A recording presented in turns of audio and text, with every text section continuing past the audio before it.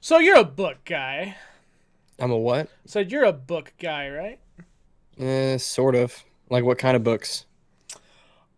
Like, well, in this particular one, a political one.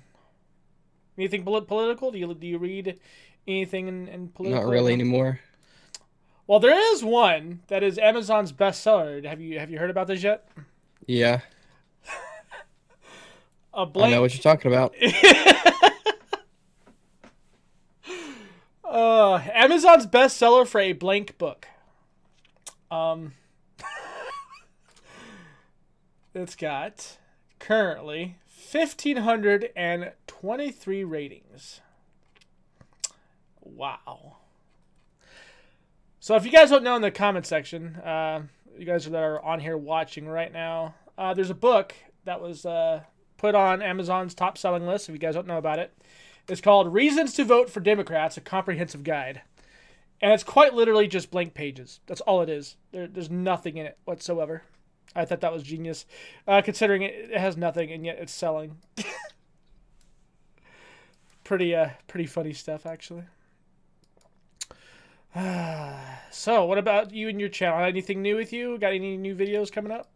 I'll have one out tomorrow, just with weather and or with job and everything. I've just been tired, and I was pretty sick today and last night. It's clearing up already a whole bunch, Oh, that's good.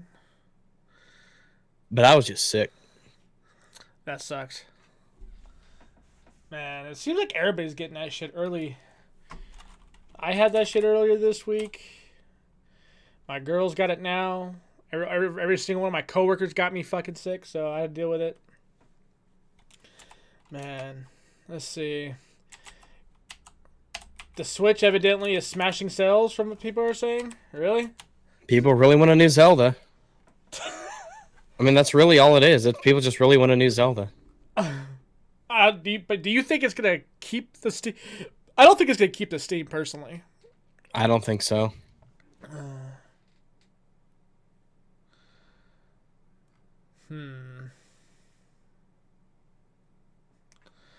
Let's see. Mentor closely mirrors ME3's friend. So Mass Effect Andromeda's multiplayer closely mirrors ME3's frantic wave battles. So what, they copy pasted? That's what it sounds like. The worker for Center those places, Oddworld inhabitants.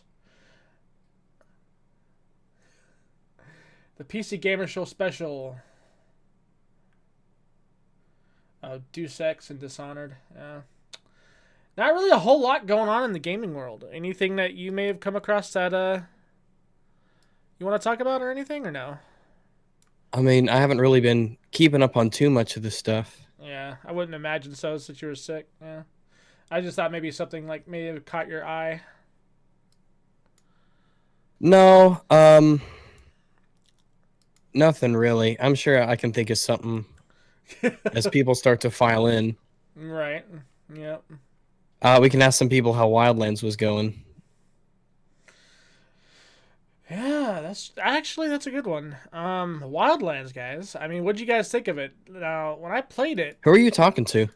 people that are in the chat, Which chat? our chat for the stream. You need to tell people when you start streaming, man. Like, really, though? I have it already scheduled and everything, dude.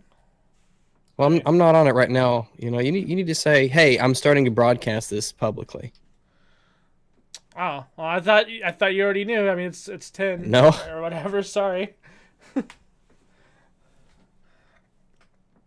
I mean, I did say just a bit ago. I said I was going to start stream. I was going to start streaming this. That's when I asked you about the book. All right. This week's Where's everyone else? Where's everyone else? no idea. I Get hit people them in up. here. I hit them up. Drag some people in here. It's about time someone else starts to contribute to this. All right. I know Aztec hit me up earlier. He said he wanted in, so we'll get him in here.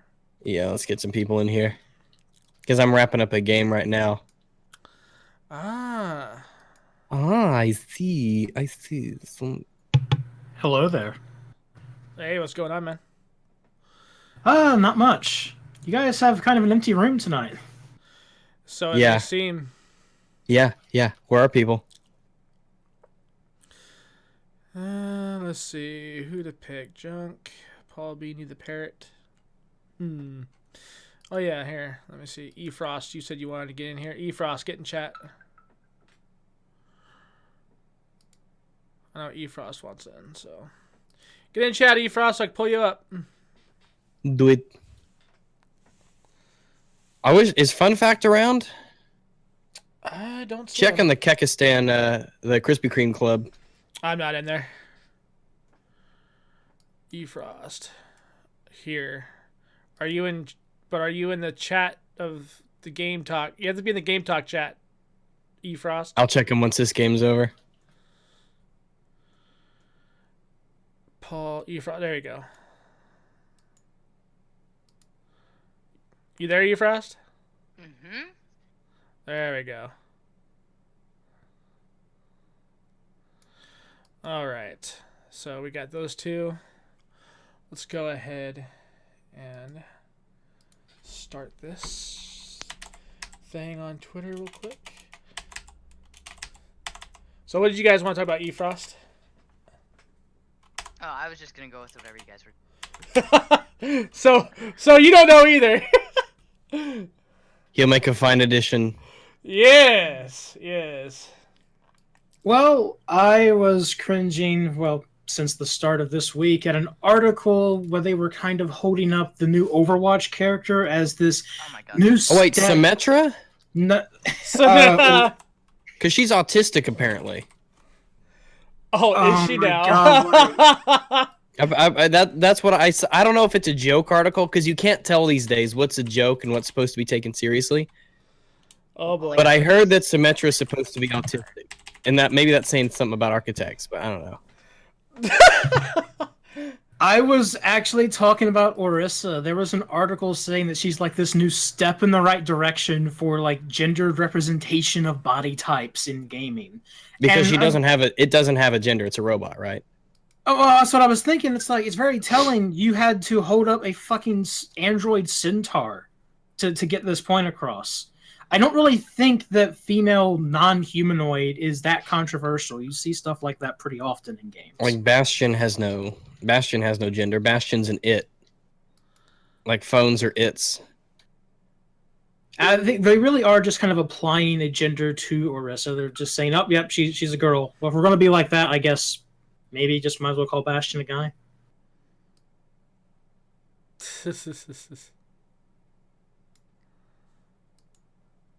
Wow. All right, Turtle, you're in here. Go ahead and say something, Turtle. Wow.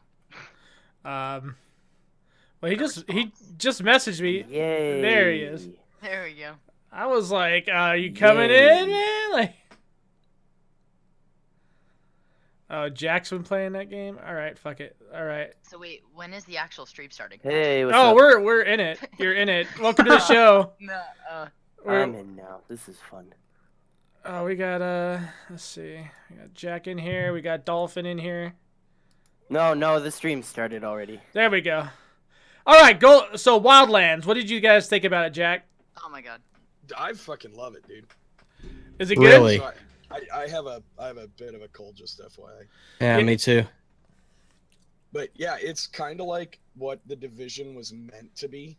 So it's like the Division, but good. You know, the enemies aren't squishy. They fucking die when you shoot them. No. I know, it's crazy. What a weird concept. Like, well, for example, like today, like they get so much right. You can tell they really did have somebody from there. There's like a mental thought process that I'm not getting for this because I'm fucking dying.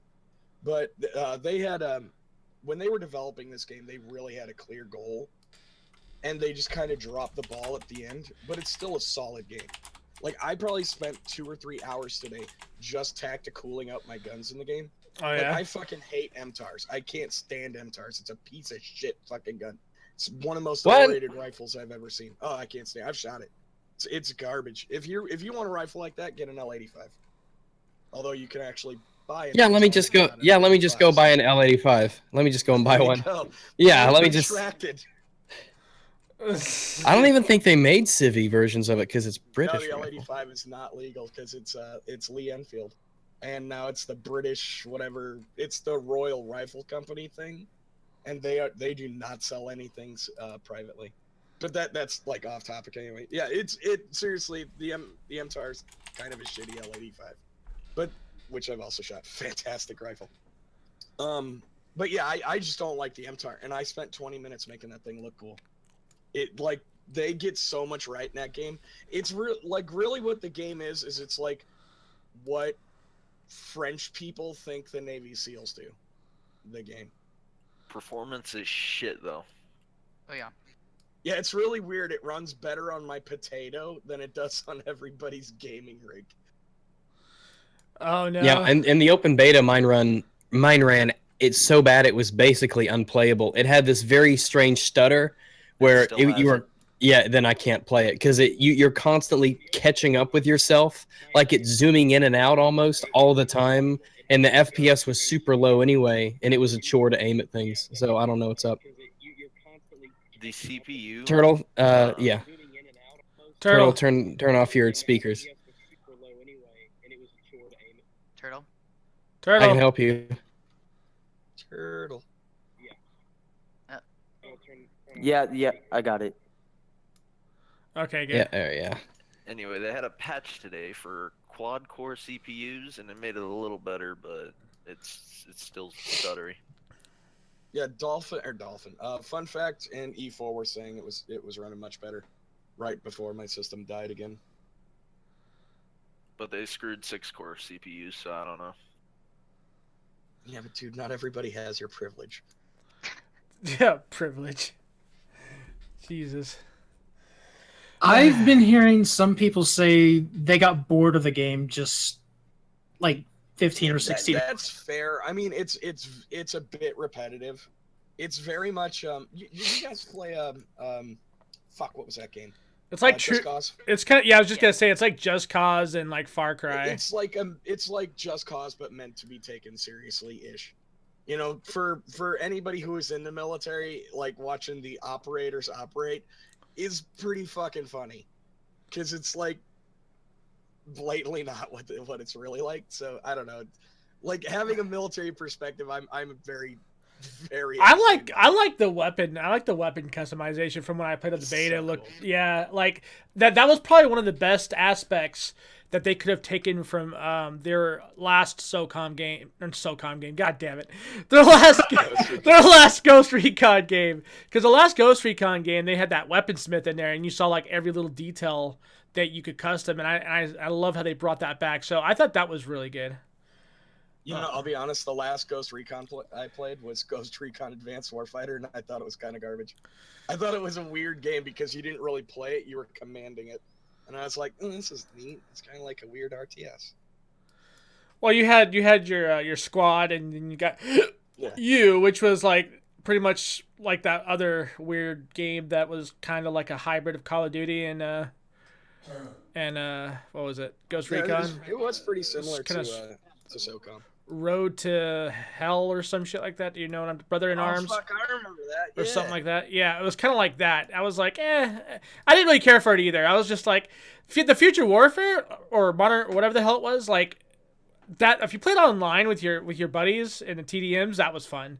But that was like literally the only thing I liked about it. I didn't really care for anything else.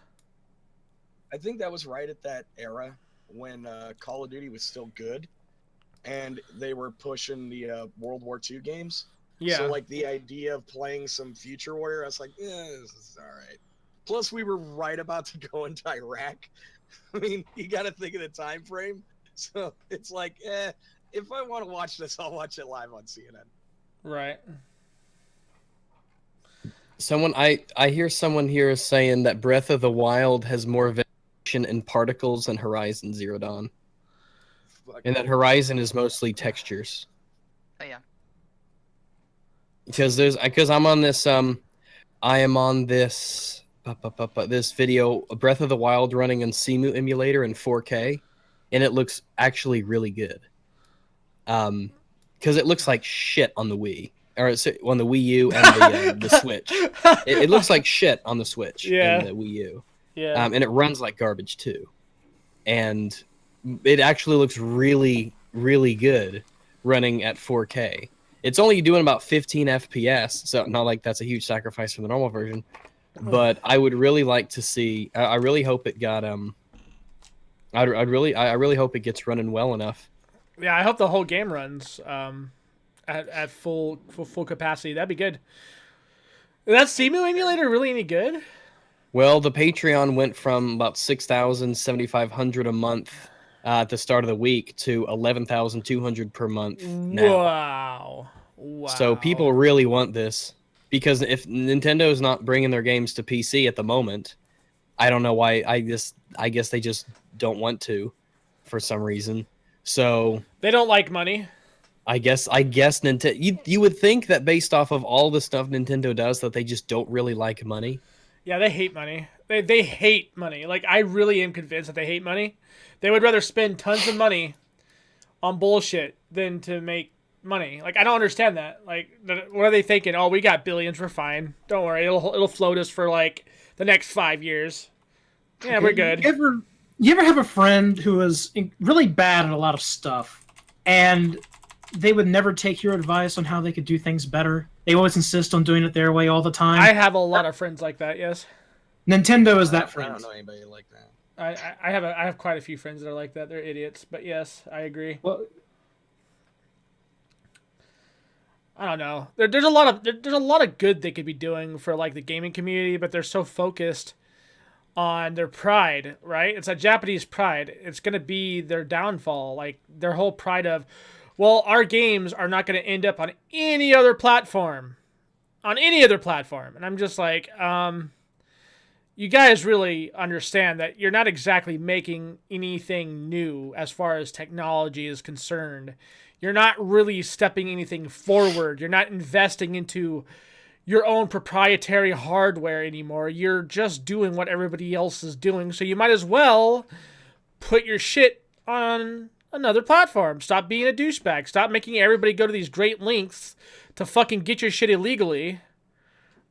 More to the point, stop trying to make lightning strike twice like you did with the Wii, because the people who bought the Wii in large numbers aren't coming back. Yeah. Pretty much. I mean, the Wii U was, well, it didn't sell very well at all.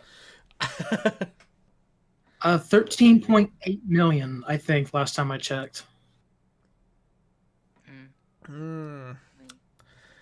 You know, I actually liked my Wii U. I'm just disappointed. I've heard it's got I've heard it as a system. It's actually pretty decent. It just it is. Didn't have good marketing. The sales weren't there, and the sales weren't there because nobody knew what the fuck it was.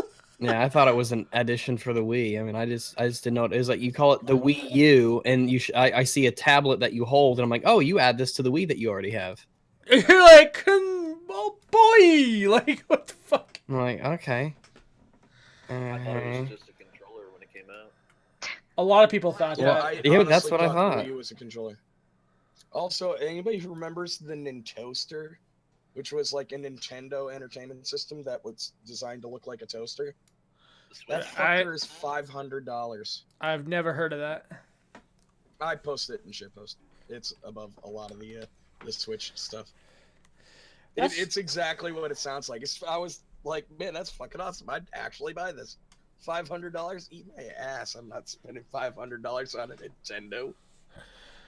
And the Switch is $300, but really it's $360 because you're gonna buy Zelda with it.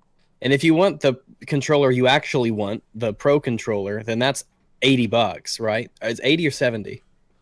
70? Too much. Either way, $70 it's for a too much controller? money. I think it's $79.99. That's pretty fucking ridiculous. That's insane. I'll check. And you've got the swaps for how much? An extra set of Joy-Cons is how much? $80. $80. I mean, it just doesn't look it just doesn't look like a console that, because you're like, oh, $300. Well, it's that and the cost of a game, so that's $360. If you want the controller, now we're up to what, $430, $480, or $440 $440. So one game, the controller, the what is it? The Pro controller. If you get one game, the Pro controller and the system, it's 440. It's 84. Oh God, still it Ooh, adds up. 444. If you go to a store to buy it, toss in an extra 10% tax. Yeah, it sounds like That's fun. depressing.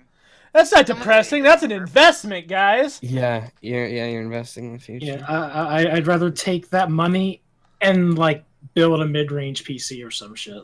But I think basically all of the I think pretty much all of the sales of the Switch are just based on one game, Zelda. Mhm. It's right now. Let's It's a be $400 Zelda machine. I mean, let's be honest. The Nintendo library, since the beginning, has just been okay. We need to sell Zelda again. Like boy, oh Like boy. anytime their sales dip, they're like, okay, let's release a new system so we can make a new Zelda. I mean, how many fucking times have they sold Ocarina of Time? 3, I think.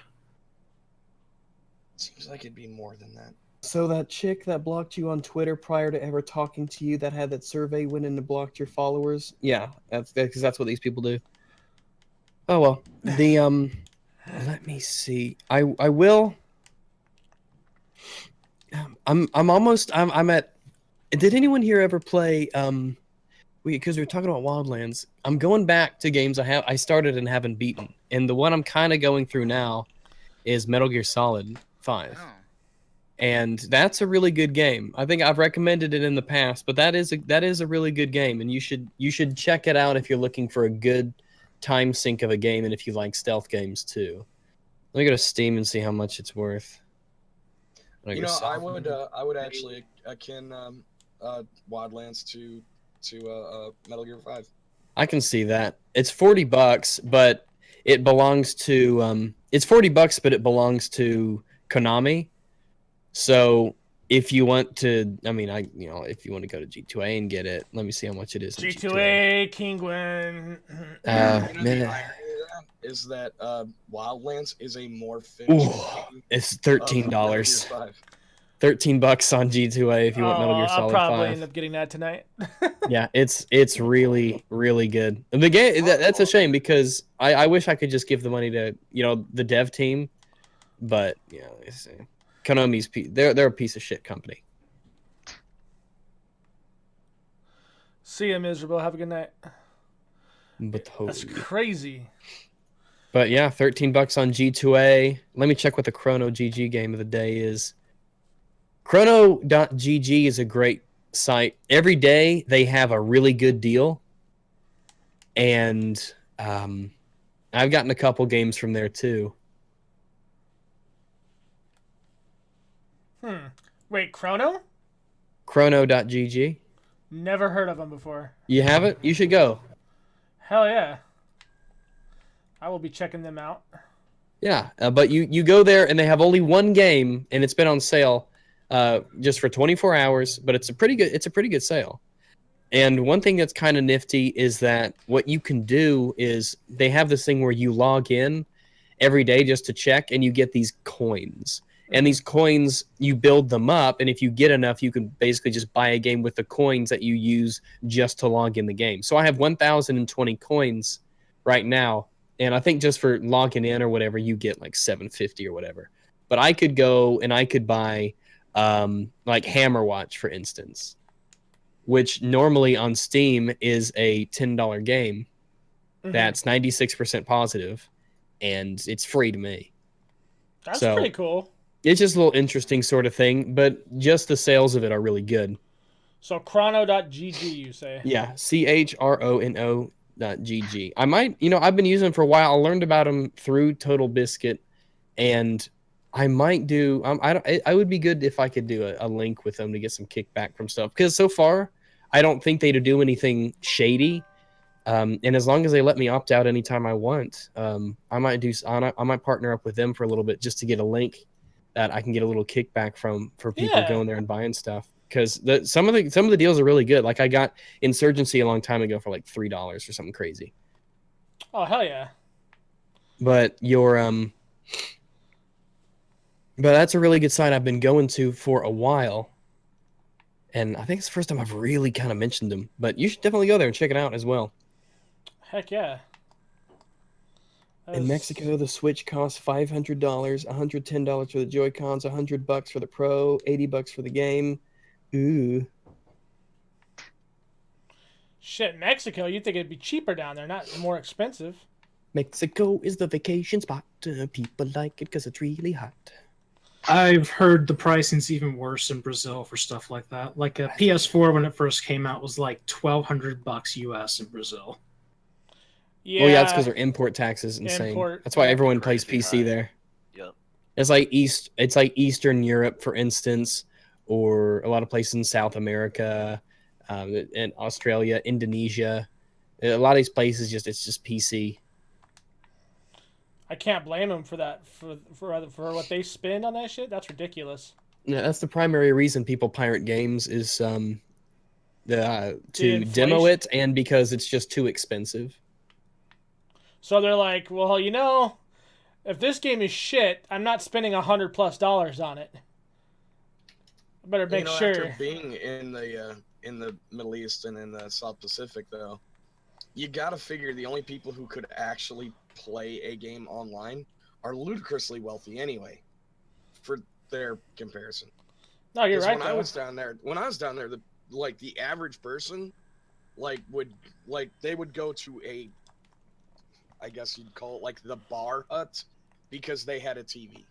Like that was the Saturday night, and they'd watch, I don't know, whatever the fuck people. Go for the ball. Probably. I assume that's what foreign people watch. That's the default.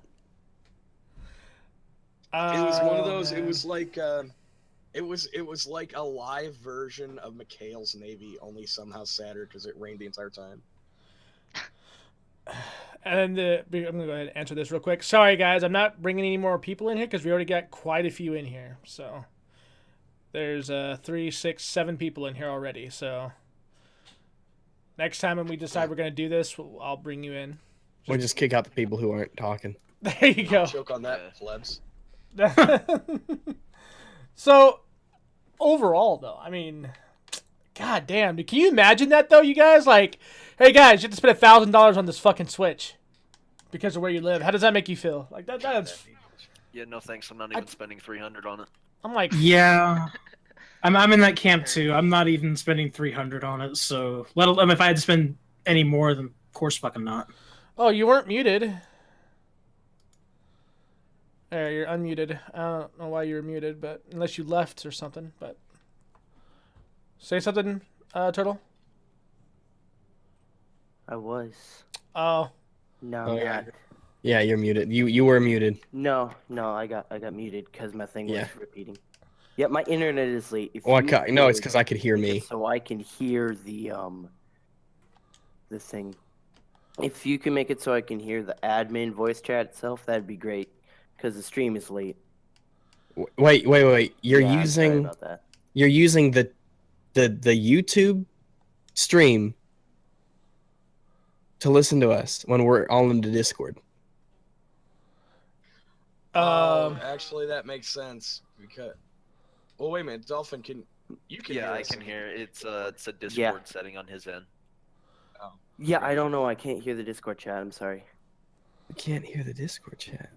Can't you just? I was thinking it was because I'm a mod. I was like, oh shit, yeah, I can hear the admin stuff. Huh. No, 'cause I What can does hear he mean? fine. I can But hear yeah, him. If Dolphin can hear it, then yeah, they're all. I don't know. That sounds like a problem on your end, Turtle. Yeah. You might. No one else has this issue but you. Yeah, you might want to go into your settings and switch your listening devices over. See if that fixes it. It should fix it, because there's no. Okay, well, I need to figure it out. Oh, it's all good. There's no special like audio thing or permissions for this chat, so. But anyways, yeah. $1,000 Switches or $1,000 PC. PC. Man, that's a tough call. I know, right? You said Horizon? Ryzen. Oh, Ryzen. Yeah, Ryzen looks really good. A lot of people, like a lot of people are putting their fifis on that thing pretty harshly. What a lot of these reviewers are saying that have got their hands on it are saying it's not really meant for gaming, but it can. It's actually really fucking badass to develop with. And people are like, "Oh my god, you're shitting on AMD." It's like, no, they're just being honest. Like, you can game, and I've heard what Tech of Tomorrow, or whatever, and I've heard even Jay say this. He was saying that the Ryzen CPUs, when you game on them, are like the equivalency to an i5, which is that's a good thing. Rip turtles. And if you look at those clocks, like the clock speeds and the frame rates on the comparison charts, they're not that big of a deal. They're not a huge jump. So people are taking this way out of context and getting their feelings hurt over people thinking that they're just hating on AMD to hate on them. It's like, no, they're being praised left and right for their productivity. That's all. I think the only reviewer that I follow who seemed to be a little more harsh on Ryzen was Gamers Nexus, but they weren't wrong in their criticism. No, not at all. I agreed with everything the guy said. I mean, again, like I said, people are really... Like, I've never seen the PC gaming community so stirred up about something before. Ryzen has, like, created this fucking, like, war amongst everybody now. It's like, it's fucking stupid. Oh, you want to come back in? Okay, I'll get you back Okay, in. I've got a question. Have you ever been to the comment section of tech news articles? Because this shit's been stirring, like, constantly, especially since 2016. No, it's fucking stupid. I haven't. I refuse. Last time I tried that, I went into the comment section when the R9 cards and the i7-4770K launched. And that was cancerous, so no, I don't. Oh, it's still cancer. It's always been here, just kind of come bubbling up to the surface now. Yeah, it's even worse now, though. Skin cancer. Like, Ryzen really is a good CPU, and people are like, oh my god, if you criticize it, you hate AMD. And it's like, no, not at all. AMD is... Oh, shoot. Their graphics card tend to be cheaper. Right? Yeah. Whose? Yeah. AMD's. Well, Don't price get per into- dollar. Actually, the top card is the 1070. Oh, Or I think have a the 1070. Let me look. I think it may be the 1063 gigabyte. Actually, I think is the best FPS per dollar. I thought it was the RX 470, actually. Nope. I think of more modern cards. I think because they were doing I think it was Linus it was at the end of their 1080 review, because apparently the 1080 Ti is not that bad FPS per dollar, considering how strong it is for 700. Better than a 1080, actually. Yeah, Better. I mean it's Price per frame per FPS, Oh, or okay. FPS per dollar is, I think. but I never worried about FPS per dollar. I mean, you've got your budget. I'm probably going to get because Zotac cards have been really good to me, and if like even the used one I bought is no problem at all. I wouldn't. I mean, as long as you get it like new, I don't think there's any issues at all with getting a used GPU. The card I have is a 980 Ti Amp Extreme. I've got two of those, and they're $350. So that's a really strong card for $350. The 1080s are $500 now. You can get them cheaper some places. And if you want to buy a used one, I'm sure you can haggle with people now that the 1080 Ti is out. Oh yeah. If I go to, let's see, but I was saying I'll probably get a 1080 Ti, whatever Zotac has lined up for. Okay, actually, here's an article. They have 3 1080 Ti variants coming out. Sure enough, they just announced the GTX 1080 Ti Amp Extreme, which is probably what I'm going to get, but I'll have to read on it and see what's up. It has, let me see, 11 gigabyte GDDR5. So yeah, I'll read up on it and see what's up. When it comes to AMD side, I've always been a pretty big fan of Sapphire. Sapphire really does good work. I mean, I like Power Color when it comes to AMD's cards. Oh yeah. They're usually overclocked to the hilt. I think the Power Color Red Devil 390 was actually as fast as a Fury. Not a Fury X, but just the plain Fury. That's pretty good, yeah. That's why that's actually why I got my both Sapphires. My 5770 was a Sapphire, and my R9 270X was overclocked, and it was really damn. That thing still performs good. It's a 2 gigabyte card, and I'm still running all this shit with no problems. So, I mean, I've had both. I had a Sapphire R9 290 that served me very well until last summer, and I made a budget rig recently with a Power Color 7970, and it was an amazing overclocker. oh, with a 7970, holy shit! All right, Tom's Hardware. You can't say Zotac unveils its huge, acceptable, and affordable graphics cards. You can't say they're affordable if you don't give us a price in the article. All right. The best graphics ever. Yeah, I like NVIDIA because it's green. I like green. Great reason to get a graphics card. I don't care about color, really. I kind of want to make the jump to. Sorry. No, go ahead. I kind of want to make the jump to 4K, and until now, there's not really been a good GPU for that to do like 4K Ultra. Fairly. If you want a 4K, you also have to get a 4K monitor. Dude, just And get that a shit's Xbox stupid Scorpio, expensive. my dude. That's my problem. I don't have a good monitor for my 1070. If you want to get a 1440p monitor, you'll still see the improvements if you play in a 4K resolution. It won't be true 4K, but it will be a step up. With Metal Gear Solid, when I got back into it, it automatically set the resolution to like 3000 by 2000. And it was noticeably better, especially texture-wise, compared to the standard 2556 by 1440. So that's an option that you've got. I mean, it definitely will look better. Yep. But right now, 4K is just... I mean, I have no doubt 4K is, great and all, but... I mean, you have to buy a 4K TV or 4K monitor, and you have to buy something to actually run it. So, to me, it's just not really...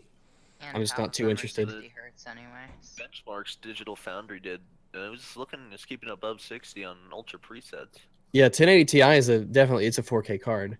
Well, see, that's what I had my eye on if I did make the jump, was either a 1080 Ti or wait and see what Vega can do. But I have a feeling that Vega is going to be a bit of a disappointment. Oh yeah. It really seems like they're more focused on the developers right now than they are the consumer stuff. It seems like, because that's what they do with their CPUs right now. Their CPUs are more developer based than they are anything else.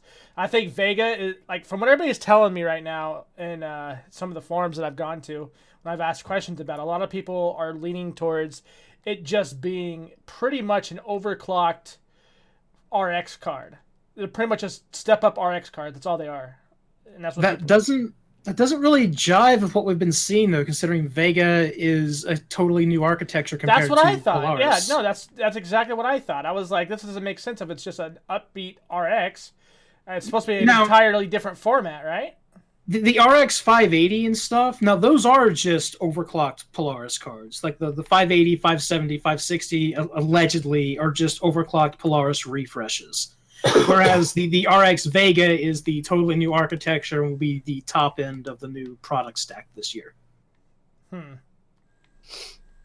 Because, I mean, they're doing claims with the heat and stuff, like, really, like, fucking 100 times, almost 100 times better than where they were. So I'm really interested in seeing what AMD has to offer. I really want them to bring their A game to this. I really do. I want it to be good. I don't want this shit to be. Yeah, because if it's good, then Nvidia will get a better one, and then exactly. And that's all I want to see. There were some leaked benchmarks for, I think it was Vega 10, their OpenCL synthetic benchmarks, and they were showing it to be falling between the 1080 and 1080 Ti.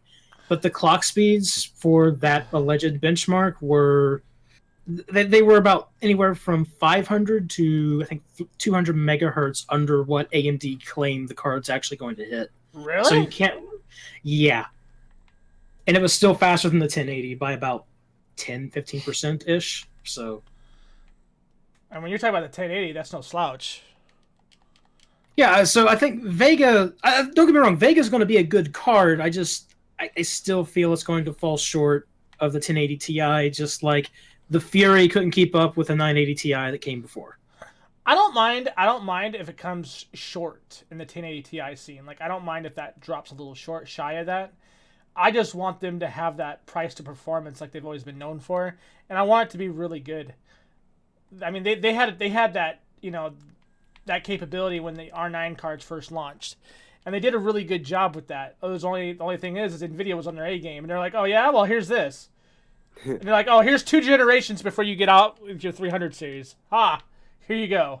Like, that was pretty fast. So, I mean, I really want them to, like, really give us something, like, to be hyped for. I'm still kind of hyped for their GPU line. Like, I'm still even thinking about doing a Ryzen build sometime in the future, if they actually stay relevant, that is. Because I know Intel, you know, Kaby Lake and Skylake in almost the same year almost is pretty ridiculous. So we'll see if they come up with something to answer Ryzen with when it comes to consumer grade and developer grade. That'd be really good. Yeah, they probably will. And that's what always makes this kind of fun, though, isn't it? Like, watching these guys continuously push out shit to smack the other one down. Because, like, in the end, it's you and I who win on this. Yeah. Well, what I think is if Ryzen if it keeps going the way people continue to hate on, for whatever reason, Intel won't need to, because they'll just have the fan base to kind of mess with Ryzen by themselves without having to actually make a better processor. Right. Or those AMD quad cores, if you have a cold house, I mean, they do keep you nice and toasty. No, those new ones are you talking about? No, I'm talking about my old shitty. The old FX and the Zambezi and all that. If you're not gaming on an AMD Phenom 2 quad core with 8 gigs of RAM and a GTX 650, fucking get on my level, scrub. Blows my mind how many games fucking still run on this piece of shit. Dude, I used a Xeon from 2007 to make a build that would run pretty much everything on Ultra. This system's from 2010, early 2010, I think. And I play Wildlands at like 30 frames a second. That's not bad. Well, everybody. Yeah, it's not great, but it's not terrible. What's funny about this is, like, everybody in our Discord has, like, systems that are like that could shit on his computer, and they can't run it past 20 frames per second. It's 60, but the stuttering's terrible. I could get above 30. I can get in the. It wasn't so much the FPS. The FPS was not great at all. It was the fact that it's always stayed above 30, is like 35 or 6, something like that, which is still shitty. But if it was that stuttering, and it was so weird because it was, I don't even know, it's like the game would speed up and then it'd be normal speed and it'd slow down and catch up with itself, and it was doing that every second. It was slowing down and catching up with itself. What I've noticed is it's loading in the chunks around you. So if you just kind of stay in one area, the game runs fine. But the minute you start moving around, it decides, okay, I don't know where he's going, so it starts loading in different chunks. That reminds me of Minecraft. Even with my amazing computer, it runs slow still. Fucking Jack's got the Minecraft computer. If you have my shit fucking computer, you can watch it load in chunks. Well, why don't you have a better computer? Turtle, you play enough on PC. Why you need to stick something in there? I need to get a better job so I can afford it. No, my name's not Island. My name's Weston. Oh. Weston, Turtle, whatever. Yeah. Still need to get jammies. I have a 1080. I'm already wearing my jammies. I don't take my jammies off. When I go to school, I just put on jeans over the jammies. The fuck?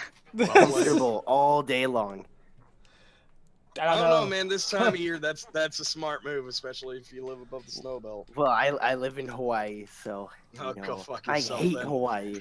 Oh, it sucks. Everybody's a Democrat, and here's the one thing. So it's kind of nuts in this way that everybody hates the white people, but it's not just that. Even the white people hate white people. It's nuts. The most because bizarre I'm straight thing white I've ever male. seen. I'm like the worst person ever. When I understood the plight of the average black man in the inner city, I got off the USS New Orleans, and we were in downtown Wahoo, right next to King Kamehameha fucking Boulevard, whatever. And we were walking down the beach, and a kid I knew was having a confrontation with a police officer. And he's like, "No, officer, you don't understand. That's my backpack." And this cop is sitting here holding a blatantly military issue backpack.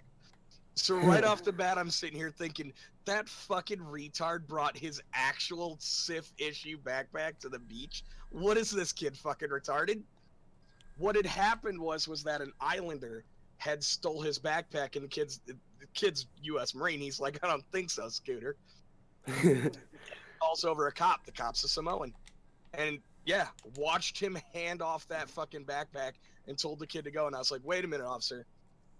Have that kid open up the backpack because he says his wallet's in there." And the cop looks at me and he goes, "I don't have to do that. Just let him walk away." I was like, "You understand that's military issued gear. That's serialized gear. That is a federal crime what he's taking." And the cop blatantly was just, "I don't give a fuck." And I was like, so this is how black people deal with cops. It was so fucked up realizing that no matter what, you're in the wrong because you're white. Yeah, it kind of flip-flops. You know, they call flip-flops in Hawaii not sandals, slippers. Slippers are the super nice fuzzy stuff you wear in the evening before bedtime to walk around in. You know, my kid calls them fucking slides, so. Slides are similar. It's like soda pop. In certain parts of the country, it's fucking soda. Other parts, it's pop. In Texas, it's Coke. Weston. Yeah, Weston, you got to get your jammies on, man. Fucking slippers, Coke. Oh yeah, how's the import tax to Hawaii, huh? He's mute. Rest in peace. I'm muted because I don't need my family talking to me. It's kind of annoying. 6 kids in total. It's not the greatest. You're like, "Man, give me my hot pockets." 5 more minutes. 5 more minutes. 5 more minutes, man. Oh, Jesus Christ! I remember those days. What? You come from a big family too, or what? I am living those days. Darth, fucking Genia? Fuck, I don't know. What? You know who you are. Ginger? Fucking LinkedIn. Sure, we'll go with that. LinkedIn, the shitpost. No. Australia's new street crossing symbol. And it's they put a skirt on it so that it'll be gender neutral. Skirts are not gender neutral. Australia. Poor Australia. Why can't anybody just leave Australia alone? Like, just leave them alone. They're already off in the middle of nowhere. They already get overpriced stuff all the time. Just leave them alone. They're already miserable. You know, it's the only part of the world where you theoretically would benefit from being a man. It's the only continent on Earth where the continent is actively trying to kill you. And yet, it's like, we have to feminize this. It's too manly. I mean, granted, women do kind of get beat there pretty regularly. That's a pretty common part of Australian culture. Oh, no. No, that's pretty legit. It's like the rule of thumb type thing kind of never went away there. It's like, well, my husband beat me. Well, was the stick bigger than the width of your thumb? Quit being a bitch. Jeez. There's nothing wrong with that, right? In Australia of what do you tell a woman with 2 black eyes? Nothing that bitch ain't heard twice. That's pretty legit in Australia. Yeah. Yeah, Australia's pretty fucked up. But again, the entire continent is actively trying to kill them. Literally, legit only content that I know that almost goddamn everything that bites you can possibly kill you or give you paralysis. Like right? Jesus Christ. It's like, what, 8 of the top 10 deadliest animals in the world live in Australia? And they're all toxic. Don't forget the Brazilian wandering spider. That one's a beast. Or the fact that they just realized the reason those fucking ridiculous spiders are all over Sydney is because there's a giant fucking colony of them underneath. It's like, at that moment, I would pack my bags for Japan. Look, radioactive fallout has got to be better in the long run. Yeah. Well, looking at those cities today, I mean, yeah. Yeah, fucking Hiroshima is actually pretty nice. It's really mind-blowing when you go to Hiroshima and you realize this is one of the only places in the world that was actively nuked as an act of aggression. And it's like there's parks and shit. It's really weird. And then you like kind of go to the downtown area and it's just like this giant memorial, but there's a city built around it. So it's like people like, oh yeah, a bunch of people died here. Okay, dude, got to get to my work. And then to karaoke after. It's a a really bizarre culture. Volcanoes, destruction, and then all that organic. Yeah, and then let me build a house right next to it because it's really pretty. It's like, you know, this fucker's just waiting to blow up. You're like, when it comes to Australia, I'm less concerned with the shit that can bite and envenom you than I am with the dinner plate size fucking spiders that will drop from your sun visor in your car. Yeah, that's the spider I'm talking about. They found out that there's a whole colony of them underneath fucking Sydney. It's Hey, like, Shane. yeah, I would immigrate to fucking anywhere at that point. Fucking South Africa looks pretty good. They seem to want white people there all the time. What the fuck? Jesus Christ. The turtle guys are here now. We are in What's up, full. guys? Oh, we're talking about, Australia and how Australia's got the shit in the stick of the world and, Really do. We just need to import a bunch of turtles. It'll make it better, I promise. There's killer turtles in Australia. Shit, a puppy will kill you in Australia. A puppy with AIDS, Yay. in fact, great. sir. Super Well, AIDS. I hear that the pools there have stingrays that have AIDS. I get it. That's a good joke. Yeah. Rocky, that's a funny one. Kill me. Are you still dying, Jack? The I'll- pool's Yeah. closed. All I have A to... month later, dude, I was so hoarse earlier today that I had to jump off a Discord. I think Dolphin was there, and I was just like slowly getting quieter, and it was just gone. He couldn't Fucking talk. Rusky was making fun of me. He's like, I was like, yeah, I'm done. I'm just gonna go hide in the corner now. I don't know what the problem is. My grandfather smoked for 37 years. He never had any health problems. He died at the ripe old age of 40. The ripe Wait. old age. He lived a full He life. smoked since he was 3? Oh, Don't he read into started it. smoking at 4. That's just a myth. He smoked black Cuban cigars. Those are delicious, by the way, if you ever have a chance. Even if you're a non-smoker, fucking Cubans are really fucking good. Like, they just smell good. They're so good. So You know what Australians do have good, though? YouTube videos where they go out and kill those bugs. Yeah, but see, you can't own a firearm in Australia, so they... it's like a handicap. It's like... No, all you have to do is have a lighter in any spray can, like anything with aerosol in it. Yeah, fuck Yeah. that. The little bitches are gonna evolve to be fireproof now. They're like the fire ants in Fallout. Like a couple generations down the road, they'll start breathing fire at you. Because the survivors will breed with one another. No, but we can employ them in our armies. Ways to kill us back. Fireproof huntsman spiders. That's a new level of fucking scary. Huntsman spiders God, aren't bad, though. They don't bite. Look, I'm arachnophobic, and they're No. huge. They're Oh, huge, okay, man. fair enough. What's the one that it's this Australian spider? I can't think of the fucking name of it. The one that chases you. Oh God, no! Please. Yeah, like Chase- like Chasing spider? is that what their name? I mean, it could be. I mean, like there's blue racers here in America, and I was like, why the fuck they call you that? Because they'll fucking race after you. It's like, oh, that's fucking awesome. What Like, state oh, do they you, live in? Oh, no, the you area want where- to die? Okay. It's called the It's called 'Cause the fight and flight will kick in. Because it's called the Australian I'm gonna fuck you up spider. Camel That's right, spiders. it's Look They're at saying... camel spider. Yeah, he's saying camel spiders chase after you. Oh, Camel please, why? spiders are that's a myth anyway. Camel spiders are ants, and they're about the size of the image Turtle just posted. Like, everybody has this idea that they're fucking huge. They're not. They're pretty small. I mean, they're big for a fucking insect. Don't get me wrong. Anything the size of my fucking hand is too big. Because I'm looking at photographs here, and they're easily the size of your hand.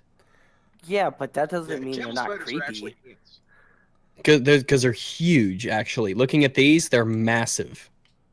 I don't think they're ants. They're related to wind scorpions. Really fixed image of a camel that looks like it's the size of a guy's arm, and it's like, no, that's a photoshopped image. There's a lot of it's a weird perspective. There's a lot of these. People been saying wolf spiders. Aren't wolf spiders in America? Wolf spiders are here in America, and they're not bad either. I've caught both huntsman and wolf, and they're practically called the same. Solifugae. Wolf spiders are actually nice to their children, though. They're like the few spiders that actually take care of their young when they hatch from the egg, other than just going off somewhere and dying. Yeah, they carry them on their back. Mm-hmm. Yep. I used to. Are those the ones that study jump? spiders for a while. No, jumping spiders are the little tiny guys. They're cool looking. No, the bigger ones that jump. Cool. They're scary as fuck. If it's a small spider or a tarantula, it's cool. Yeah. But if it's freaky like the ones that I posted in there, I'm gonna go ahead and just back away. Where's a gun? I need a gun. I need an ammo kit. I need med supplies because this is gonna be a war. Like, fuck this. Oh, I killed one at my old house, or at least, well, I got like 3 of its legs. Shit, as far as I know, the last creepy spider I killed is still around, like training and getting stronger, and it's gonna fuck me up when it gets its legs back or whatever. I will say this: get a snapping turtle. If, the image I just posted in a shitpost. That's the really famous image. Everybody thinks these things are fucking huge. That's actually 2, and if you look on the right side, that's the cuff of a guy's sleeve. They're they're still fucking big, and they're mean as shit, and they bite. But yeah, but their bites suck. Like, they're not really that bad. Camel spider? Camel spider has a mean as fuck bite. Supposedly, you can get sent home for it. From a camel spider bite? You can get sent home. Oh. No, I'm talking in the military, dude. Oh, okay. Camel spider in Iraq and Afghanistan. I heard that all the time when I was in the military, but that might have just been a sea lawyer type thing. That, oh yeah, dude, if a camel spider bites you, they send you home. Kind of like if you get bit by a habu in Southeast Asia, they'll never deploy you to Southeast Asia again. 100% not true. The habu's a snake, right? Yeah, it's fuck, what is it? It's some kind of pit viper. Yeah. It's a really fucking venomous one. I've just never been scared of these things though. Like, as a kid growing up in a desert, I've caught some of the most poisonous fucking things as a kid growing up, not knowing they were poisonous. Gotten lucky. I caught fucking rattlers back when I was a kid before I knew they would fucking bite the shit out of you. No. Like, I was one of those dumb little kids that was just aching to die as a kid. Like, you knew for a fact. Yeah, like, I didn't know anything, like, when I was a kid, but when I get older, everybody's like, dude, you're fucking stupid. I'm like, yeah, I was pretty dumb as a kid. Like, I didn't care. In Arkansas, we only have 2 venomous spiders, and those are the brown recluse and the black widow. Oh, yeah, two those really guys. bad ones. Yeah, 2 really bad ones. Do not get bit by them. When I used to live up in New York, we would always have giant leaf piles, and our parents, whenever we had to rake stuff, it was always rake the leaf pile and send it way back into the yard where nobody goes. Pretty much. So that way they wouldn't end up near us. Yeah, well, in California, there's always something new, like, showing up. So it's, I don't know, I guess it's a new species of spider or snake. Oh, God. It's yeah, totally I guess real, it's guys. judged on how much God hates us that day, or what caught on fire, or if we have water or not. No, it sucks in California because you're communists. I mean, it's literally named the People's Republic of California. The People's Republic You can of talk North all the Korea? shit you want. Wait, what? I have less than a month here, so. No, whenever it's a People's Republic of, it's communism. There's always so many storms and earthquakes and shit. If I have to swim to get out of this state, I'll do it. See, I'm all for California just sinking. Everybody keeps saying, oh, you know, it's going to happen. California's going to sink into the ocean. Yeah, I look at that as a net positive. That means Las Vegas will be beachfront. Let me put it this way. If there's literally a thread of land holding that whole fucking continent onto the rest of this rock, me and Shane are going to be out there with fucking jackhammers and about 6 of you guys, and we're going to chisel the rest out of here. Fuck yes.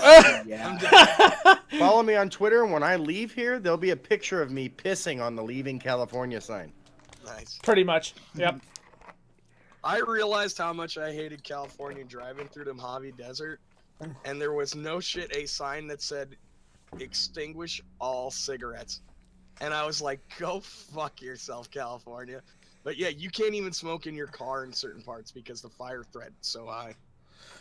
Okay, so like, nope. Like I lived out there during those fire threats. In fact, I lived literally like minutes away from one of the biggest fires in Big Bear.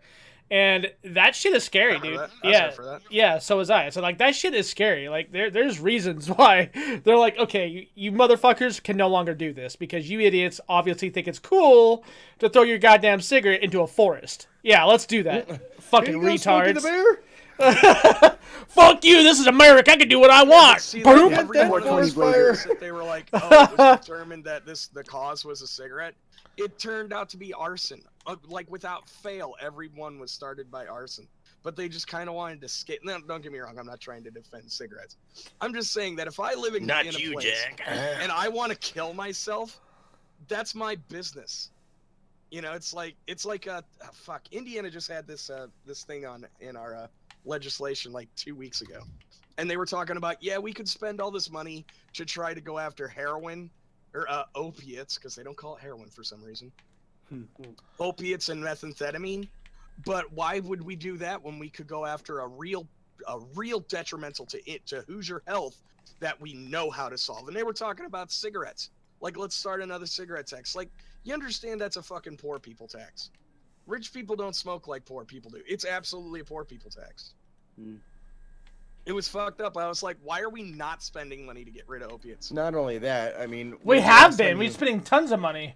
Well, when's the last time you heard of someone dying from overdosing on cigarettes? Oh, exactly. Yeah. Actually, you know what's funny? You can overdose on weed. You just have to take 40,000 times the normal amount. Yeah, like, you have to smoke a joint the size of a telephone pole. You're gonna die of lack of oxygen in your lungs. If you can smoke weed, if you can smoke weed and still know how to smoke more where you can die, then fine. Then I mean, that's like you'd have to like choke. You have to drop the bong down your throat and choke on it. To try. It's like a cheap. No, you can just super concentrate. You see this thing like after death. Boop, boop, boop. You know, part of me wants to try that now because I'm still sick and shit. It's like, you know, that's a hell of a way to go. You know what? If you were to get it super concentrated, if they burned your ashes, people would get high in the room. What the fuck? Best funeral ever.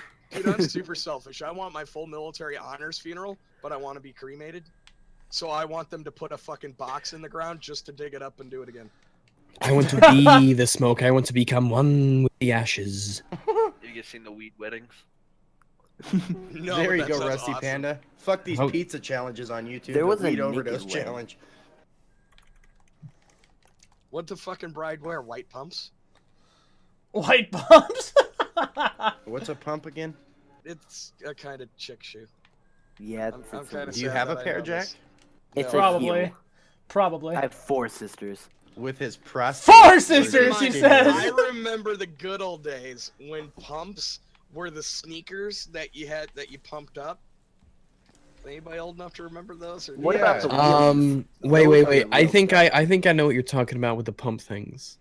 They were on the tongue of the shoe, and you just kept squeezing them. Yeah. And if you pumped them up too much, you fucking blew up the shoe. I forget what movie that's in too, where they purposely do it and it pops. You know, for years I thought that was legit. Like to this day, I don't know if that's real or not. That made me so gun shy about over pumping my pumps. Do not overpump your pumps. Say that 10 times fast. Oh, do not overpump your pumps. Do not overpump your pumps. Thank you, come again. Now I remember when Heelys came out. Dude, I wish I would have patented that. I came up with. Yo, those are still fucking popular to this day. Yeah, people. I saw some kid. I saw some kid inside at the mall rolling around in some the other day. You know, that's a legit thing. The bug thing there. There are people who have sex with bugs. Ew. They'll put bees in their vagina and shit. Spider pussy. Disgusting. Okay, how do we land on this topic? This is something that Turtle came up with, evidently. No. Turtle Junkrat is a put sick it into a shit post. And I'm like, okay, well, You guys are a part of the server. You know we never know how this shit comes up. It just does. Yo, Yeah. I mean, what you have to think about though, like, what the fuck comes across someone's mind of, you know what, that tarantula looks fucking hot today. I'm gonna put my dick in it. It's probably more the sensation they get instead of the attractiveness of the actual creature itself. Yeah, it's like the Yeah, turtle but up the it's ass still thing. disgusting. Well, yeah, there's it is. furries. There's got to be a word for it. I mean, Insectoroids. There is a word for it. Insectophilia. Yeah, you're Insectophilia. talking about zoophilia, and yeah, that's people who actually want to fuck their dog. That's not that they. Who would want do? to- Gosh, who would do that? Whitney, Wisconsin. Whitney, Wisconsin. Oh God, I can remember that. Who Look her up put- on Twitter. Who cringiest part of that video who tweet- flips Okay. upside down I into don't a bathtub wanna and make pisses it in her mouth? Fucks me. Fair enough. That's disgusting. Okay. God, that was cringy. You know, When she said regarding all proud of herself too. My dog fucks me. It's like Jesus.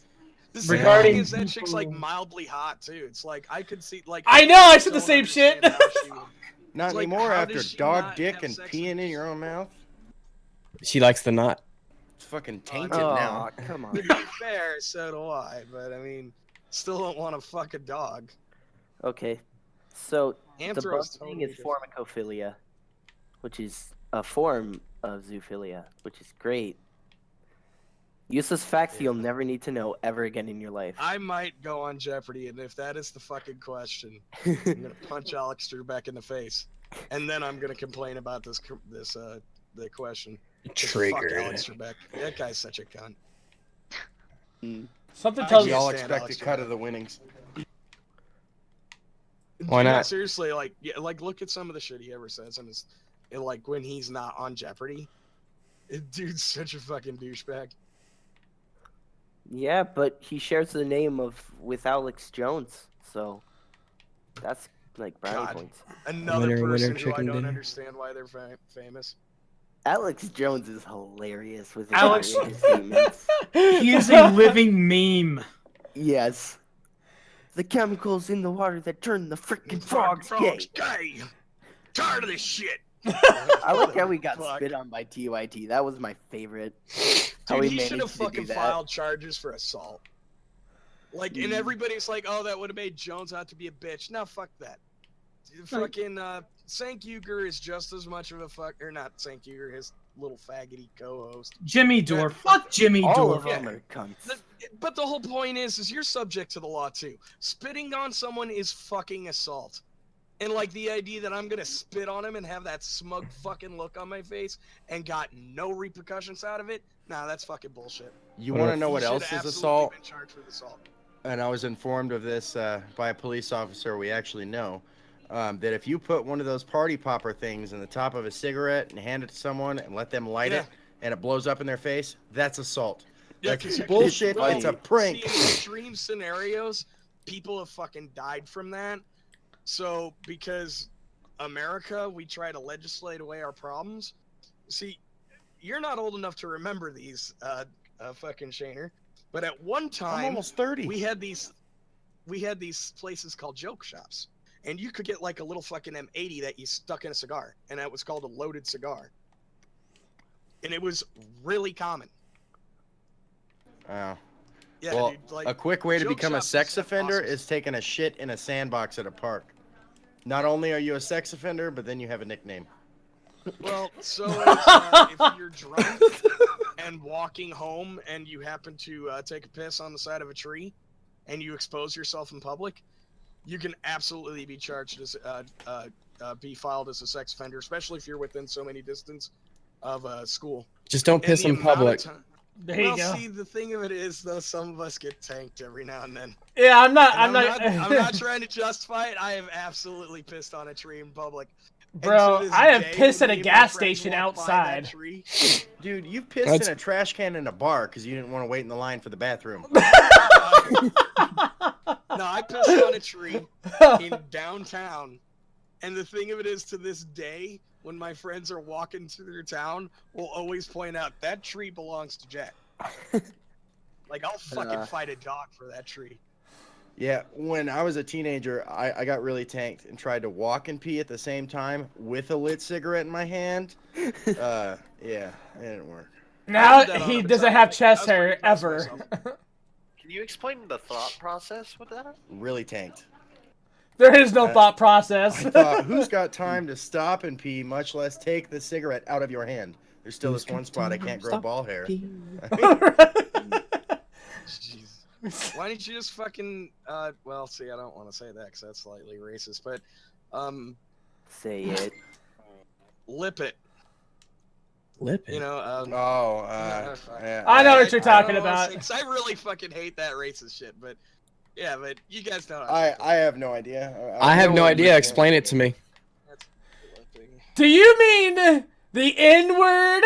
Why don't you say the N-word, sir? It's not racist. I don't know. It's weird. Negro. I'll say fucking faggot in here, and I'll say a bunch of other shit, but I really don't like the N-word. What he's trying to say, guys, is... I grew up hating fucking white people so much. As the resident brown person, I give you permission. Go. It's all okay or none of it's okay. No, I'm talking about nigger lipping. When you stick a cigarette way the fuck into your mouth, and you're holding it with your lips. What was so high though? It's like the kind of high where you're afraid of yourself and like life. Okay, that's fair because I've absolutely been so high that I thought I was gonna fucking forget to breathe. Yeah, exactly. Yeah. Yo, I've been so high on weed that I threw up. Like I smoked so much weed, I threw up.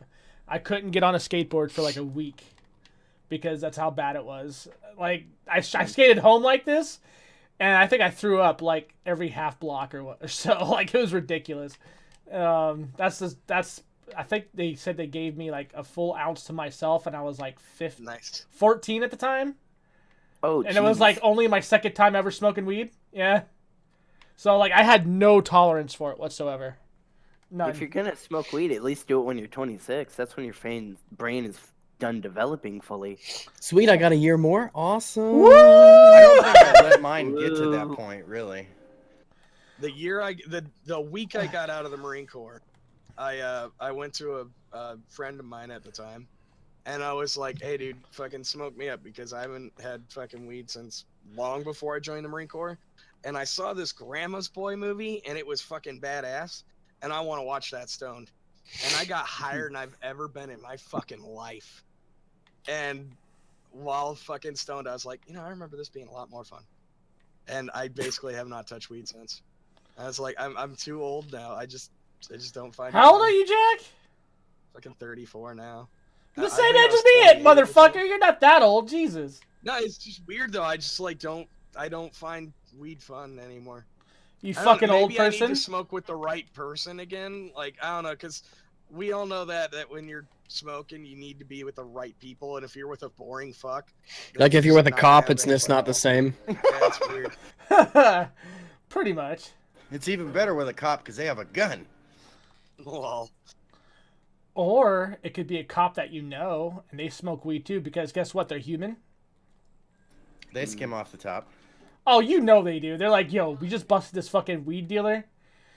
Don't worry, we'll let him out soon, but I stole his stash. Actually, you guys can answer the question here for me. What up? Is it irresponsible? Now, I have a carry conceal permit. I don't leave. My 1911 is like my fucking MasterCard. I don't leave the house without it. That's a big gun to conceal carry. Where do you keep it? Cross holster. On your where? Underneath my left arm. Okay, because I'm thinking that's a 1911s. For those of you who don't know, they are not small. No, and this is they are big. This is a Springfield M1911A1, the one where they did with the double with the wide magazine well, so it's like a Kimber. It's like a beefier 1911. It's fucking badass. I love my 1911. 14 in the mag, one up the pipe, all 45 AC. If I can't kill it with that, I'd better hope that it just wants to fuck me. Because I don't know how well I can perform fellatio on an alien, but I'll damn sure learn fast. Hey, you know what? Whenever you're fighting anything that is dangerous... Have you ever actually gotten into a fight? Before we progress further. Okay, well, it's dad's Define fight. So, like, let's say you're fighting an animal, and it bites You're fighting your an animal. hand. You shove that hand as far down their throat as possible, because that gag reflex will kick in, and they'll let go. What if it's a bear and it has... Well, yeah, bears, I've heard that. Especially. Well, the thing is, normally when they bite you, they get a perpendicular bite on you. They don't like bite your hand and then you can just like push it. Normally, when they bite it, it's like when you grab a stick. Normally, you grab the stick and it's crossed to your hand, not like you're holding it and it's facing and going down. Yeah, I can see how that would be a problem. But and plus, if it's like a snake, like a dog, you're like, oh yeah, you want to bite me, snake? Dogs are a real problem in Hawaii nowadays. They're like everywhere. I had to beat up one because it got in my way. And it tried to bite me, so I kicked it in the face. That's an awesome image. What the fuck? That was Junkrat. That's the most random shit I've ever heard. Oh, what's up, shovel face? Anyway, so my question was, I carry conceal this thing all the time. Now I'm 34 and I'm stupid. I go to bars and get fucking shit faced and then drive home. It's okay. That's really dumb. Drink coffee first. You're retarded. Yeah, that doesn't matter. No, I'm not usually. I'm always sober before I drive home. Yeah. I seriously, I mean, come on, you guys know me pretty well. Trying not to come off as a regular DUI, huh? I don't drink and drive. I drink and then drive go and drive. Drink. Yeah, well, it depends. But I'm not on driving intoxicated. Is the thing. Yeah, he could have like one beer and he'd still be fine. No, I have a lot more than one beer. But like my thing is I sober up at the bar before I leave. Like I rarely leave the bar before the guy's like turning off the lights. And you I'm have not for that last half. Keep in mind, I just sit around and talk to people, as you guys have noticed I like to do. Right. So I mean, as much as you're there, maybe you should work there. I should. Oh no, because then you can't drink. Oh. Yeah, but I can make mixed drinks. Yeah, but then you have lose some novelty. It's like working at a fast food restaurant. You know, you never want to eat there. Yeah, again. the 5th chicken sandwich that day just isn't quite the same. You're like, wait a second, is this chicken? Shut up, Carl. Put it in the bag. Well, I'm gonna turn 30 this year. Never been to a bar. What? Really? Never. Well, I've never sat down at a bar and had a drink. I've been in bars and shot pool. And well, I've darts. never specifically gone to a bar just to get a drink and then leave. It's always been like with like eating at a restaurant or at a bar. I've had food and eaten there. It's not just to go in there just to drink and then go. I want to like eat something with it. I want to like have a meal. I want to sit down and eat, not just drink and leave. I go almost every Thursday. Almost. Like, I mean, Thursday. lately I haven't been going out Thursdays because I'm sick. I do karaoke because I'm a giant loser. Yeah, well, yeah. But yeah, like I'll have like 2 or 3 pitchers of beer and then I'll go home. Like not by myself, like me. Yeah. What friends do you have again? You just said you were a loser, so losers don't have friends, so you're fucked. His good buddy losers have Weiser loser friends. and his pal It's Jimmy all my Bean. loser local friends, who all of them are too big of cowards to go up and sing karaoke. But anyway, that's neither here nor there. The question, the really long question, is it irresponsible of me to go out with a firearm? Go into a bar? If it's your intention to get drunk, then yes. Yeah, that would. It is irresponsible. If you leave it in the car while you are sober, well, no, because then it's in you, and you know it's in the car. I would just. I mean, don't bars have like bouncers and things? Yeah. Not in Podunk, Indiana. I mean, I wouldn't. The 2 bars that I go to don't actually well, and then you have the VFW and the American Legion, which actively have signs "Handguns Welcome." I mean, I wouldn't personally. That just spells disaster. I don't know. Maybe it's just because I look at a gun. Well, as like look. The fact you have to ask the question. Well, no, the reason I brought it up is because my friends are like, dude, you're an asshole. Why the fuck would you bring a gun into a bar? And I'm like, I bring my fucking knife into the bar. I have a pocket knife. I don't go leave home without it. Well, yeah, one's a pocket knife and one's a pocket knife, one's a gun. It around like, hey guys, check it out. This is a 45. It's 230 grains. It fires at about 700 feet per second. It's not like I'm fucking showing it off. I fucking forget I carry the damn thing sometimes. I think but the problem is that you're getting drunk and therefore your judgment is impaired. And if you are thinking that someone's going to attack you and they're really not, and you shoot them, then it's a problem. So. Oh yeah, well, see, I don't get into fistfights. I think generally speaking, it's probably a bad idea. All right, fair enough. I wasn't sure if my friends Like, were just being dicks. Take it, but if you're gonna take it, maybe leave it in the car, lock it in the car, or I mean, Yeah, it's just put it in the if you were to get into an altercation, even if you did not use it and it was on you, legally, maybe someone could bring that up. Well, Yeah, he's it a could become a Marine, so problem. his hands are Yeah, no lethal matter weapons what, by I'm the fucked. state law. So yeah. I'm certified as a lethal weapon because I'm fucking, I don't know, what was it, like fucking green belt McMahon? Like, I know little ninja moves on how to fucking take a gun apart, which I don't know why the fuck they teach people that shit. Well, that way you can grab a gun out of someone's hand and take the gun apart, and then they can't do anything with it. Yeah, no, that's a legit move in fucking McMahon, and it's fucking stupid. And you throw the pieces back at them as a distraction. Each individual bullet, you take it out of the mag and throw it at them. Well, no, did you see? It's like, eat a 45. It's that lethal weapon. It's just war, working. I think. The last lethal weapon they did, where he reaches over and grabs the slide of the bread and pulls it off. They actually teach you that in the Marine Corps martial arts program. Well, that seems practical. Yeah, it's fucking retarded. Yeah. If someone is pointing a fucking firearm at you, I don't care if I have a fucking Uzi. If all he wants is little pieces of paper that represent shiny metal in Kentucky, congratulations, you just won the hobo lottery. You can have all of my pocket change. I don't know very many people that act like samurais that go into a gunfight. You know what I mean? They're just like, Well, the no, gun is not my path. Like, Let me disassemble your assault rifle like a fucking... Mel Gibson does. Yeah, well, see, that's a movie. But what I'm saying is that you get... My problem with the Marine Corps martial arts program is that it's fucking retarded. You're teaching people who are between, let's face it, between the ages of 18 and 25 is your average enlistee. And you're teaching them how to, like, Brazilian jiu-jitsu fucking crazy shit. And that's retarded. Because these guys go out, they get drunk, and then they think that they're fucking 8 feet tall and 390 pounds, and that everybody in the world is afraid of them. Because let's face it, everybody knows that 18-year-old who thinks he's a fucking cock on the walk, especially if you were ever in the military. And the problem is that these kids go out and they'll get into fucking fights. People need to humble themselves.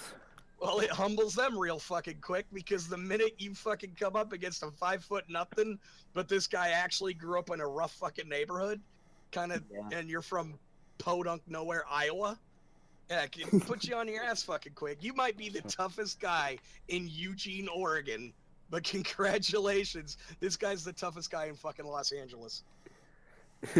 There's actually off against bad Leroy Brown. I think there's this funny video out there of there's some kid, I think he was a Marine, like you said, 18, dumb, thought he was tough. He got up in a highway patrolman's face, and he got put on the ground real fucking quick. Yeah.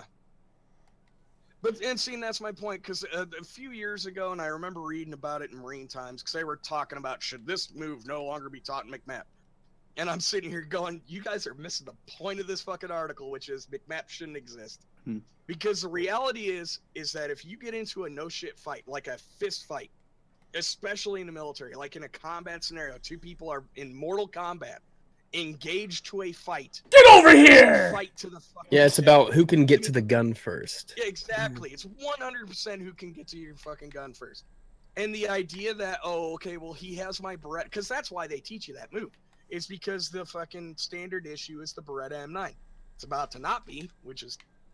They went to the P226 or something? Yeah. Well, Glock is protesting it, because Glock supplies 9mm to the Rangers. The SEALs swapped to the 17 or the 19. The Glock 19. See, I keep hearing that, but I thought they were still on the fucking SOCOM. Well, I think they announced the change. It probably will take a while for it to roll in. See, that's what confused me, because the last time I heard, the fucking SOCOM was designed for them. And I was like, I find it hard to believe they would get rid of that gun, because they kind of like it. So the Scorpio is going to be the Xbox One fucked up by a blender, sold for $1,000. For Shaner. What, really? What? That's what Storm Spark said, or else he's going to harm my turtles, so I had to say it. Wait, it's going to be $1,000? That's what he said. I think it's a joke. It's gotta be. There's no way they can say. Look, even though it's an exclusive product and it's very high end, there's no fucking way Microsoft is that stupid to say, yeah, we're gonna sell our exclusive, very high-end product for $1,000 when our own audience is aware of our other product. That other product being Windows. 600. It's gonna be up in like the $700 range. I mean, geez, what they're looking for. I'm sure it's gonna be retarded expensive, but Like 600 or 650, maybe 700 I could see, but 1,000's it's a little out there. It's a stretch.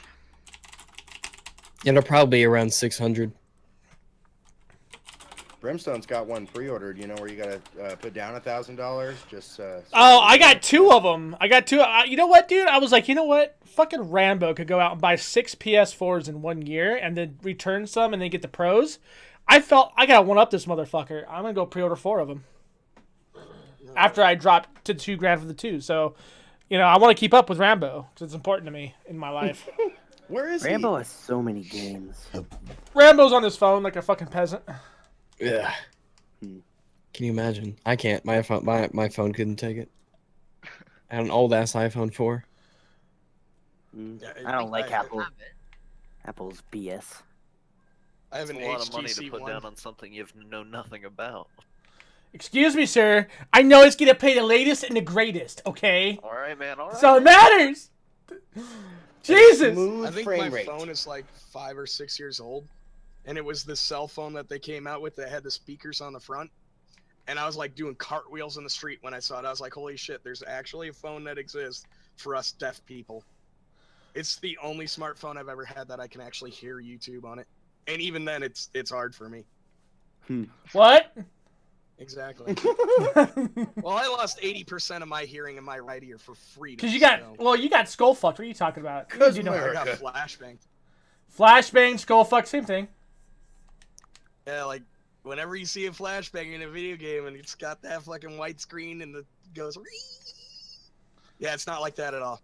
It's you have time to look up and go, oh, that's gonna sting, and then you time travel about 20 minutes into the future, and half of your face has a sunburn, and you're clinically deaf for 48 hours. And the fucking nurse at Lake O'Neill Medical Center turned on the fucking TV. I'm like, thanks. Didn't turn on the closed captioning. So I'm just watching I'm watching a slideshow. It's like this hot lady's talking about the news, but I don't know what's going on. I just watch the little slide bar at the bottom and slowly learn about things that I don't care about. Exactly. 3 men were detained in... That was my 48 hours, man. 100%. I just put it on fucking Fox News and CNN. I just kept going back and forth between the two. Well, what you learned was there's a new panda at the Cincinnati Zoo, but that's about all. Basically, it's like both sides are bitching about what the other side is doing. Neither one has a fucking clue what's really going on. Because they were talking about the war in Iraq and how wrong it was going. Me personally, they need to support Kurdistan. We should support Kurdistan, to be honest. Shouldn't support anybody. They should build a wall around the Middle East. You fucking let him duke it out. Put fucking heavy 50 caliber self-automated fucking turrets on the top of each corner.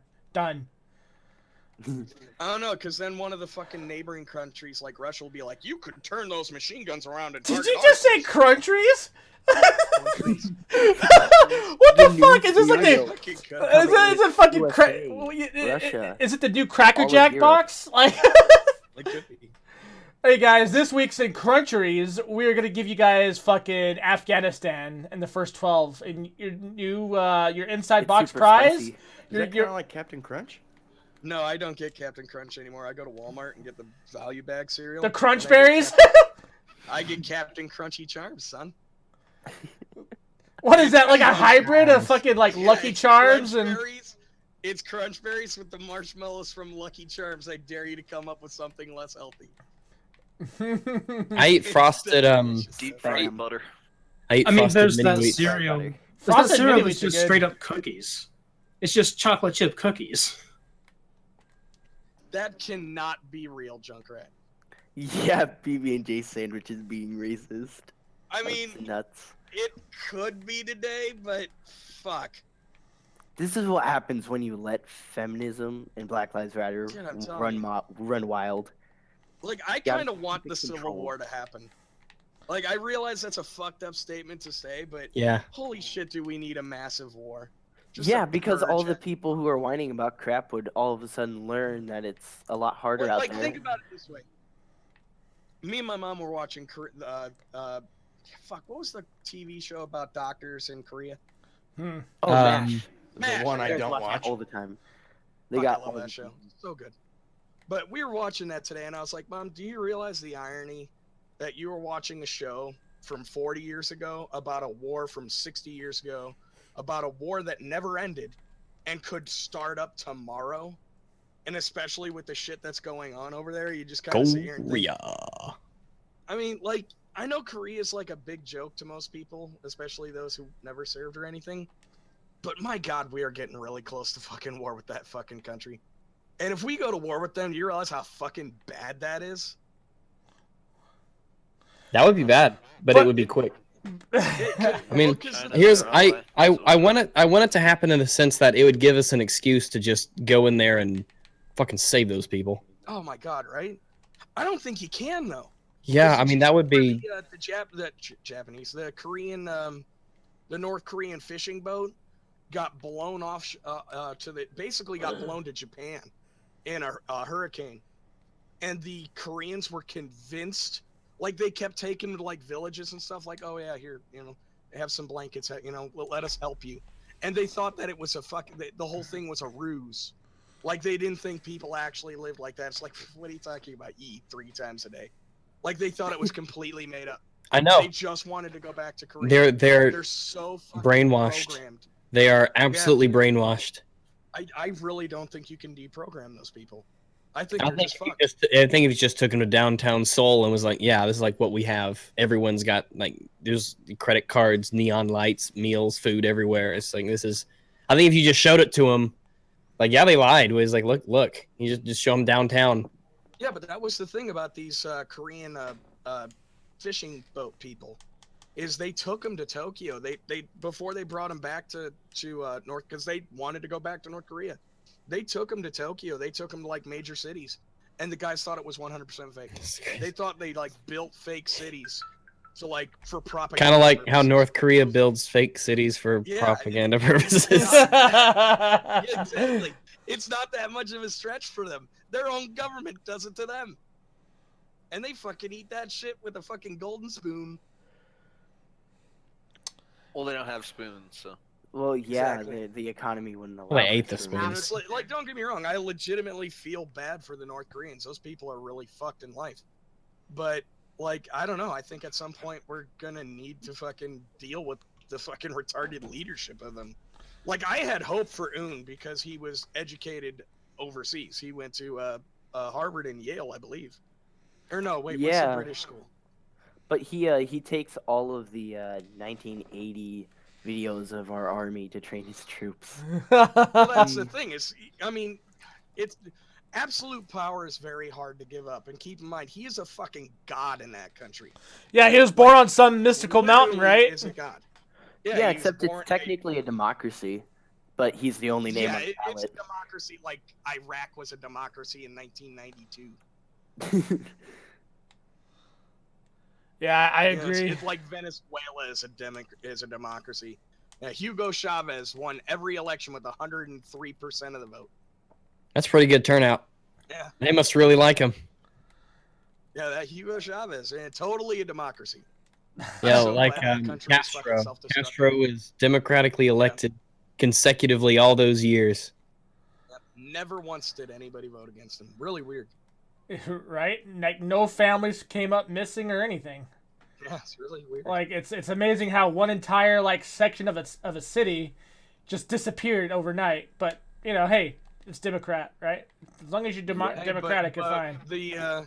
But the president that we supported before Castro, he was totally worse, you guys, because of capitalism. Yeah, he's totally worse. Don't get me wrong. The guy was pretty fucked up. Yeah, he was not a great guy, but he was way better than Castro. Okay, that's pretty funny. I mean, it's not hard to be better than Castro, though. It was kind of sad to see all the Castro dick riding by people on social media after he passed away. Like Justin Trudeau. Like Justin Trudeau to write my eulogy. All the fucked up shit I've done. Well, you know that was trending on Twitter. It was Trudeau eulogies. Did Trudeau really do that? Yeah. Oh my god. Yeah, despite his that guy's a fucking retard. His turbulent past, he was a national leader, and he brought his people into the 20th century, and they have one of the best healthcare systems in the world. It was something to that point. He was such a reformer. He was such a bold reformer. Really? He said that stupid shit? Pretty much. Oh yeah, the image that Junkrat just posted. Yeah, did you know Kim Jong-un invented the hamburger? It's called the double bread and meat. And I guarantee it's because that fat fuck came from when he showed up in Korea. He was like, "Man, I really want a hamburger, but these motherfuckers have never heard of it. I'm gonna have to invent it." He invented food that his people have never and never will eat. Yep. Did he also say that he doesn't defecate? Like, I am God, I am above pooping. No, it's not that he doesn't. It's just he doesn't have to, because he works so hard. He burns it all off his energy. You don't shit energy. Yeah, but dude, we're talking about Koreans. They're not the brightest people in the world. I beg to differ. They don't know how to drive a car, but they will math you into a corner. You don't even know. Oh, Hearsay says he also cured dwarfism. That's actually true, though, because they did cure dwarfism by purging all the dwarfs from Korea. I mean, they legitimately rounded up all the dwarfs and fucking killed them, and then said they cured it. That's amazing. Well, they're just removing a tumor.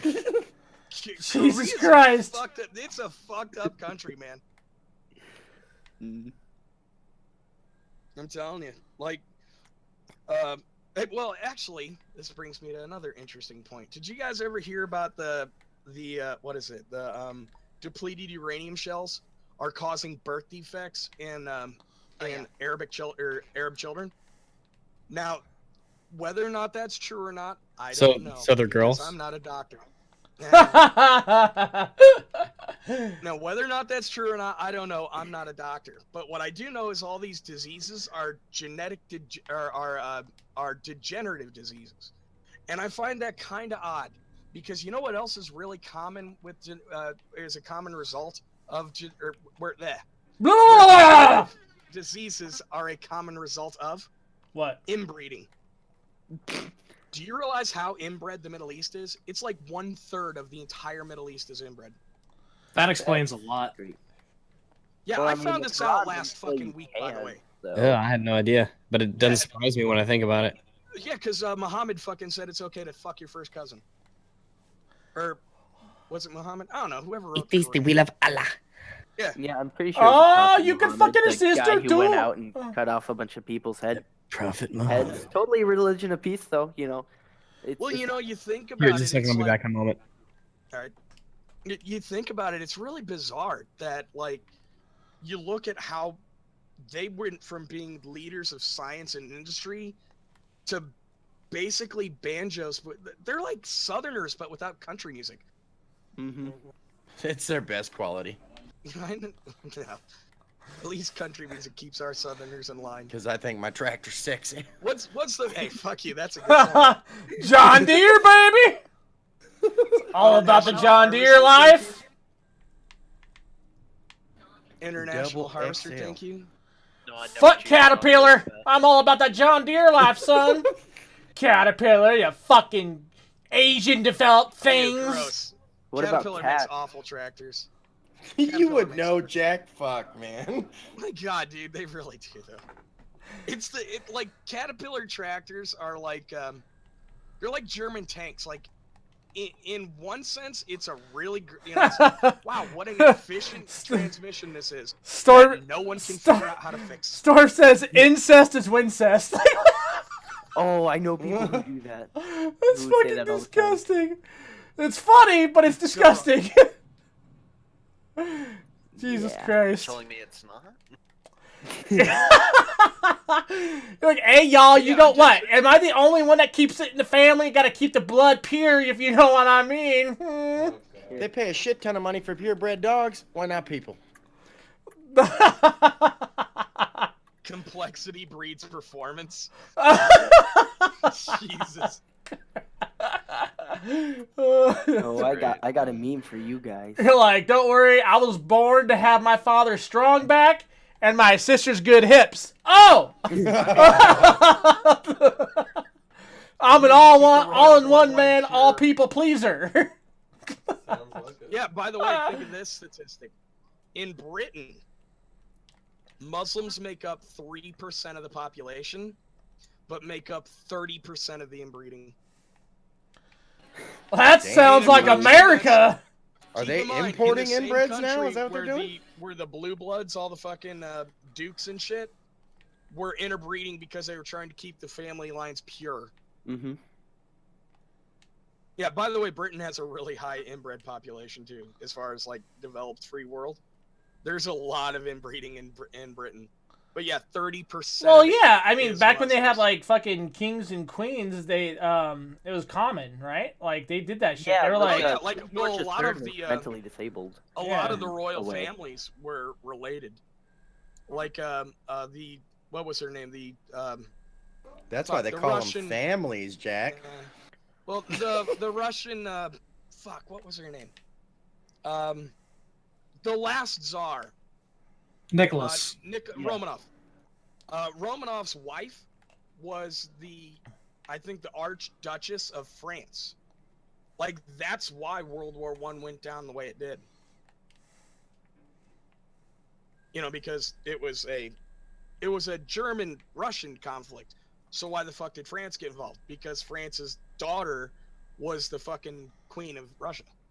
And then, you know, the sinking of the because it made everybody nuts in America. Shit. Is this even a game talk anymore? Not me.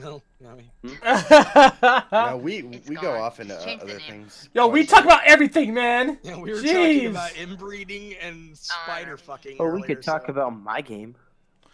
Oh yeah, what game did you guys want to talk about? Something that you were developing or whatever?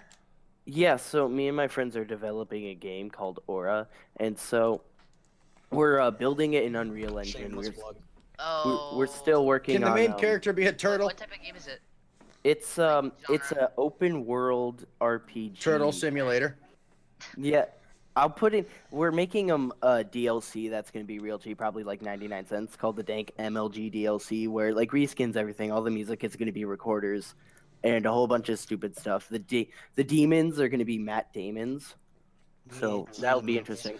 So I'll put turtles in there for you. But we are going to be the entire point of it is that it's all on the moon, and it's like a medieval kind of set thing, and they're only in the industrial age because they have magic, therefore they wouldn't have a need for machines. So, okay.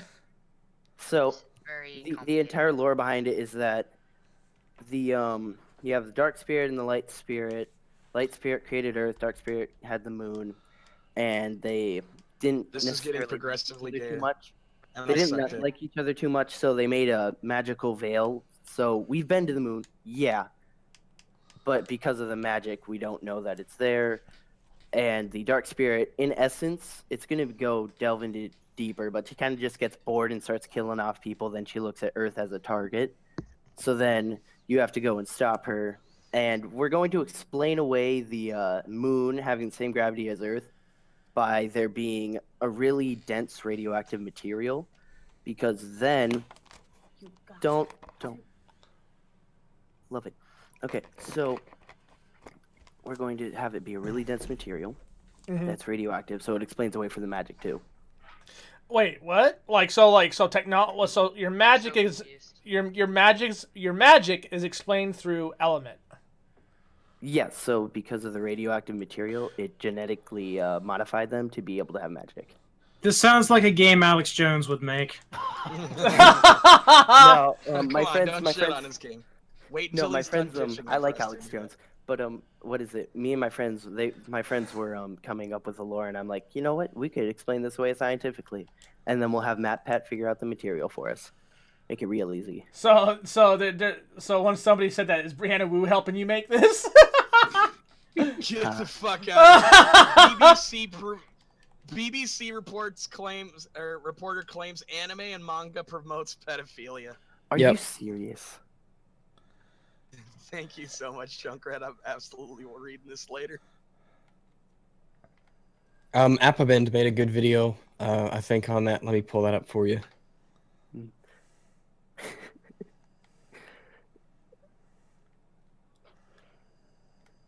Yeah, it really is. I don't know. It's an interesting concept for a game, man. I'll give you that. At least here.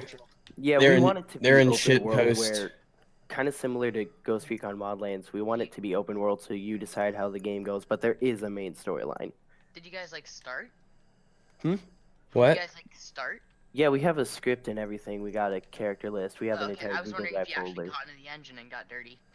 Yeah, I've been going into the engine and doing stuff. They haven't yet. They're all working on the script and they're dedicated to the script. Oh, so it's single player. Yeah, there is going to be a multiplayer option where you go into a dungeon area and you kind of just keep going around beating up enemies. And fuck a small turtle with a really items big you turtle. get from the dungeon, you will be able to use them in the actual single player game. Yeah, it seems like everyone's going on Unreal Engine. Everyone's quitting on Unity. Yeah, except Unity sucks and Unreal Engine has really, really good graphics. And optimization, yeah. That is true. Doesn't Unreal Engine cost like a small fortune? No, No. Unreal Engine 4 is actually free. Yeah, they open sourced it. It's basically. If you make a profit, you have to make up to a certain profit before you have to start splitting with them. You give them 20%. Oh. Yeah. But Steam takes 30, so. Ace has a good question. Will there be nudity? Yes. Then I am down for this game. Ad-free porn. You can, Have you figured out like how you want to do the combat and like the items and stuff? Since there's gonna be technology in it, or no? We're going to have. There's not going to be much technology. It's going to be basic stuff. Like you have a crossbow, but instead of having actual like an arrow, it's some magical stuffs. And there will be a gun, but it'll be with instead of bullets and stuff, it's magic crap. But Kind of like Outlaw Star. Sure. I was thinking that. I actually was thinking like caster shells. Yay. Do you have a Kickstarter for it? Cool no, we don't. We want to finish. We want to get at least halfway into the script or finish the script to be able to get into a Kickstarter. Wait, because, what? Somebody actually wants to go on Kickstarter with a plan? Yeah. Brr. Did it just get cold in here? I think hell froze over. Yeah, but it wouldn't be right to just have a Kickstarter and not have a plan for it, because then what if we decide all of a sudden it's not going in the direction we want and we're just going to end it? Then all those then people. you would be about 90% of all Kickstarter games. Yeah, but if 90% of the people do it, does it make it right? No, so we're just not going to do that. I mean, it does make it illegal. Well, I mean, that doesn't. You're assuming that 90% of people do it because they want to do it, because they treat it as a scam, not because it fails because it fails. Like the asshats that made I mean, money most overnight? businesses shut down in their first year. That doesn't mean they want to. Yeah, that is a good point, but I mean, I want to at least have to have a plan so that way it's not all douchebaggy BS crap. It's just, it feels wrong. It goes against my morals. Well, that's good. I mean, if you're like seriously down with this, like if I were you, I wouldn't make a Kickstarter video until you get like at least some video footage of it, of like, after composition footage. So that'd be cool. One of the more important things is it's going to be similar to Mass Effect in the fact that you can romance people, except you can romance as many people as you want. All of them are bisexual, so it doesn't matter your character. Oh, you're promoting sodomy. Characters, because of later on game developments and the sequels and whatnot, will not be romanceable, but for the most part, all of them will be. Monogamy. So I don't know. It's one of those. This is kind of a question Polygamy. from me. This sounds, if you're doing this from scratch and you're not using assets, this is gonna take you maybe a year minimum. No, it's gonna be over like a span of 3 to 4 years. Do you even plan on using Unreal Engine 4 at that point? Yeah. Okay. If I don't know, Unreal Engine 4 is always updating. If Unreal Engine 5 comes out and then we have to use that, then we'll use that. I'm going to. So my parents are military and I live on base. So if you go work at the commissary, it's like your local grocery store. You can, as a bagger, you make money by tips only. You can make up to 400 in a week. It's nuts. Who the fuck tips the commissary bagger? Yeah, time to change, the Jack. people there, Was they pay I like just $5. an asshole? I never tipped you faggots. I was like, No, here's it's a tip, okay. get a real job. Well, yeah, I understand that, but a lot of people will fuck tip, you, and they'll Jack. give you like $5 per person. The ones that usually No, don't I'd tip be are like the an old people, asshole. but I've never tipped anybody at base. My tip was always. well, just it's your get a real choice. It's your job. money. Enlist money, in the your military. decision. There's a tip. It's 3 hots in the cot. Yeah. Let's talk shit on somebody that's helping us. That makes perfect sense. Well, to be fair, and I guarantee Turtle's seen this, you get some little arrogant fucks in there. Who are like, Yeah, my you dad's do. a colonel. And they will Actually, my dad's a straight lieutenant fucking colonel, call- battalion commander. Thanks. Battalion command. But yeah, you know you've seen it where somebody will actually call their fucking dad to fucking yell at some enlisted men about something dumb. Yeah, it's ridiculous. I would never I do had that. one of There's no those point. little faggots back into my truck. Fucked up his car too. It was hilarious. Like I didn't even get a scratch, not a scratch on my truck, but the bumper, just the height it was at, fucking just tore up his hood. And his dad he wanted to have his dad charge me for him backing into my truck. So Turtle, I got a question about your game. Now on this game, like, how long have you guys been working on it since you guys came up with? We started it back in they notified me about it back during this last summer because they were talking about making music for the game. I gave them one of my pieces and they're like, "Holy crap, you're way better than we are, so we're gonna have you do that." The worst part is definitely because I've been having to become the manager for it because they're not really as on about it as I am because I'm like, okay, let's do it this day. They're like, eh. And before it was we would get on maybe every other weekend and do stuff, but now that I'm technically the manager now, it's like every other day we're working on it. So Because I was gonna ask you, do you at least have a good idea where you want your art style to go as far as for concept art? My friend is working on concept art. I made a what is it? I made a picture of it for the logo, but and I told him to quote unquote Juliusify it because that's his name and he's good at art. So so he's been working on that, and after he's done with that, I want him to go through the script itself and just make artwork off of that and keep going. I've been working a lot in Blender to make models for Unreal Engine. Oh, that's been cool. Fun. Yeah. So I made a little house map that I've been working really hard on. So in all of my dealings with artists, I've had very little success like having friends do stuff for me. It's much better and it's much more reliable to actually commission someone, but that shit adds up after a while. Yeah, the problem with commissioning someone is they usually ask for a contract and they want a split of the profit if you make the game, and yeah. It's like, no, I just want you to design this, and that's all I want you to work on, and then you're done. Like, that's what I would do. Yeah. Like, actually, what we're going to be doing for the Kickstarter for one of the options is that you can, if you want to, be one of the voice actors, because we're going to need a lot. There's going to be the entire point is to build up your team of characters to defeat the final boss, and so you're going to be. It's going to be around about 200, up to 200 people you can have in your group that fight at the end of the game. It's going to be fun. What's your guys' budget for the game? Or do you have one in mind? You say budget. Well, he's using the Unreal because it's free, so I'm guessing not very much. No, but so I'm going you guys to be are doing it job all yourself. I'm on the waiting list. So. Unreal is still a very, like, it's more superior to most engines that are paid nowadays. That is true. Unreal Engine Well, is I get amazing. that, but, like, you're going to have to hire some voice actors. You're going to have to, Well, I'm sure if you have a big fan base, you can just have people volunteer to do it. Multiplayer, you're gonna need to have some kind of plan for servers. Yeah, I was hoping Steam would No, don't do that. trust Steam servers. Steam servers work well sometimes. You can only how many people do you expect to be in a server? 4 for the multiplayer. There's only 4 people that can Yeah, do. you should be fine. Yeah. You and your group of friends can do all the coding and everything with, Unreal Engine is really helpful with that.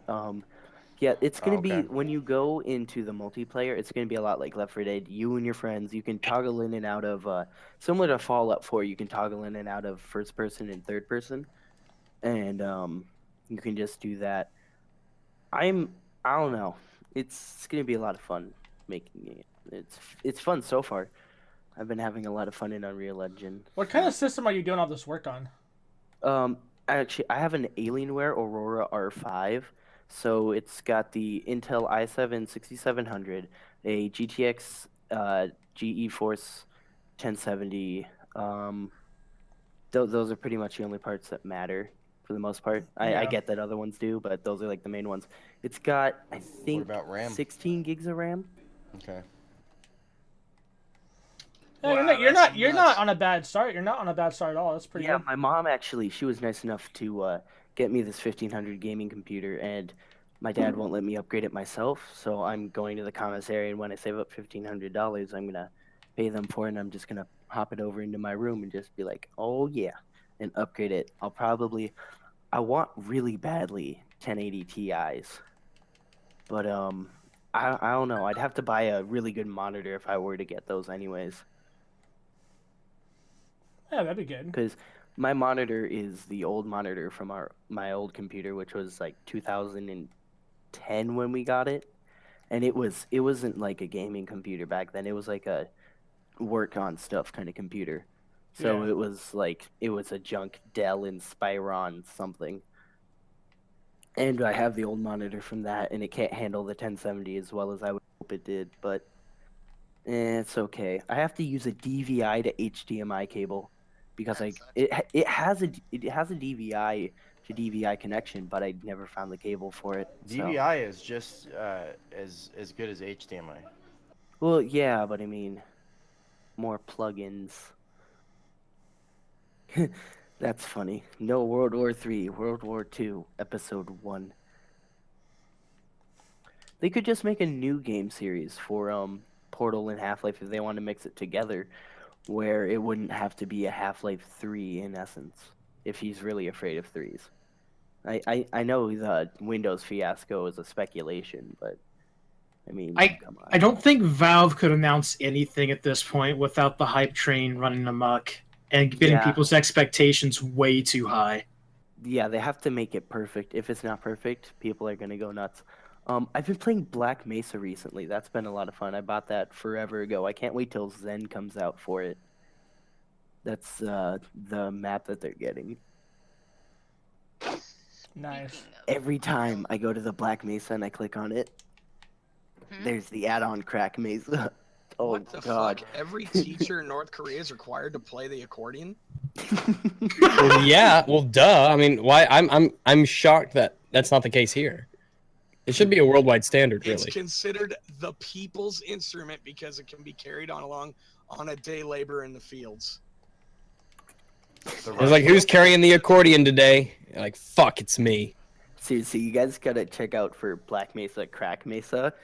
It's got Filthy Frank crap. It's so hard to say it without laughing.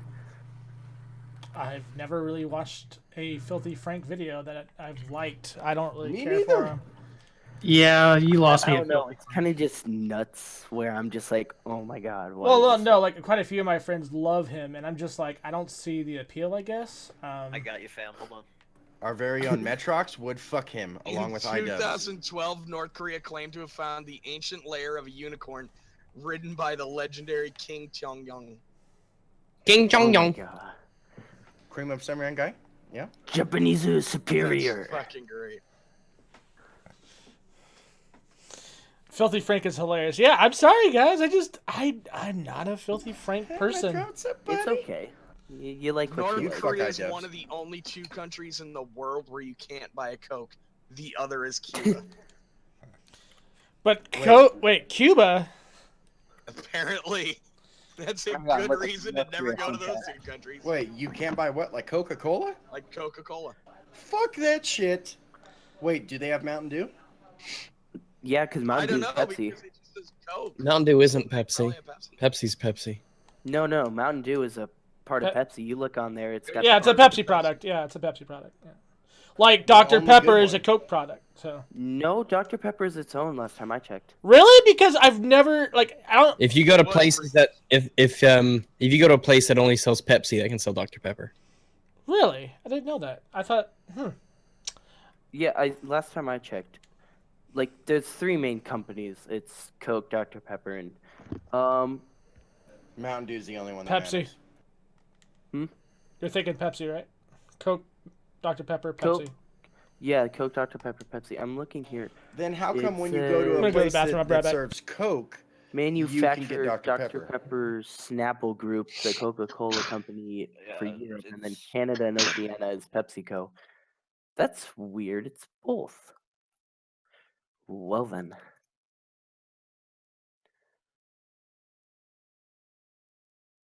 All I take away from this is that I really miss Fruitopia and Surge.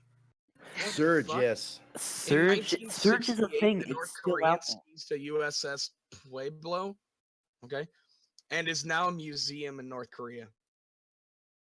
What? I think we need to go up there and get our fucking boat back. Cause we have like 10 aircraft carriers or 19, unofficially. But I mean, we have the biggest in all the world. It's awesome. Why aren't we taking over the world yet? We're obviously Keep in the best mind, our country. helo carriers are bigger than the rest of the country's aircraft carriers. Helo carriers are considered like the D student of aircraft carriers. Why can't we take over the world already? We're obviously the best country. Come on, man. Obviously. You know, it's one of those things that always pisses me off is that you always hear foreign countries say, well, America spends more money on their military than any other country. Yeah, get shit done. Well, it's because other countries don't feel they don't need a military. They don't value it like we do. Really get into trouble? No, because every other country America will save us. If we get in real trouble, America will save them. So why do they need a military? Their boys don't need to go to die. Mexico's got it going on, Yankees though, guys. for that. Dude, I honestly think no, Yankees is Britain. War is a poor man's sport. I'm very poor. A real man's sport is something like hockey or rugby. Those people are nuts. Or war. War is the real man's sport. It's the ultimate form of white entertainment. Mm-hmm. They should put wars on pay-per-view, really, to be honest. What do you think CNN is, dude? Why do you think that's a network? No, I'm talking about like shooting an ISIS member in the face. You go live leak. Yeah, dude. Once upon a time, you could watch CNN live, and you'd see people getting blown up and shot and shit. It was awesome. Well, they should definitely do that again. But I don't know. Things are too PC now to. We just go to live leak and watch it. A brown person get shot in the face. There's tons of war footage of people getting shot and blown up. Reddit post called Dolphin. What is it? Watch people die or something? Yeah. Like that. It's so disturbing. It's awesome, but it's hard to watch after a while. You get really desensitized watching it. Yeah. But you just type in, just ISIS getting shot and things like that. Al Qaeda getting, killed, and then you're like, oh, I'm glad they're dead. Exactly. I like the video where the guy says he's got this thing that dies by lions, and he's like, now I'm sad. Then I use graphic imaging to put a Nazi symbol on it. Now I'm glad that it's dead. Yeah, I mean, there's a lot of horrible shit regarding Mexican drug cartels out there too. Oh yeah. Yeah, you can call it some form of prejudice, but I wouldn't want to see an innocent American die. I heard a debate with Mr. Medicare about a month ago, and one of their conclusions, that the guy was batshit fucking retarded, but one of his conclusions that I absolutely agreed with is we should 100% do to the Mexican cartels what we did to Iraq. And if Mexico has a problem with it, well, they can just march their little army up against us. I've said In before. no way does that end badly for the United States or Mexico. It's a net positive for both. Mexico's shitty fucking government ceases to exist, and they can actually have an actual democracy. What a terrible thought. Dude, I've said before, so is Brim. All you need to do is drop like 1, maybe 2 bombs in Mexico, and there are so many crack labs, the whole place would blow up. It'll just be a daisy chain. Exactly. Drop 1 at each end, and they'll meet in the middle. Oh no, this is making it hard to sell the cracks. Yeah, no, what was it? Way back in the 1800s, we actually owned that area of Mexico, but then we gave it away. Being the idiots that we had that territory, we owned it, and then we gave it away. I doubt we gave it away. No, we gave it away. We didn't sell it? I don't know. They may have sold it, but I mean, we were like, okay, this is enough area as is. There's no way we could ever own all this. So you can have this part for the low price of about a bajillion dollars. Yeah, what are we talking about?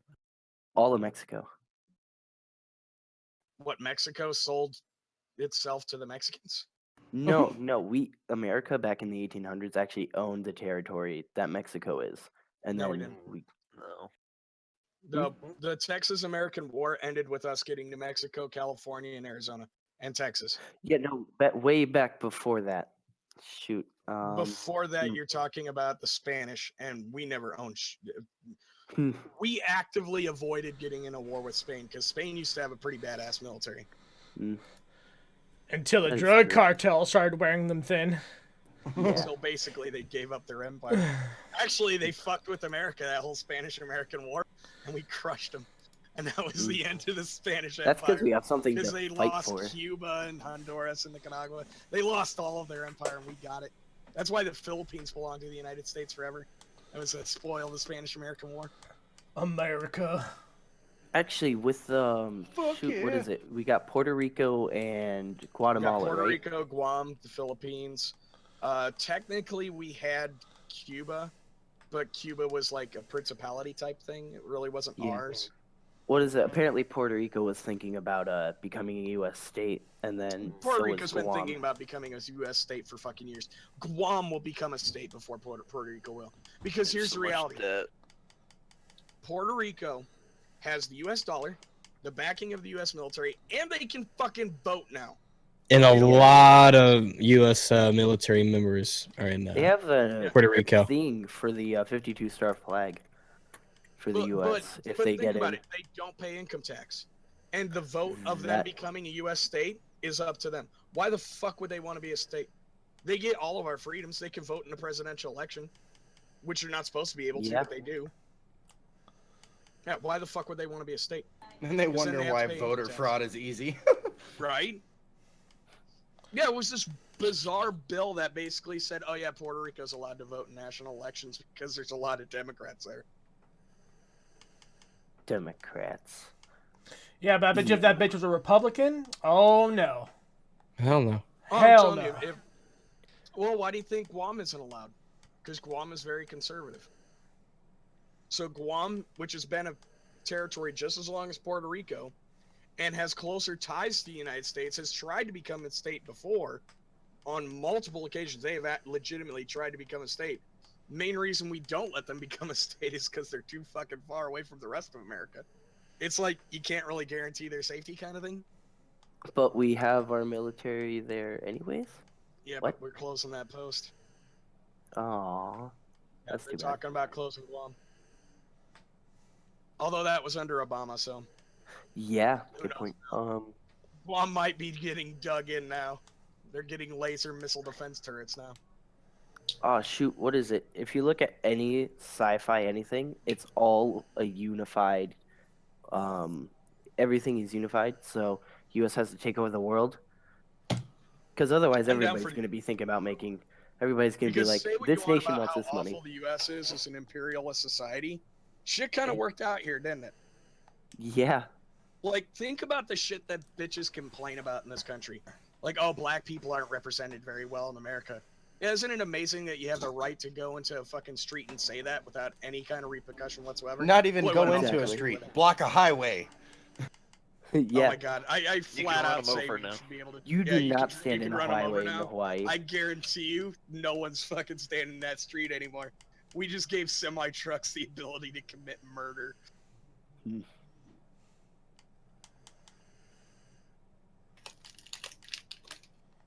Matter of fact, when I leave California, I have to go through Southern California. So with any luck, Rip. I will see some Black Lives Matters people like fucking blocking highways. Check your state law, just to let you know. No World War III, World War II, Episode 1. Yeah. Should go down further. There's a lot more funny stuff. There's a Yeah, I've been thing fucking going on in the around here. chat. Been running around on the internet. The one Yeah, that dude. Junkrat put with Pearl Harbor, that's like a flat Earth theory right there. Oh, turtle. Yes. Look in the shitpost. Oh, that turtle. Okay. Yeah, not you. Dude, we'll go to the checkered board. What do you It's think of that? absolutely what we'll use. Yeah. There's no way we'll do anything but the checkered board. Yeah, I like the checkerboard one better. Because the United States has had the uniform field of stars for so long, anything else would look too weird for Americans. They wouldn't like it. So I they'll saw just one go that back looked and cool forth with a between the star, checkerboard but and the I covered in a line. think all those stars should be changed to turtles for Shaner. yeah, They let's should. do it. Oh, White turtles. Yeah. Dude. That's racist. Oh, that's funny. I get that. Did you see the Unreal Engine 4 thing, turtle? I have an army. We have the winter. Which what Unreal? The castle one. Shoot. Yeah, that's pretty cool. Heresy, I'll debate that with you later. I'm not getting into that on the podcast because that What? is a retarded statement. I don't want to make fun of you on the podcast. Wait, what? Wait, what? What'd he say? When I was saying how you have the right to go into the street and protest, he said that that's not a right. It's more of a liberty. Hearsay, that's absolutely a right. Yeah, it's like the First Amendment, the right to free speech, petition, and the assembly. First Amendment. You know what? I love how people were. Only It was one in my anybody history knows. class. It was in my history class. People were talking about the Vietnam War and these people wearing black bands, and they're like, the First Amendment says free speech and that Congress shall make no law against it. And I'm like, hey, this is a school. Technically, they're a legal guardian, and on top of that, it's not a law. It's a ban by a school, so they can do it. I mean, they banned Also, you're under silly the age of bans. 18, If you ever don't have remember any those. rights. You're under the age of 18. You don't have any rights protected by the Constitution. You have some, but not No, you all of don't. them. You don't have any. Last time I checked, I looked it up online. Shoot. That seems to really fall in Constitution is line. guaranteed to adults who are of a voting age. Why do That you think seems to- crimes against sex offenders don't really carry a lot of weight? Because kids don't vote. That seems to fall along the lines of the anarcho-capitalist thinking that children are property. Well, to be fair, what you guys gotta understand is the idea of childhood is a modern invention, and it's an American invention. Because We're evil. we are evil. We wanted children to have happiness when they're young. What monsters we are. But yeah, like How do you get figure, that? like, I missed out on that boat. like 80 years ago, kids were literally property. You had kids to go work, and then if the kid lived long enough, it got to have its own workers, and then it could retire. Yeah, what is it? The greatest thing that I like, and it's the one argument that I use against people when they're like, women get paid less, is back in the 1900s, early 1900s, when kids would work in sweatshops and stuff, they paid them less, and they hired them because they could pay them less. You go to today, women aren't paid less. They're really not. It's just so dumb.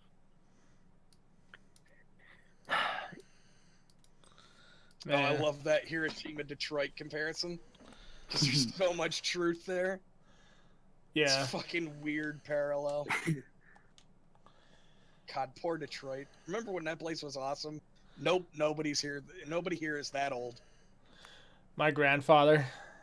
He loved it. Yeah, my grandfather loved it. Like, you want your mind blown? You guys ever seen fucking Christmas Story? Yeah. Yes. Yeah. That takes place in Gary, Indiana. Mm-hmm. What does? Oh, the Christmas story? Christmas Story. Yeah. That's how fucked Gary has become in 40 years. You say it's fucked. I think it's a challenge to live that way. Sounds like a fun Saturday night. There's a difference between a challenge and playing on impossible. Excuse me, sir, but if there's a will, there's a way. Yeah, but what if all the Wills die? What if there are no Williams? Well, I mean, the city died. Look at that! Look at that fucking property value, though. 60,000 gets you like a fucking mansion. Yeah, but you have to pay tax on it, and that's seriously where they get you. Then you have this piece of property you can't unload, and you're paying this ludicrous tax to the city, so that they can fund inner city programs. Oh, what's taxes cost? Like maybe They're $5,000-$6,000? It's ludicrous. That's why all those houses are fucking vacant, because no one wants to move there. Well, like I said, like $5,000-$6,000 a year. I forgot what it was. Somebody told me. I was kind of like at first I was like, wow, you could buy like a really nice house for like fucking $2,000 or $3,000. Fuck yeah! And then I was like, oh wait, Gary? No, never mind. I don't have enough guns to live in Gary. We have a fellow YouTuber that we know that me and Shannon knows that lives out there, and she's a female YouTuber here. Oh yeah. Yeah, Miss K. Yeah. That chick, dude. 219 Garyland. Yeah, she live streams sometimes with a gun next to her. Tell her to move to Crown Point. It's way nicer. Like there is life outside of Gary. Fucking move to the shittiest neighborhood in LaPorte, Indiana. I guarantee she leaves her door unlocked. All I know is Gary, that girl is a beast. She must. I mean, like I watched her live stream one time, and she like flipped out in the middle of it and grabbed her gun and went to the door. Like, I'm like, damn, things are that bad. She don't fuck around. Yeah, no, dude, seriously, Gary is fucked up. Keep in mind, I served in the United States Marine Corps for 4 years. I've been shot at 3 times. Twice were in Gary. I think she's even got. No, it's not a deagle she has, but it's a beefy pistol. It's fucking big. Like, it's not every day that I can go to someone's live stream. It's not every day I go to someone's live stream and they have a shotgun leaning up against them as they play games. Like, I'm like, yo, like, like what the hell? Yeah, it's pretty fucking that's, crazy. That's kind of the reality of Gary. Like, you guys don't understand how fucked that city is.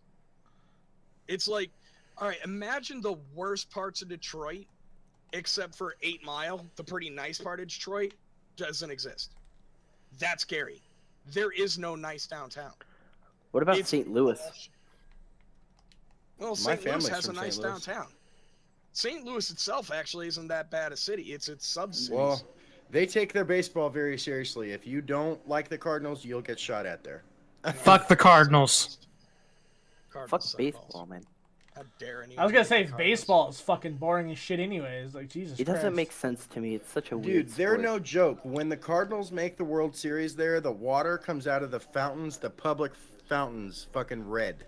I'm not even joking.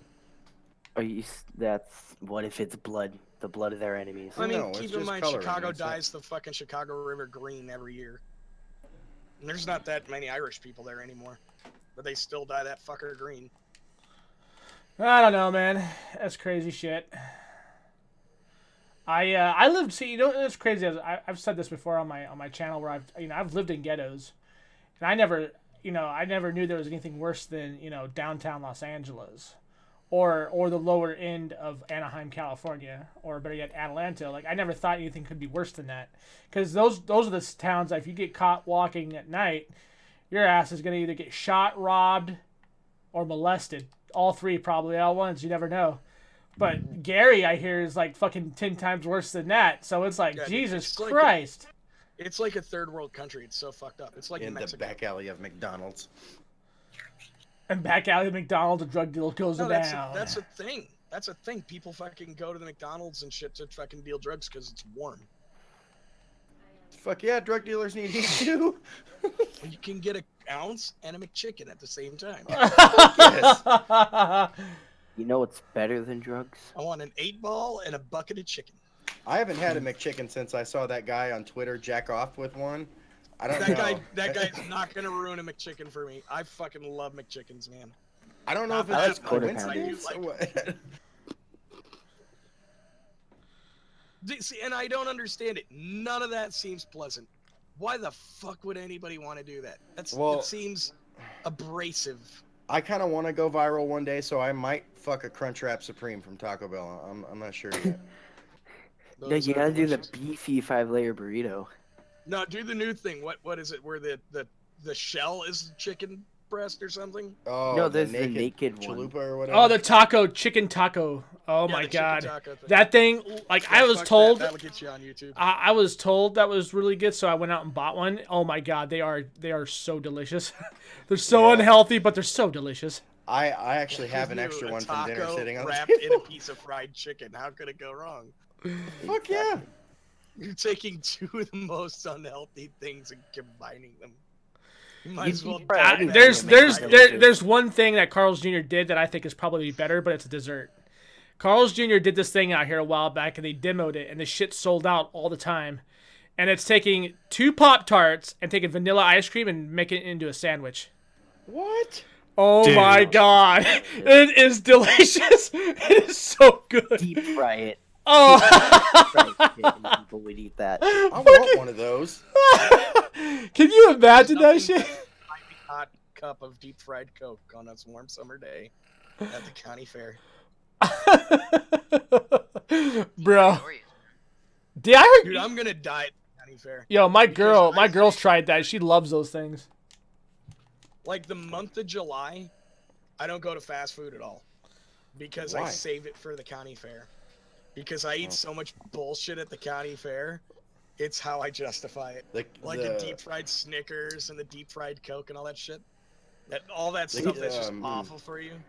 The county fair here has a funnel cake like the Pop-Tart thing that Brim was talking about, where it's funnel cake with ice cream in the middle. Oh god, those things are so good. Delicious. It is. It is.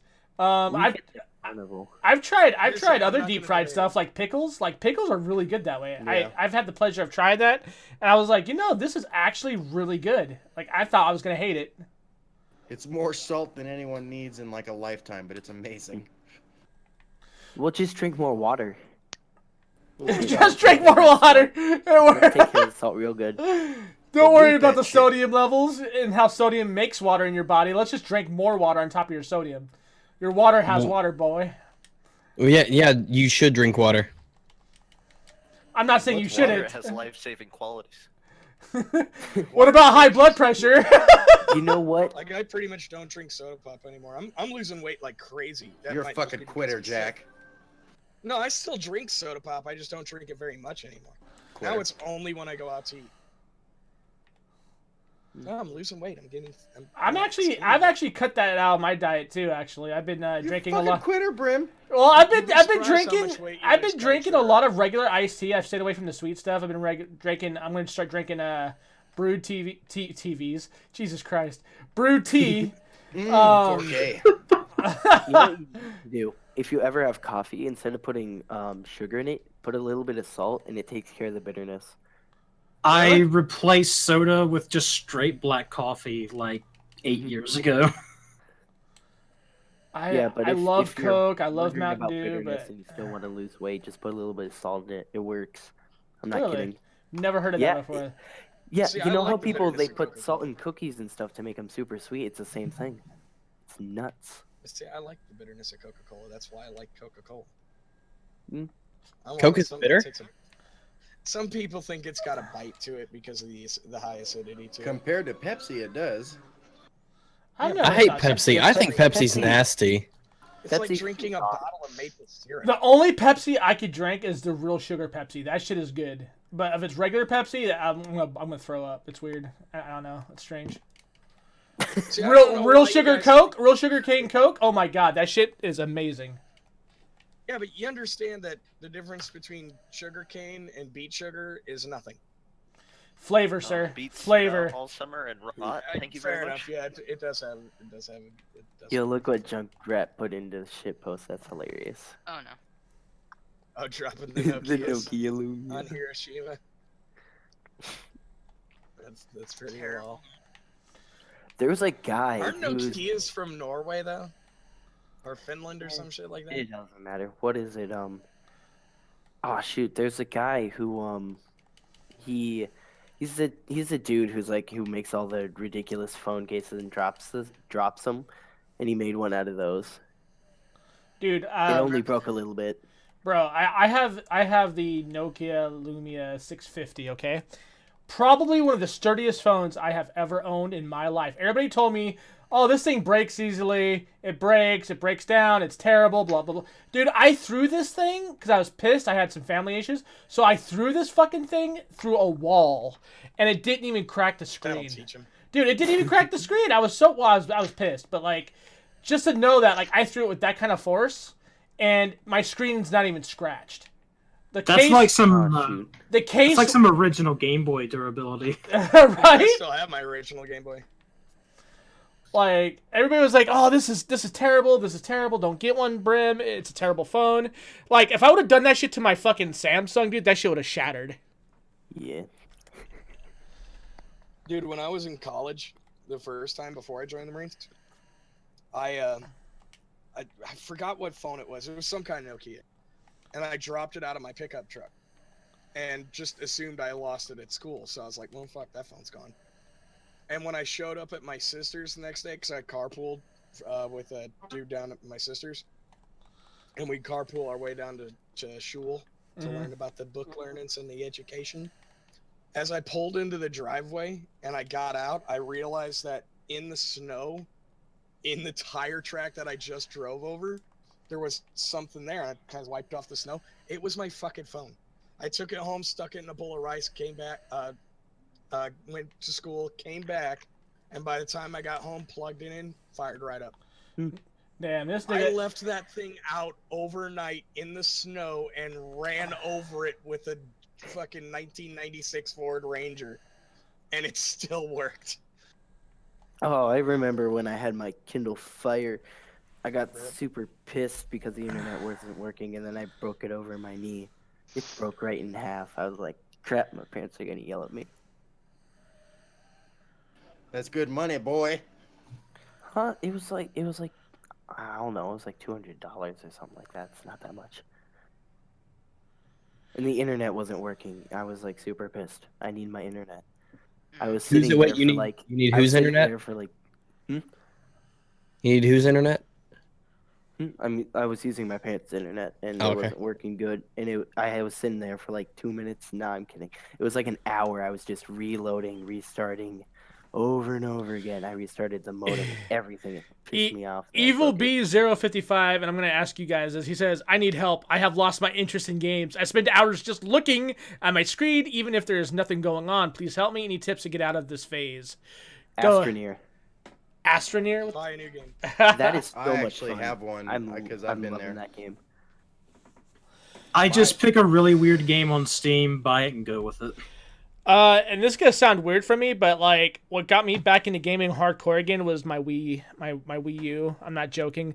I was really on the verge of like selling a bunch of my shit because I wasn't playing it anymore, and I was getting tired of it. And I bought a Wii U, and that like really like lit the spark, like hardcore. So that helped me out. I was there once before, and what I did is I went through my library and I picked a game that I had not finished. That I could really just, I guess, dive into. And you kind of got to force your way through, like, the first hour, but then after that, it's like you fall in love all over again. Yeah, there's games that do that, yeah.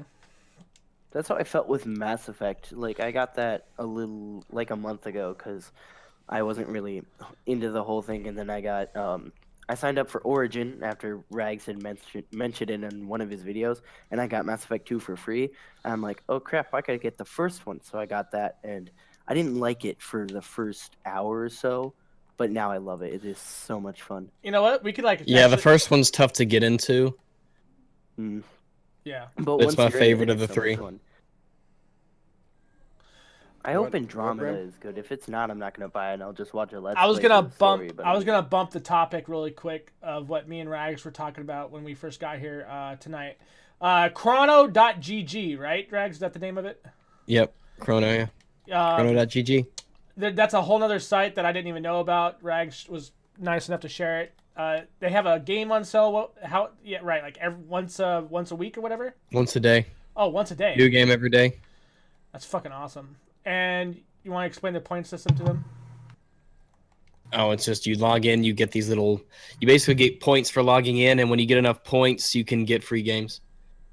Okay, but really, that's cool. the sales are really good for the game that they have every day. A lot of them are fairly obscure, but sometimes, a lot of times they're obscure but really good. Yeah, But you should check it out. Hell yeah. Cool. And it's not one of those. It's not one of those sites like G2A where you have to worry about the seller if they're honest or not. It's just straight up cut and dry. G2A is always sketchy to me. From what I understand, lately, sellers on G2A have to worry more about buyers because you can scumbag free games out of them. Like, they have no protection if you decide to open a PayPal case against them. Like, if you pay through PayPal, you have them by the balls. Oh, in that case. Yeah, you can just charge back and... See, what game do we want now? There's this video game you want, huh? Alright. I don't like how there's allegations about stolen keys with G2A. It kind of worries me. And I honestly want to help the developers. You can buy insurance on your products, the G2A Shield. So if you get a bad key, you can get a new one. Yeah. What is it? So, I will say this about both sites, okay? So I've experienced something a little wonky out of both sites. My one experience out of G2A, the guy sent me an email back saying, sorry, he lost his, he mistyped the thing in. So, like, it took a little while, but the staff there that helps you, like, the people that were helping me, anyways, were really on point. Like, they answered me back super fucking fast. Same with Kingwin. When I found out that certain features weren't going to be available with the key that I got from them for Overwatch, I said to hell with it. And I just, I bought Overwatch through Blizzard because, what the hell? I mean, if I'm going to pre-order it, I want to get all my shit with it. So I ended up getting all the shit with it, full price. And they were Johnny on the spot with it though when I needed their help because the seller didn't put all the details in it until after I purchased it. So I was like, oh fuck. Because usually, like, before I buy from a seller, I like to look up all their shit. Like, what's their feedback like? What their customers think about them. I will not buy from anybody that has less than maybe 30 transactions. I will not touch them. They have to be over at least 1,000 to 2,000 transactions being done before I even consider them. Yeah. I've had one bad experience with those sites, and it was G2A. I got ARC a couple of years ago as a Steam gift. Like, that's the way that they were selling it. And somehow they ended up taking back the gift, and they never helped me after that. So, like, how do they take back the gift though? I don't get that. No, you can do it if it's like a Steam friend thing. You can give them a gift and then you can take it back. Yeah. How? I didn't know you could do that. At least back then, I think since you can refund games on Steam, you could give them the game, and since it would still be in your library, you could put a refund request in before they actually accept the offer, like before they go to their email and say, I want to do this. If you're doing like a trade, then you could just completely refund the game before they even get it. I didn't even know that. I don't know how they did it. It just disappeared from my library. It's because you're a Jew. Yeah. Wouldn't the Jew be the one taking it away? Well, then again, you do like turtles, so I don't know. Have you guys played Project Argo yet, or no? Project Argo? What's Agario? Like complete ARGO. It's a free Humble Bundle game, and it's on it's basically like a remaster 5v5 of Arma 3. Really? Yeah. I think I've heard of that. It's what is it? Sounds kind of awesome. TDM or what? It's just a 5v5. Yeah, TDM, capture the flag, whatever. Oh, cool. Oh, yeah, I didn't know that was a thing. Yeah, I didn't know either.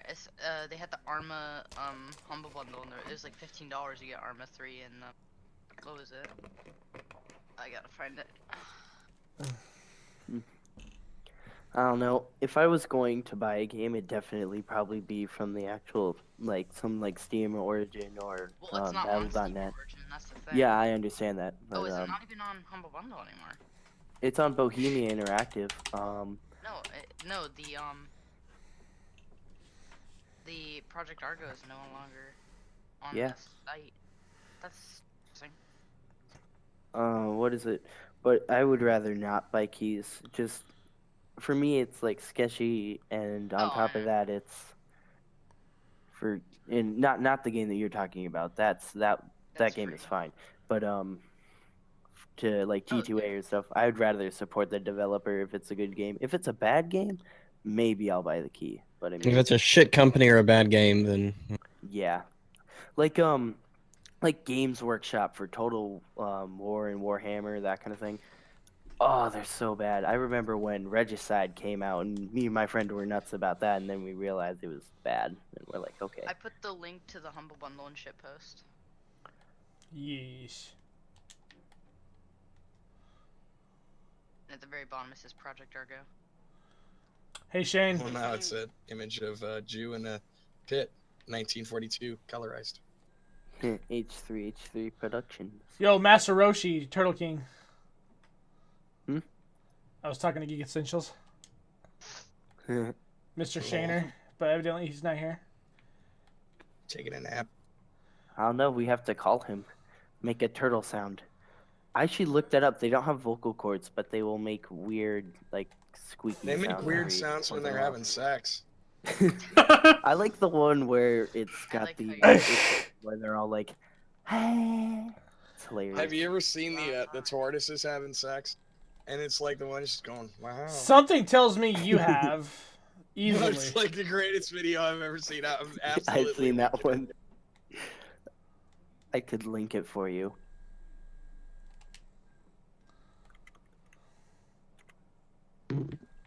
Just figured out I was way too quiet. Really? There he is. So, Shane, you ever played Dragon Age? No. You ever played the first one? No. Well, you own it now, so you should start. Oh, nice. one of my favorite games ever. I actually really did like the first one. I thought the first one was awesome. Wait, what game? Dragon Age Origins. Dragon Age.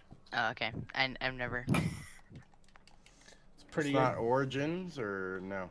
Yeah, it's Origins. Dragon Age Origins. Oh, okay. Yeah, I've seen a lot It's of on games sale like right that now one. for like $7, and the DLC was free. So I was like, okay, I'll take that. Oh shit.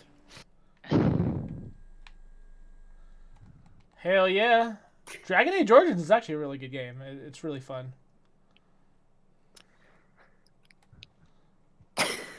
It's so cat. fucked up, man. What'd you do? Look at the cat. The video and shit, bro. Oh my god. It's face. Having sex. Go look at the It's cat's so face. fucking funny. I'm done. Oh I my can't god. do this. We have not devolved into officially a video stream about a cat video. Wow. Look at its face, though. But it's for Scream. TikTok podcast. The cat video is hilarious. Oh gosh. So you guys have devolved into cats.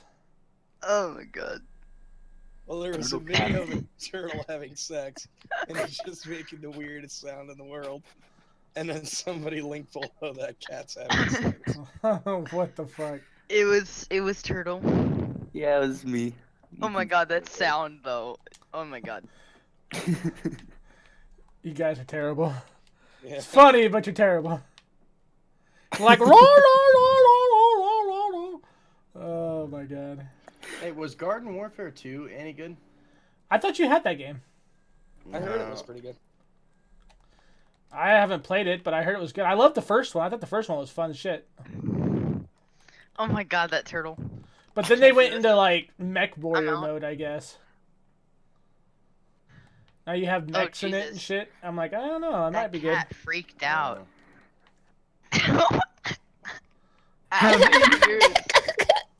Have any of you heard of a game called Black Wake? Oh yes. It What's- looks like Gary's mod with pirates, and it looks Gary's fucking mod's fun. hilarious. I was like looking at the 500+ seat. hours in The that. seat looked good. I linked it in Discord. I've been thinking about picking it up if I can just convince some friends to get it too. What's it called? yeah, Black Lake? Black Yeah. Wake. What is it? The seat looks. You said it's like Gary's mod? Oh my I kind God. of get the vibe of Gary's mod after watching like the little trailer on It's Steam. it's like a 60. It's a 32 versus 32, right? I'll be honest with you, I don't know, but it looks Alright, hilarious. It's somewhere around there, I and don't it's just play games, you're man. like on a team with a bunch of shit. Like there's a whole fleet of ships, and you're trying to fight each other to the death, and it has like realistic physics and stuff like that of pirate ships. See, that sounds more like Guns of Icarus, but with naval ships Guns instead of Icarus is airships. badass. Yeah. I wanted to get the Stop. whole team for that Oh my because that God. game is hilarious. Yeah, Guns Icarus is great. Hell Let's yeah. play the shit out of that. Yeah, I was gonna get Black Wake tomorrow. Yeah, Black Wake is basically Guns Icarus, but on a two-dimensional plane. So, Guns Icarus for scrubs. Yeah, I'll stick to my But Guns then of there's like Icarus. then there's like chivalry sword combat and stuff like that. Looks pretty interesting.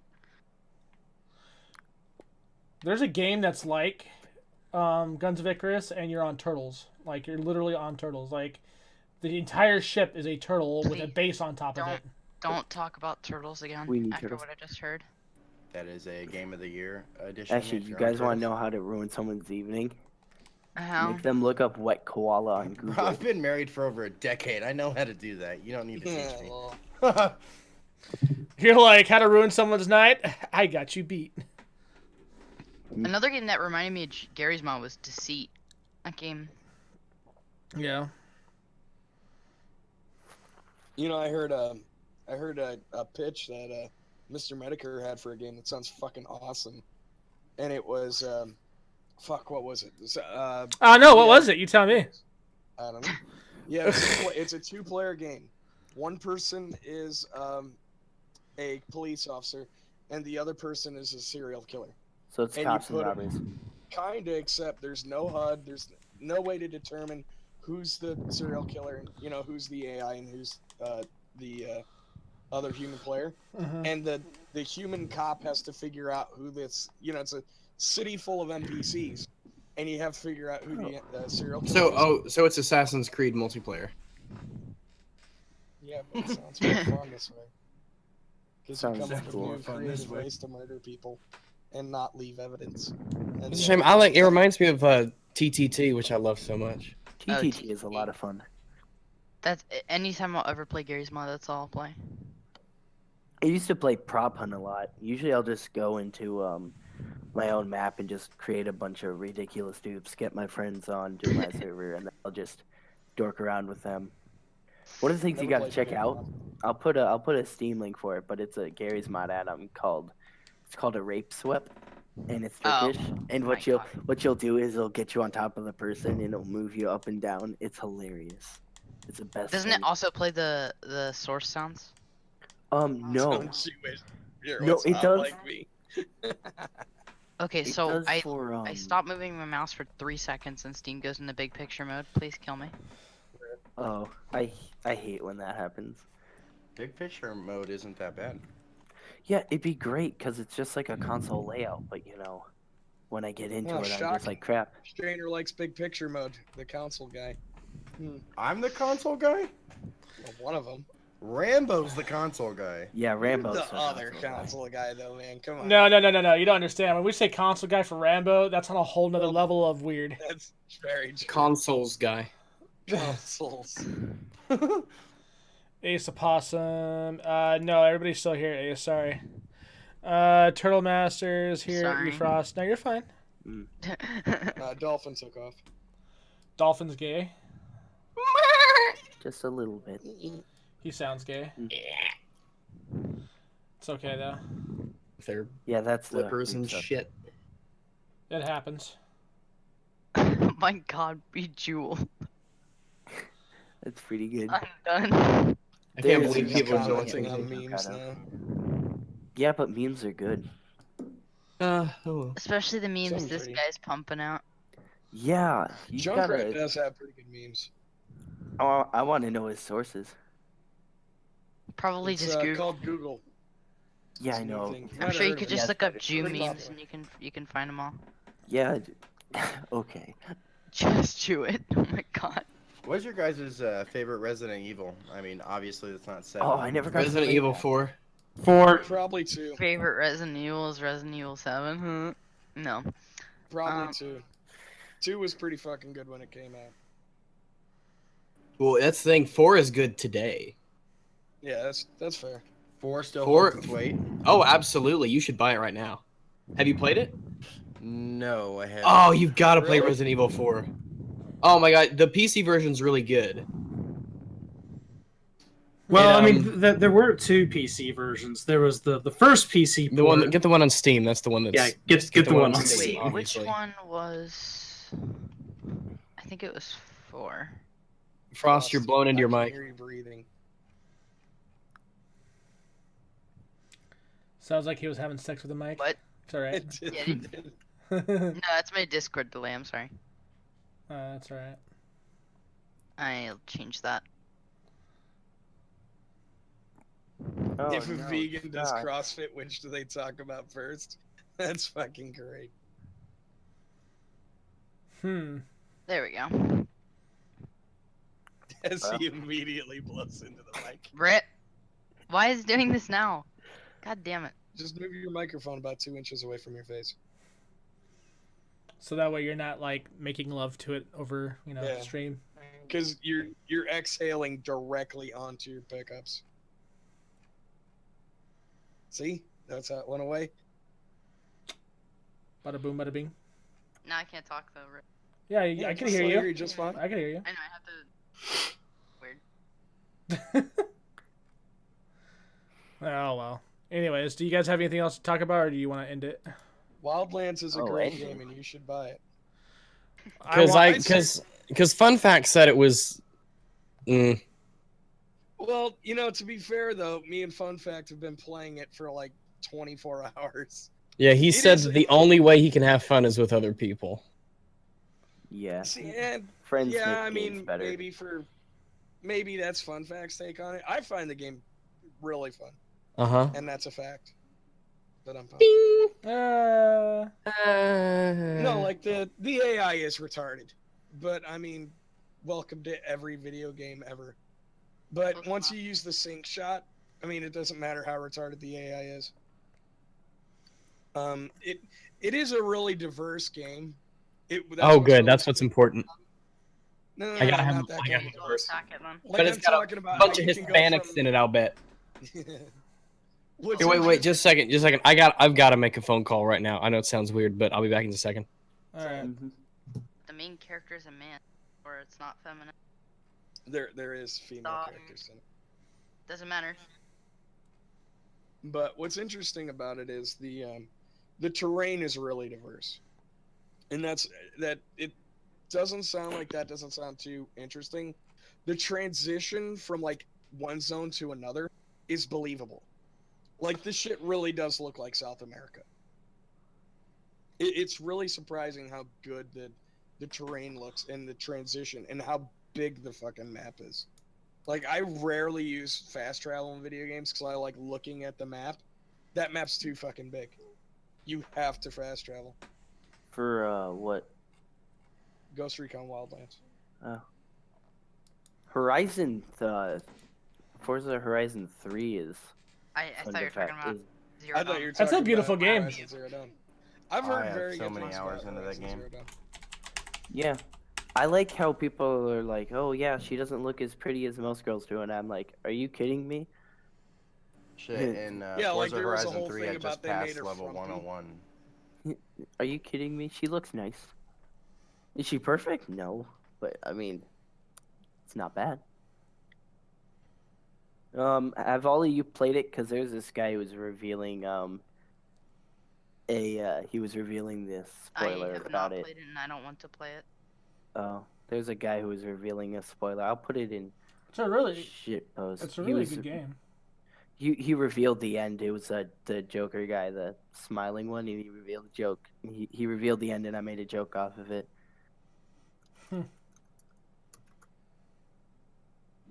I think Horizon Zero Dawn has like made the best case for me to finally jump in on this console generation. Not me. Well, I think the game looks oh fun. wait, I did it prematurely No, like an idiot. Never mind. And keep in mind when I say that, I'm talking about like picking up a secondhand PS4. I'm not going to pay full price for it. That's what Someone's saying- I should have done that. Yeah. Heavy Fisted in the chat's asking me about Tech Talk, and I don't know what that is, so I'm not sad. Jay's 2 Cents podcast. Oh yeah, Yeah. Jay's Oh. 2 cents. They ended it, right? Or something like Yeah. that. Yeah, I don't watch that, so I feel nothing. Regs, about I know you said you wouldn't do it right away because you do have a life, and I understand that. But do you ever plan on doing a video on Marble Duck? Yeah, and I'll the do whole one. Battlefield 1 thing? I'll do one, yeah. Oh. I think it'll be interesting. It'll be good. It'll be good. I already know what I'm going to say and everything. It's just a matter of doing it because videos take a long time. Here's the thing. I know some of us aren't 12 and we don't go on the internet and call out a really, really big YouTuber and make a response video of ours. Here's the thing. It's really fucking easy to sit in front of a camera and talk to the camera and post that shit to YouTube. Right? That shit's really easy. So you can sit down in half an hour and drum out something and upload it. But when I do a video, it's often done over a number of days because I do like YouTube is just a hobby. I do other things with my life, and it takes a lot of time to get the images and to crop them and to get any footage if I need it and to look around at stuff and what am I going to put in, what am I not going to put in. And I'm not super in depth with it really, but I know I get enough information to where I feel comfortable about things and I put it together. Yeah. So when someone just sits down for 30 minutes, makes a video in response, and prattles on, I mean that's fine and all. But when then you go out and say, "Hey, let's have a debate," it's like I don't do debates. I never have. And the one that was with YouTube Gamer, they are the ones. It was the other ones who brought them onto this, and I wouldn't even do one off of the game talk because I'm here anyway. I'm not making special time for it. I just don't do debates. I want to get all my information together. I want to line it up. I want to have cohesive points, and plus it's better for my channel because I can get the video and upload it and all that. So don't think you're anything special because you made your little video and you think that he's not going to debate me right now or he's not going to debate me. So that means he's scared and he won't do it and he just won't do it. No, it's stupid reason. Yeah, I know it's dumb, but that's how people think. That comment section was cancerous. I noticed it. I read through it. I was like, absolutely ridiculous. But that's how people are, and I hope people aren't like that with me. Just because you challenge someone to a debate and they don't want to do it, that doesn't mean they lost. That just means they don't want to debate you. I would rather make a video on it, and I'm a busy guy, and it takes a while for me to make these videos, and I've got other things, and I'm much more interested in than some little YouTuber that I've never heard of before. And I just have better things. I legitimately have better things to do than respond to you. But you can't. And when your thumbnail is Rags is an idiot, and you say, "Hey, let's have a friendly debate." No, sorry, that ship has sailed, Bucko. That ship has sailed. Yeah, you can't do that shit. Yeah, I mean, as soon as I saw it, you can't. Like someone emailed me with a response to this Ashley Judd thing with his thoughts, and his second line was like, "You're a fucking piece of shit" or something like that. And I didn't read the rest of his novel of a writing, and I said, "I hope you didn't waste much time typing all that shit because I'm not going to waste mine." All right. And he's like, "Well, you insulted her." It's like, yeah, I don't give a shit about her. I don't give a shit about her. I don't give a shit about TED Talks. I know the crap that they do, and I know her bullshit, and I'm not dealing with it. And it's mostly to my audience anyway, because actually Judd's never going to listen to that shit. She pays someone to block her crap on Twitter. She's not going to watch a YouTube video where I ream into her for whatever it was, 15 minutes. Yeah. So if you think you're just gonna sit down and pump out a video with my name in the thumbnail and title, because I'm a much more successful YouTuber than you are, and I'm just gonna turn around the next day and have a video for you or debate you at your whim, then you're an idiot. Yeah. What is it? He made a point about how your videos were so long. I enjoy having your videos. Yeah, it's like his videos are so long, and the video wasn't his 30 minutes. Yeah. I like having your videos really long. Bitch is about 30-minute videos while making a 30-minute video. Yeah, I mean, if it's too long, then you can stop watching it whenever you don't want to. Whenever you feel like you're done with the video, you can just stop watching, and that's fine. That's why I've been going back through all your podcasts, because I like listening to it while I'm gaming. Because A then I lot of can people just... tell me that. Yeah. Oh, Yeah, I've A lot been of told people. that A few lot of times people by listen to before. videos of what. I listen to a lot of your shit. Although now that I have a second monitor, I have a tendency to watch it as well. Yeah, I have YouTube. I have pretty much YouTube always up on my right monitor. I have, when I'm doing on my middle one, I have Discord on my left, and I use the left for like Notepad and Skype and all that. But multiple monitors are great. They're really great. Because like I turned off my second monitor the other day because I wanted to see if I could increase the performance of my my CPU by just going back to one monitor for Wildlands. Yeah, it didn't make any notable difference. No different. It takes I kept sitting here thinking, how the fuck did I live before a second monitor? Yeah, I know, right? I have an aunt who works at computers, and she was asking about having multiple monitors, and she doesn't know much about computers at all. And so, she's one of those, because she's one of those old Windows 95 XP or whatever computers that works use, because there's a shit ton of Windows XP out there. For those of you they're cheap too. There's a shit ton of it. And she was asking me about second monitors, and I'm like, well, just imagine that you work at a desk and you just have a bigger desk now. It's the electronic equivalent of that. All you have to do is plug it into the back of the computer, and now you have a second monitor that you can just scroll over to. And it's basically just an extension of your middle monitor with a border that separates them. That's all it is. It's just giving yourself a bigger desk. Yeah, I always told my friends that if I were to get a second monitor, or if I was going to use one big giant, if I was going to have multiple monitors set up for one game, I would never do it like that. I'd just buy one big monitor and then have side monitors if I want to have stuff on the side. Because if I want a big giant thing for a game, instead of buying multiple monitors, I'll just buy that slightly curved one that's like super huge. I mean, I would say for monitors, I would I mean, it depends on the size and all. If you're a gamer, then it's best to spend the money on one good gaming monitor than an okay one and some second monitor, because you can get monitors for nothing now. I mean, a lot of places I bet would just be happy to get rid of old crappy ones they've got. You can probably go into Best Buy or whatever online with. Yeah, let me check actually if I go to Amazon, see what the cheapest monitor I can get is. I want a 1440p one that's got 60 FPS. I know there's one for like 200. I mean, you can get them for anything as low as. Here's one for $69. Here's a $50 one. This $50 one is 19.5 inches refurbished. I mean, because the thing is, if you want a second monitor, it can be super cheap because it doesn't have to be a good monitor. It's just there for space, really. So that's what the first it doesn't one have to I have special panels or response this or refresh that. Yeah, my the one I have using now is for my old computer, so I'll just get a new monitor and set this one off to the side. Mm-hmm. You can use this one for stuff like YouTube or Discord.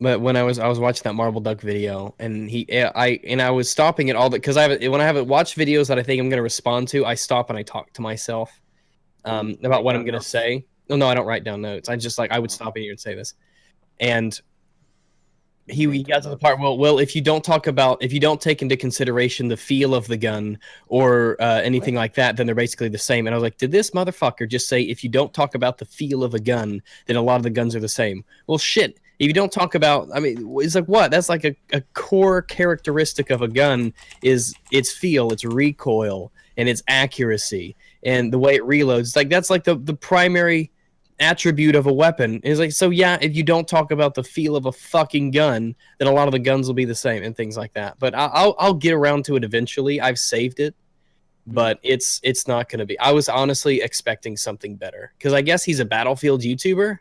Yeah. So I was expecting a bit better than that. Right into your whole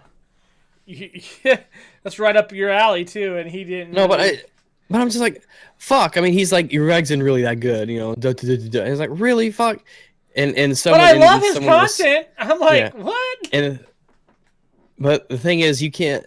And like, people were saying things like, just because I say I'm not going to do a response video to it doesn't mean I get destroyed. It's like, I have shit I want to do. It's my channel. I'll do what I want. And making, I mean, it's like, it just doesn't sound like a lot of fun necessarily to do that shit. Right. They were saying things like, God, what was it? How I think someone had said that in the video he had used audio. He had pulled audio from the video and overlaid it over a part of the footage that it wasn't originally attached to. Wait, really? Yeah, so I got to get to that bit.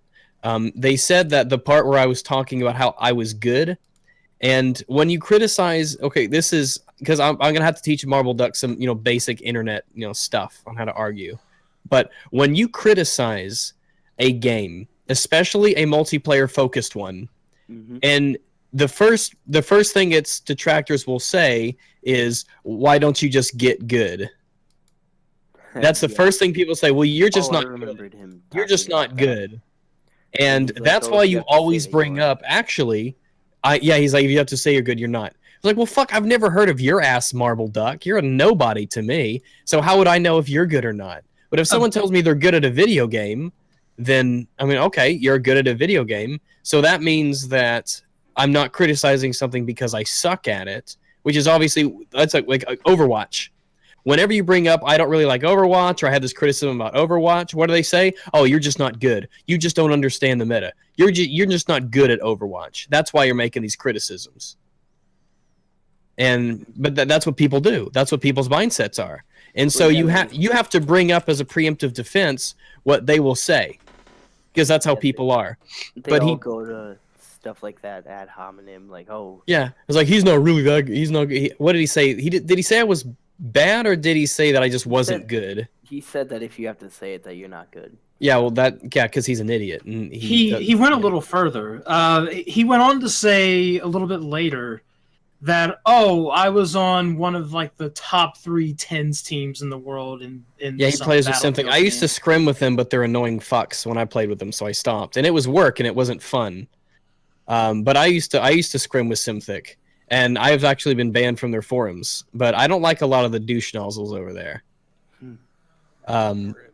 And you being in Simthic it literally means nothing to me. Like, I don't give a shit. But with stuff like that, it's like, if you have to say you're good, you're not good. It's like, that makes no sense. And if you want people to take you seriously, you can't say stupid shit like that. Fun. Totally fun. And but he overlaid the part where I said I was good, but he wasn't playing it over the relevant part that I'd said it, which was my stats. And I can't remember if my video I said specifically the reason I'm saying this isn't because I'm not good at the game, and that's why I have criticisms. I'm saying it because that's obviously the first thing anybody says when you criticize a game that especially a lot of people are passionate about. It's not the game, it's because you're bad. Because that's how people are. And that's what they do. Oh, shoot. I don't remember who it was, but I remember a long time ago. This was well before. This was like last year during the spring, I think, when this one guy was criticizing a game, and he got diagnosed with cancer, and this other guy had responded to it saying that he hoped he died from cancer, and saying that, oh, you can't criticize a game unless you make a game. You don't understand how hard it is. It's the exact same equivalent, exactly, of saying, well, have you made a game? Then don't criticize people who do. Or, oh, are you an artist? Well, you can't criticize art then. I mean, it's the same stupid, ridiculous argument that people make. Well, I mean, it's obvious to tell when people put in work or not. And I mean, if you've put in work, that's great. But if you've put in work and it ended out crap and I don't like it, I have the right to criticize it. Just deal with it. But I only got like 7 minutes into it because it's like a 30-minute video. And I mean, I got to a certain point and I'm like, yeah, I'll just save this for later. But when people were saying he'd taken audio from one bit and overlaid it over another, I'm thinking that takes effort to go out of your way and do. Yeah. That takes effort to go out of your way and do. Because if you're going to take a video, then the audio and the video are obviously lined up together. And if you want the audio bit where it says, such and such, it'll be overlaid over the video that I'm saying it in, part of my video. So if you rip that and put it over something else, especially when I talk about the part where it's relevant, then that's kind of being a bit deceptive. Yeah. I don't know. If there's ever a response video that someone makes, I always try to make it a point to watch the original video, get my own thoughts on it, and then I watch the person's response to it. because I want to get a full idea of what the video is about before someone else puts their thoughts into my head. I think we just have too many people on the internet that have never been criticized for anything in their entire lives, and so they want to be in this fucking little tiny shell of a fucking bubble, so that way nobody ever has to criticize them, and they never have to deal with anything ever again. Like, that's pretty much what it comes down to. Yeah, it's all the people who don't want to get their feelings hurt. Oh, boo-hoo.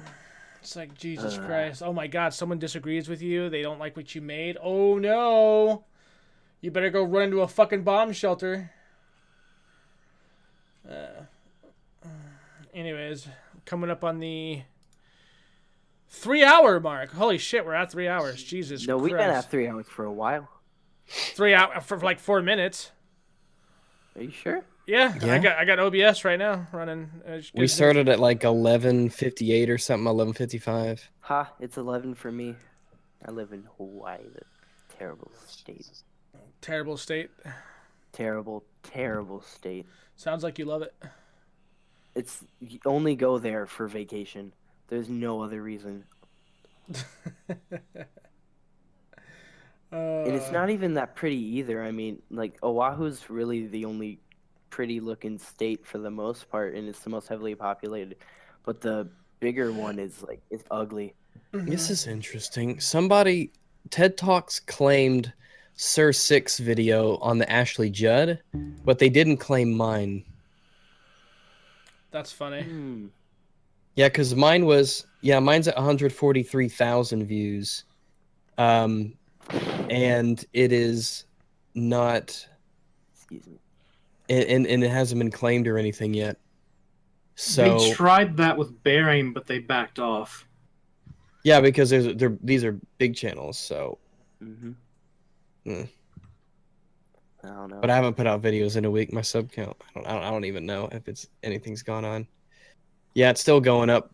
Oh, shit, yeah. But I mean but I just man, work has been just crazy, and I'm still kind of sick. I'm feeling sort of all right now, but I was with Jeff Holiday and Annie Sleeper and Ceylon, a bunch of stuff earlier, and we were watching. We did a Quiplash thing, and it was really rough on when I was doing that. I was just sneezing and everything. Ugh, awful. I haven't been sick in a long time though, so I suppose it happens. Right. What do you do for a job again? But this thing is just kicking my ass. So is there any other games besides Ghost Recon that anyone is excited for? Buy Devil Daggers. Devil Daggers is good, yeah. Buy Devil Daggers. It's like $2. Mm-hmm. You should buy Devil Daggers. Stellaris is really good. And if you don't like RTSs, the Stellaris soundtrack is amazing. Yeah, but what is it? I can't play Stellaris with friends. I can't stand it. It takes too long. There's nothing interesting you really do. I can play it by myself for hours, but with friends, it's just, for me, it's like the worst with friends kind of. That's how I am. That's right. Like, that's how I am too. Like, I cannot play any Civilization game. I cannot play Total War, and I cannot play the Necromancer game, 4X games with friends, because that shit takes for fucking ever. Like, I literally fall asleep in the middle. Total War Warhammer, I might try it if I don't fall asleep first. With Civ, I can't play it with friends either. I can only play it by myself. It's one of those play by myself games. Now, I did play Civ 4 Hot Seat on a friend's laptop when I was growing up, and that was one of my first introductions to PC gaming. But that was when I was very young. Yeah. And I played that with him, but it was Hot Seat. He was right next to me, and we'd be looking at other stuff on like the TV, and just doing friend stuff, and that made it a lot more bearable when he's next to you. But Henry, I wonder what became of Henry. Devil Daggers tried to track him down. Have amazing graphics, but it looks like a lot of fun. It's smooth. Well, the point is, it has this really old Quakey kind of look to it. So it's really nifty, but it's pretty much just a challenge to how long you can survive. And I've pumped probably a good. Let me see. I've pumped. It's pretty addictive when you first start. I've got 100 minutes in it. Yeah. I remember what got me into PC gaming. I was playing on my Xbox 360. And it's $5. I'd still say it's worth $5. Yeah, definitely. Yeah, it looks pretty good. I used to I got Portal and Portal 2 on the Xbox 360, and I played that. I absolutely loved it. So I looked at Valve and other games that they were putting out, and I saw the Stanley Parable. Noticed it was only for PC, and I'm like, hey, wait a minute, I have one of those. And so I got into the Stanley Parable. I talked to my friends at school; they were into that too, and it went off from there. Yeah. Yeah, Stanley Parable's really, really good. I talked about it with Nick Groff, Wizard of Cause, on a stream I did with Jeff Holiday. But it is a fantastic game, and it's a game really. I mean, it's one of those games where if you had to play a tutorial game to be in gaming, it would probably be that. What is it? I definitely think it's not a game you could play every day, but go back every once in a while, and then you'll play it for a long time. It only takes like 3 hours, 3 hours to get to all the stuff. So it's not a game it's not a replay sort of game, and it's not a game that you can play like you can sink a lot of hours into. But it's an extremely enjoyable 2 hours that's very unique, and it is really something that talks about things that every gamer should, be aware of, or for it's a very relevant. It always I like how it breaks the fourth wall and everything, but it feels like a game where you're always looking for something else, even if it's not there. And if it's not there, then you'll just go download a crap ton of mods off the internet to extend your story there. There's the Raphael mod that they made. That was a lot of fun. I'm working on one of the achievements though for the game right now. Which one? Well, if you've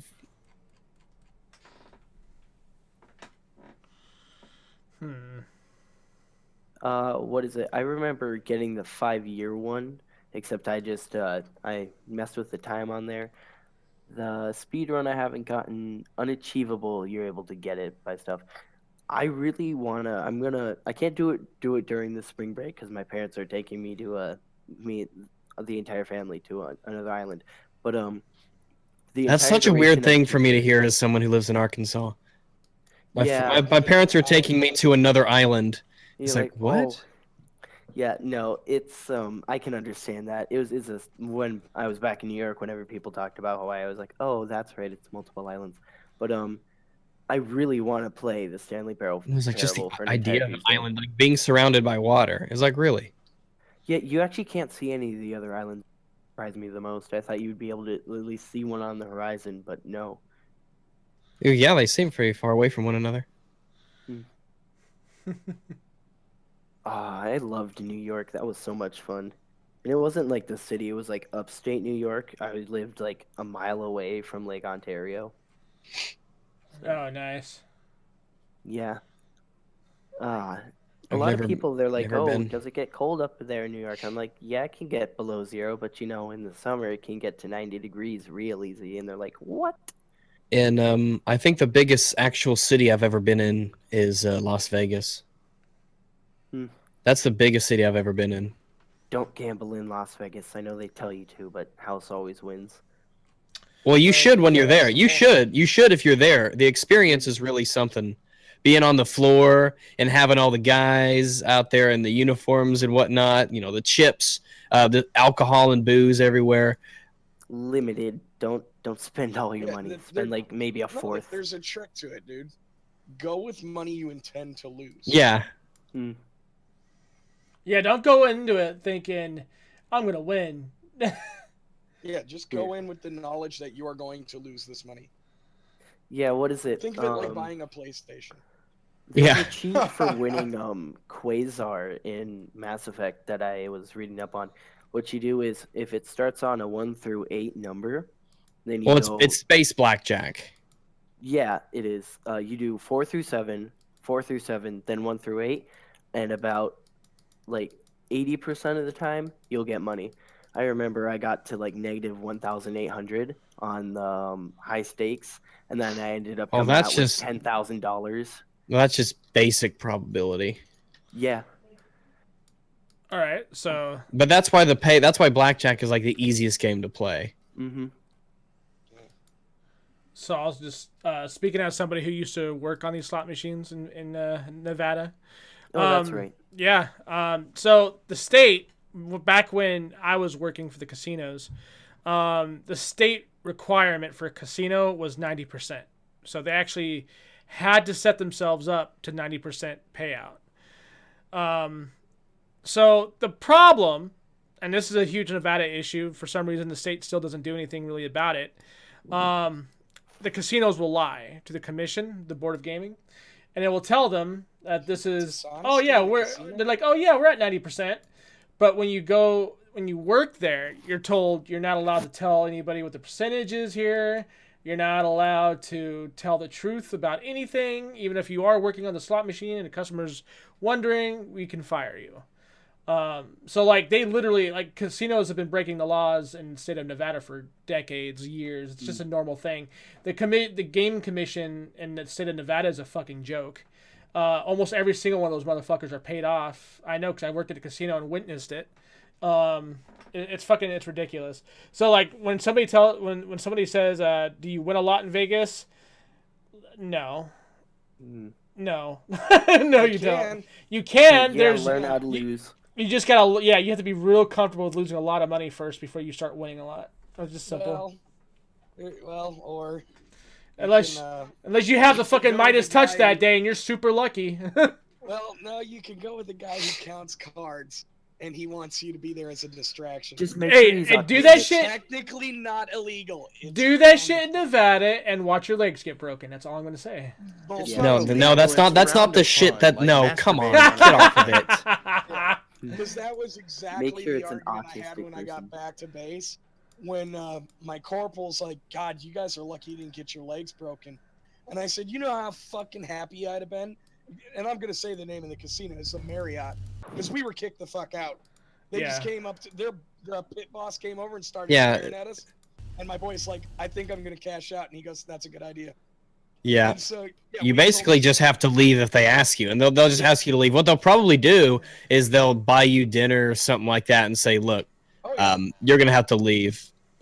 Yeah, their goal at that, once they figure out that you're counting cards, their goal is to get you drunk or get you off the floor because they know that you're going to take them. It's just like jacking off on an airplane. Yeah, it's frowned upon. But yeah, like the guy just goes, that's a good idea, like really intimidating and shit. Well, we got back because, me and my buddy, we thought it was funny. And it's, I'm fucking 6'1", I'm 300 pounds at the time, and I could bench press 350 pounds. I'm a big motherfucker. Nice. So, like, the idea of a security guard threatening me in America wasn't that intimidating. And, keep in mind, the guy standing next to me was also a U.S. Marine and cut like a motherfucker at the time. So anyway, the moral of the story is we get back and our corporal is sitting there telling us, like, man, you guys are lucky you didn't get your legs broke. And I was like, yeah, that would have been the happiest day of my life because the Marriott would have been changed its name to Jack Reese's big fucking building full of money. Because I'd have sued them for everything they were worth. And knowing that hotels are really quick to give you shit that you want if you ask for it. Mm-hmm. As someone who's worked in them, they can be very kind. What do you do now for a job, Regs? It doesn't matter. He doesn't talk about it. He's a prostitute next to the Burger King. That's what I was going to say. Well, see, now here's the question, because Rags is a pretty attractive guy. What Burger King? Because I'll be in actually, if you want to see what Rags looks like, you just got to go to his These Games Are Total Wank Let's Play. Yeah, try doing that. Huh? Yeah, try that. Privated. Yeah, but I already watched it. I remember the Under Zero one. I liked that, where you're like coincidentally it's the score of the game. That was damn, Rex. You're pretty. I look really good. I've looked a lot. I look a lot better after I made those. It's weird because now that those are those videos were put out, it's like I've really I've bulked up a little bit, and I mean I think I look really good. I look really good. I don't look really much at all like what I used to. You should put a picture out so we know. He's like, I have in Discord. He's like, I look so good. I suck my own dick. I wouldn't take a shot in the mouth. I'm telling you right now, Brim, if I could reach, I'd never go on a date again. I don't know. I imagine it would be like tickling yourself. Where it's just like, yeah, I know it's me, though. You wouldn't take a shot in the mouth, but I'd attempt it. Oh, you missed. Wait, how the fuck do you miss your own face? No. I was when I was in search and rescue. We had this big old dude named Greg, and this guy, he was so tired one time when we were coming back from one of our trainings out in the middle of fuck knows where, bumfuck Skunk Junction, Arkansas, and we were coming back, and we stopped at the restaurant. And he was so damn tired, he was drinking, and he legitimately missed his mouth. He brought that cup up to his face and just totally missed and started pouring water down his cheek, and it went down, and he was like, oh, shit. He's like, this guy just missed his mouth. So if you can miss your mouth, then you can, yeah. I stayed up like 3 nights in a row, and then I went to grab a popsicle from the fridge, and I immediately went to go eat it from the side. I'm like, I don't care how tired I am, I'm not going to miss. Right into my cheek. Wouldn't be the first time you had a sticky cheek.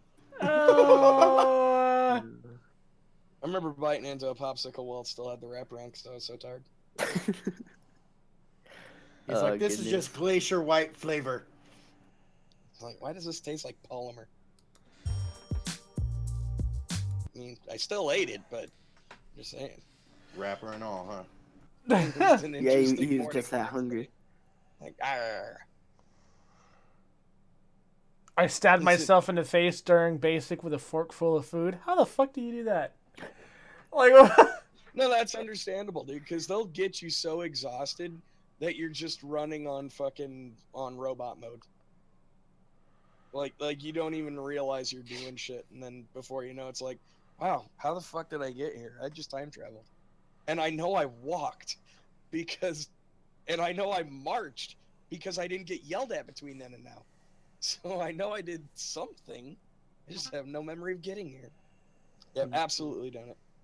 I've fallen asleep while on a battalion hike. And you kept moving. Yeah, just kept walking. Yeah, well, your body doesn't need sleep. It's only because I started to walk like off the trail, and the guy behind me grabbed me. He's like, "Dude, what are you doing?" I was like, "Oh, sorry, fell asleep." And he's like, "How the fuck did you fall asleep walking?" I was like, "I don't know. I don't want to do it again now." So, Rags, I got a question for you, Rags. Do you date darkies? Yeah. How dark? Like burnt toast Wesley dark. Snipes or... Because it becomes a level of attraction thing. Like if they're really, really if their skin is really dark, I'm not as attracted to that.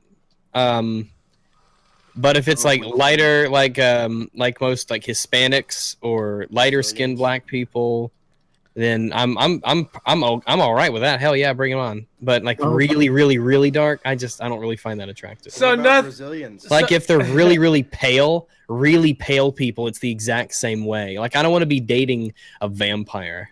Ginger. Or an albino. Albinos are weird because they got like red eyes. Oh no, I like. Yeah, it's like, are you a lab rat in human form? Mm-hmm. So on a scale of Wesley Snipes to Flavor Flav. Yeah, Flavor Flav, bring it on. Yo, yeah, that's not dark, dude. That's fucking crispy. Like Sean King. He says chocolate brown. Talcum X. Oh, I get it. Jesus Christ. Oh, I didn't get the barrier up. Oh boy. This is so mind-blowing me that Louis Farrakhan at one point said that he believes that aliens are on their way to wipe out the white race to even things up for black people. Are you serious? Louis Farrakhan's a piece of work, man. What the actual fucking crazy? Sounds like to me this guy's got some fucking issues. Just a little bit. Isn't he a senator or some shit too? Like, wait. I know he worked for the Obama administration for a while. They put someone like that in office. Dude, that's the Democrats for you. They cater to people's crazy shit. Actually, I have something for you guys that goes So along then, with being a that's why Democrat. Trump is going perfect. to eliminate, what is it, mental health from his healthcare plan or whatever. Is he? Oh, I thought you meant from the government. I was like, oh no, the No, government's going to be completely understaffed. From like the standard government health plan or whatever. He's taken out mental health, is what I read yesterday. I guess define mental health. I don't know. That's all it said. It was by kind the of way, a broad yeah, term. Turtle, absolutely. Absolutely. Yeah. When she was younger, I'd have fucking wrecked her. You know what's funny? She actually terrible. used to be a Republican. Who? Wait, who? She used to work. Hillary Clinton used to work with Republicans, but then she turned to Democrat, and that's the effect. Bill, do you know why? Because she convinced Bill that he would never be president if he was a Republican. So she convinced him to become a Democrat. Gotta love it, right? Yeah. But yeah, young Hillary Clinton, dude, I'd have wrecked her. Yeah, she's super hot. Yeah. Even Chelsea is relatively hot, but she's okay, but she's getting to the same stage where her mom's at. Yeah, she's very quickly becoming. You know, have you seen Clinton lately without makeup and everything? Because she looks deceptively like she's becoming George Soros. No, she's Chancellor Palpatine. She really has. You should take a look at her. And the first thing I thought was George Soros. It's really mind blowing seeing her, and kind of having that realization that this bitch was almost president. She was, yeah. She won the popular vote by a little bit, and well, there's a lot of arguments now. Yeah, now how much? Now who voted? Like, did we let Guam vote? Well, no, because then Guam would have voted. Guam. Well, Puerto Rico can't. They can vote in the primaries, not for the president, Puerto Rico though. cannot vote for the president. They changed that like a year or two ago. And I guarantee you it's because they found out that Puerto Ricans are very heavy Democrats. Whereas Guam isn't allowed to vote at all. Because Guam is very conservative. Like, you go there, it's mind-blowing. It's like the conservative Hawaii, except for shit's actually cheap there for some reason. No, they're not. They don't have electoral votes for president. Oh, maybe it's they just get the popular vote then. Well, they can vote for they can vote in the primaries, I believe. Okay. So that's still really important, but they can't vote for the president. So, I still don't understand why we leave it up to Guam to become a state. Just declare them a state and fucking declare. I mean, yeah, if they can pull their weight, if they can get everything in line, then they should be allowed to. I think they should be allowed, unless there was actually, for love him or hate him, Oliver, what's his name, John Oliver, he's a fucking liberal, liberal guy, but he does have when he's not talking about politics like that, his show is actually really good, as long as you don't catch him talking about politics. So when he talks about FIFA and mental health and criminal stuff, that's actually really, really good. And he has a part about Puerto Rico and voting that's actually really good, and that you should take a look at. But when he gets into fucking Trump bullshit, then yeah, you just don't even bother. On the subject of mental health, one of the things that I find ridiculous your brain's not here. Yeah, no. Anyways, so one of the things that I don't like is the prescription for ADHD, and I understand it and all, but they describe it as a mental illness. I don't think it's a mental illness. I think it's just still a different way of thinking brain because so many people have it. Wait, what's mental illness? Doctors say that ADHD is a mental illness. I don't think it is because so many people have it. It's not just a different way of thinking. Well, they're a doctor. What are you? Yeah, I know. That's a good point. I would probably also a nurse and a midwife, so that doesn't mean anything. If you have, well, my parents are architects. Don't have me design your building. If you have I mean, ADHD, I don't see how it wouldn't be a mental illness. I mean, I have it, but I don't take the medication, and I'm perfectly fine. That's you, though. Okay, yeah, that's just you. Yeah, it's just you. Yeah, there's and that doesn't mean you don't have a mental illness. I could be a carrier for diseases I don't know. It still means I got it. Yeah, I don't know. I would say that there's a need for medication, but I wouldn't describe it as a mental illness. Just a different way of thinking. It's also very possible. ADHD is the most overprescribed mental illness there is, though. Yeah, it's also possible that you're just. And it's also possible that since you've only lived life as you and you've always, you're used to it in ways that other people aren't. So if you body swapped with someone who didn't have it, maybe you'd be able to see a difference. That is true. What's becoming an overprescribed mental illness that a lot of people I know don't have is PTSD, and I know veterans will agree with me. Oh, PTSD, Dude, that kind of pisses me off. You have no idea how much that pisses me off. People milk that crap. My dad yells about people with that. There are people that are not veterans and have not served that legitimately do have it, but not fucking like one in every 4 people. Not on the level that it's being stated. Yeah. Like I do know I am completely willing to acknowledge that a chick who got brutally raped might have PTSD from that, and I legitimately feel for it. And she is totally allowed to say she has PTSD. Fuck yeah. But when you get like, oh, I went on Tumblr during the fucking 4chan raid, and now I have PTSD. Fucking go fuck yourself. Yeah. I have a friend who is so fucked up that we went to go see, what movie was that? Jamie Foxx, they're in Saudi Arabia, there was a bombing or something. He's in the FBI. Oh, shoot. I can't remember the name of the movie. He's fantastic, though. He was, at the very end of the movie, where the last, 10 minutes of it's a firefight, that dude was visibly upset.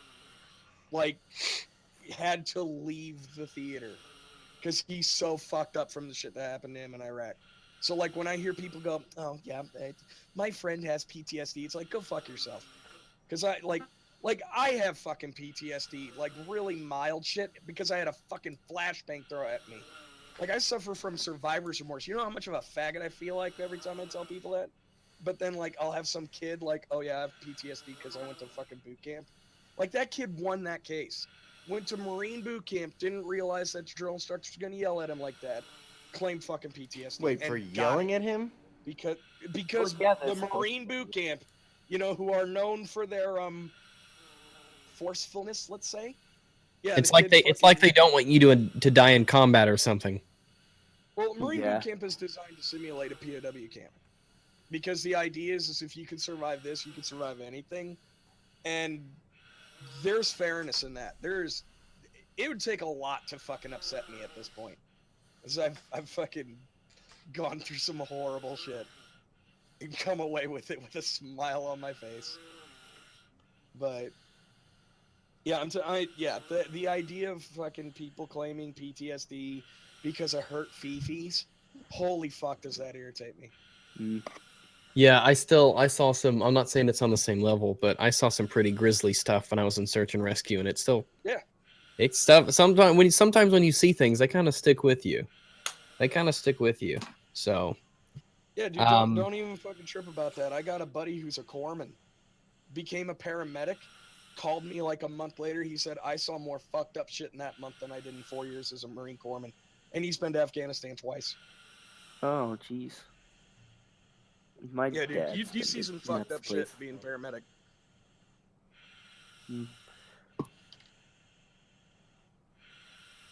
Oh, shoot. I remember back when I was in New York, there was a story about a cop, and it was this rookie girl. She had just finished training everything, and on the first day, shot right dead, right then there. She went in to go into the door, and bam, right through her. Yeah, I don't know how much of this story I can actually tell, but basically, this dude, he lives somewhere, and there was an accident involving a train and a decapitation. Oh. And when he showed up, obviously the guy's not gonna make it. And when he showed up, the other paramedics were fucking with him, and they were like, "Yeah, go try to get that guy's pulse or something, or check his dilation or whatever." The mouth was still moving because it was trying to, and he realized it was saying, "Help me." Oh, geez. That'll fuck you for actually life. I don't know if I believe that. It's what he told me. In fact, I do not believe him. I don't believe him. The brain can still perform functions for there is. You know what?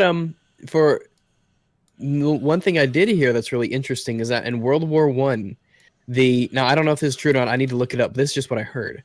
Is that in World War I, the British suffered a lot less mental trauma and PTSD from trench warfare than the Germans did, because the British were so adept at dark humor. And they were Is that legit? that's what I've heard, and I'm inclined to believe it based on the British being the British, and the things that Germany's a pretty upbeat country. Well, they have a, especially with it was in the 60s, 70s, and 80s especially. They got the reputation of being no fun at all, no jokes, very serious, and it still kind of carries over to this day. You know, Germany, there's no jokes in Germany. A lot of that's a holdover from World War II, but Germans are actually very upbeat people. Well, that's because they're drunk always. Well, with immigration, they're also a very beat up people. Nah. See what I did? Because I see how fucking. Yeah, you got to understand, a lot of our culture comes from Germany.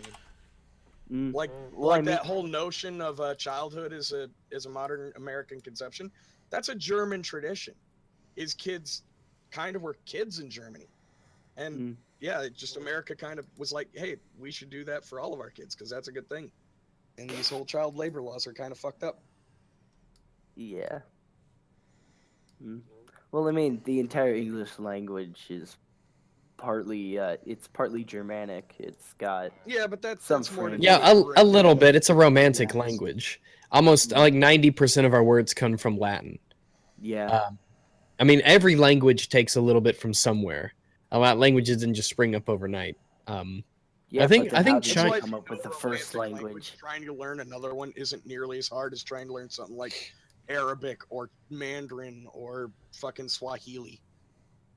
Like, I hear that. I would almost think it would be harder because you might get it confused because the words are similar. You do, but so much shit carries over.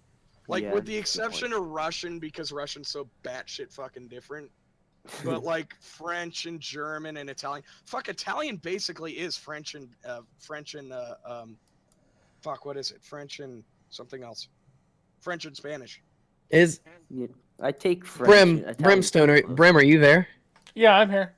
Okay. All right, just checking.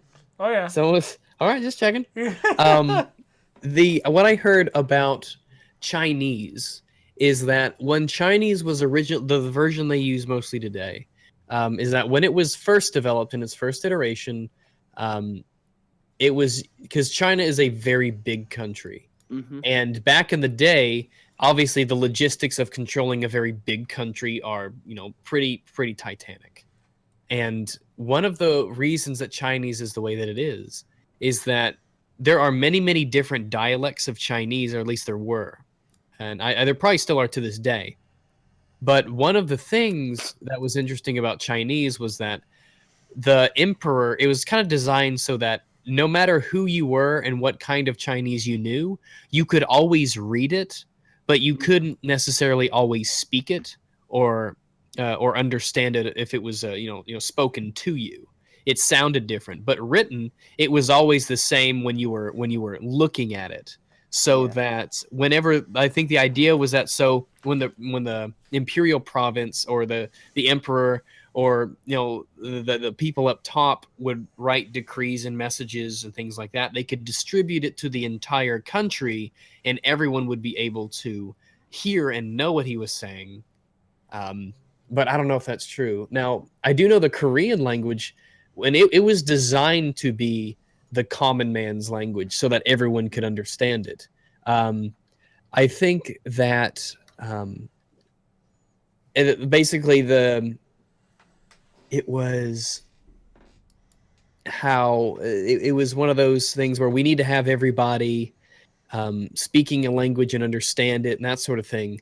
So the emperor, the king, got some guy to come up with something that was really, really simple, and you could just teach to peasants and they'd be able to get it. Because when you hear that the whole 97 literacy rates and things like that we take for granted now, and that wasn't the case back then, and it's really, I mean, it's really weird to think about a world where the vast majority of people couldn't read and write. Yeah, I mean, that's crazy to think about. Awesome. Really, when you get down into it. Like, people just talk to each other, and you only learned because everyone around you talked, and you just picked up on it. Well, humans do learn by repetition. Well, yeah, but it's more to the point. I like how awesome it was all passive. Right now. Oh, it's amazing. If people say, what other time period would you rather live in? None.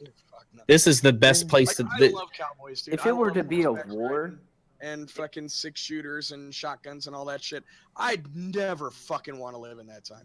Yeah, imagine how neat that would be if you're like a saloon owner or something like that in some, the town out west, or if you were, just some like a barber or anything like that. I mean, yeah, it's cool to think about, but then when you're like, oh, diseases and medicine and shit like that, like scurvy was really common. Yeah, what was it? If I were to have to choose any war to be in, it'd probably be World War II. Fuck no. Oh hell no! Fuck that bullshit. It would be in this one. It'd be the most modern war possible, where the chances of me getting shot are basically nil, and I'd be a mechanic or some shit like that. Think about how many people gave for the country and everything. Oh, I'm not. Yeah, it's like. I mean, if you want to go with a noble war, maybe. Yeah, absolutely, it's very noble. But I mean, I don't want to be the one who dies. Yeah, it is. Yeah. A lot of the time when people talk about like going back to another time period or something, like what time period they would rather live in, what war they would rather fight in, they overly romanticize that shit. Yeah. After I think it was E.B. White, didn't he write the Once and Future King? I think he wrote that in prison after serving a rape charge or something. I don't know. But when he wrote that book, it was really the first big romanticized book that made it popular. I mean, they never had to do things like clean the rust from their swords. They didn't have to worry about the armor and all that. It was romanticized. It was an idealized depiction of reality. And when you look at things like medieval warfare, fucking terrible.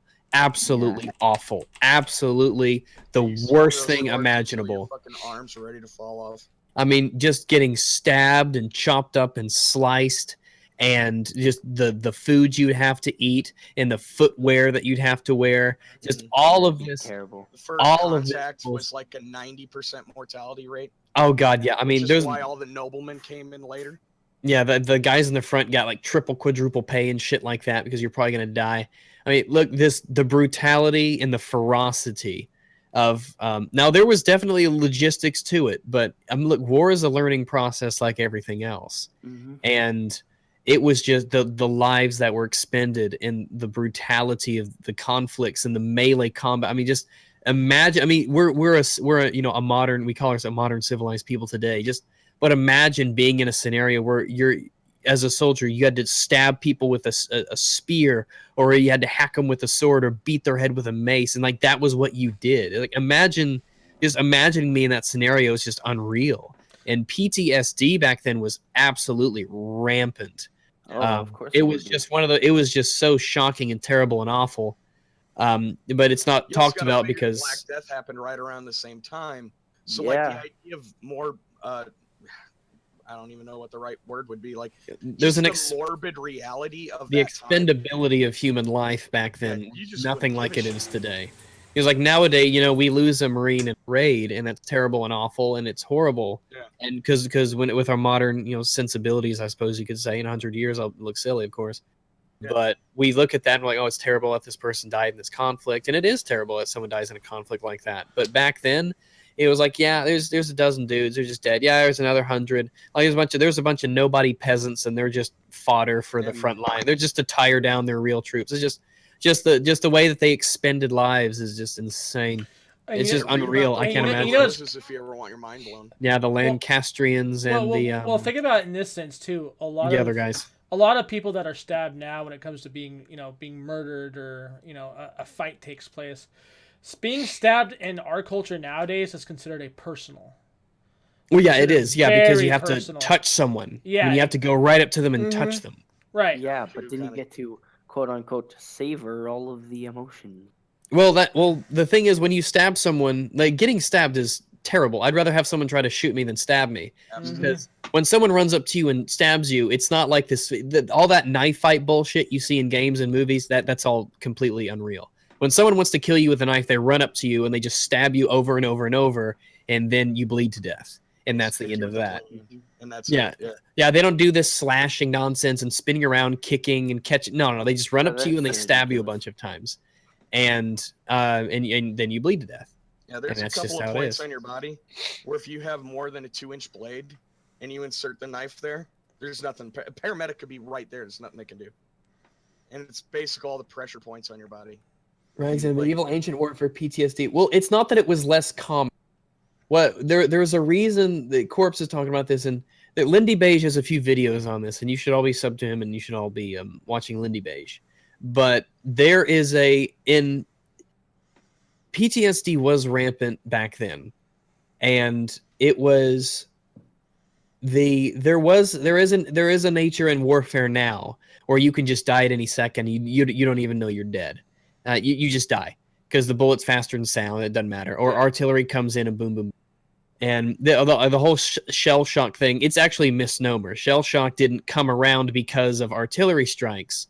It came around because the people were noticing it and they attributed it to artillery. But things like the 1,000-yard stare and that sort of that was way before modern wars.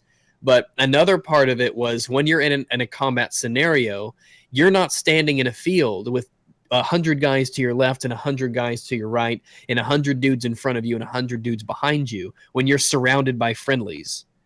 There is a level of isolation that occurs in modern war, and there is a tactic in modern war where you want to spread out to a degree, and you aren't necessarily right next to a bunch of other guys with you, and you can feel them next to you. The goal is to have as few people near you as possible.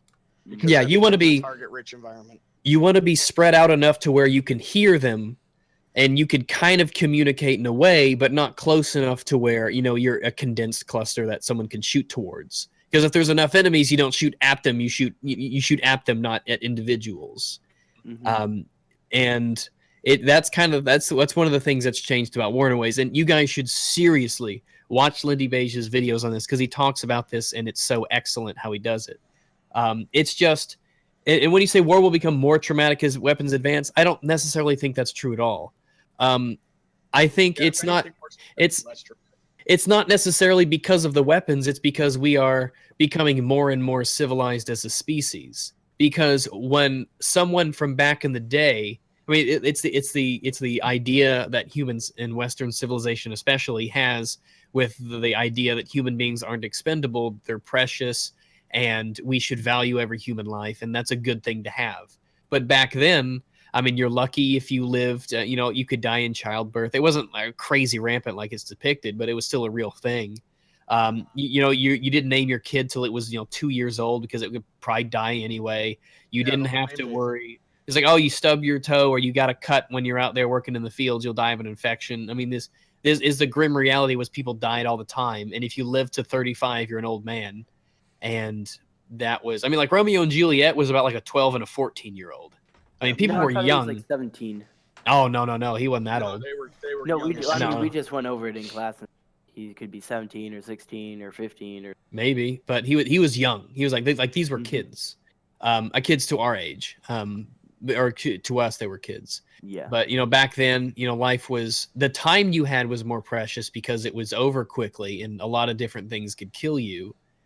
And as a result, it's the mentality that people have now compared to then, I think, is more of something than than it is the actual ways in which they die. Because, look, gunshots are not clean necessarily by any stretch of the imagination, but neither is getting stabbed or sliced apart or being burned alive. Those things... I mean, it's not necessarily that the wounds are all they're more terrible. It's just that we're looking at those wounds from the perspective of a culture that thinks those are extra horrible because we don't have to live with it and because they're so awful. Yeah, we had that conversation when I was active duty. Is how would you rather go out in a blaze of gunfire or in an artillery strike? And it was what we'd come up with was, man, machine gun fire would probably be better, even though it'd suck more, because the odds of you dying instantly are less. But what your squad would have to deal with would be way better. Like, just finding a body with a lot of blood around it would be way better than trying to have to go pick up parts of Jones. Yeah, and back in the day, I mean, just even though, I mean, back in the day, it was Lindy Beige also has a video where there was a terrible, terrible battle that happened back in the day. So basically, there was a battle, and in this battle, it was pretty much a rout. and historians and archaeologists, they found the scene of this battle that happened hundreds of years ago, medieval battle, and a lot of the bones are still preserved. And Lindy Beige goes to a museum where all these bones are, and you can see the injuries to the bones themselves, and you can piece together how just terrible it was that these people did that to one another, because that was war. Because you could hand any Tom, Dick, or Harry with a sharpened stick or a spear and say, poke the other guy, because spears are really easy to use. You just poke the other guy with all the dudes next to you. So cheap and effective. Oh, hell yeah. They're very, very cheap, very effective. I mean, they were using halberds up to the late Renaissance period. But like this they whole still train the Swiss Guard on how to use those for the Pope. Yeah, I mean, spears are no joke. It's like, yeah, guns, but I mean, you don't think they have a couple, they know what they're doing. Yeah, these people know what they're doing. On YouTube of like something happening at the Vatican, and how the Swiss Guard just fucking descends from the rafters with MP5s and full tactic cooled out. Oh yeah, they don't fuck around. It's like they're like they've got shit tucked away. Absolutely, they're gonna fuck your day up. Like you can look at these armories and stuff where the Swiss Guard have, they have their metal in their helmets and their bright uniforms and everything, and it looks silly because we think of camouflage as warfare now, but I mean, you look at, they have these rows upon rows of carbines and armor, and a lot of these are show rifles, absolutely, but they know what they're doing. They're protecting the Pope here. There's a lot of people want the Pope dead. They know what they're doing. Don't you worry about it. I think the Pope's gonna be all right.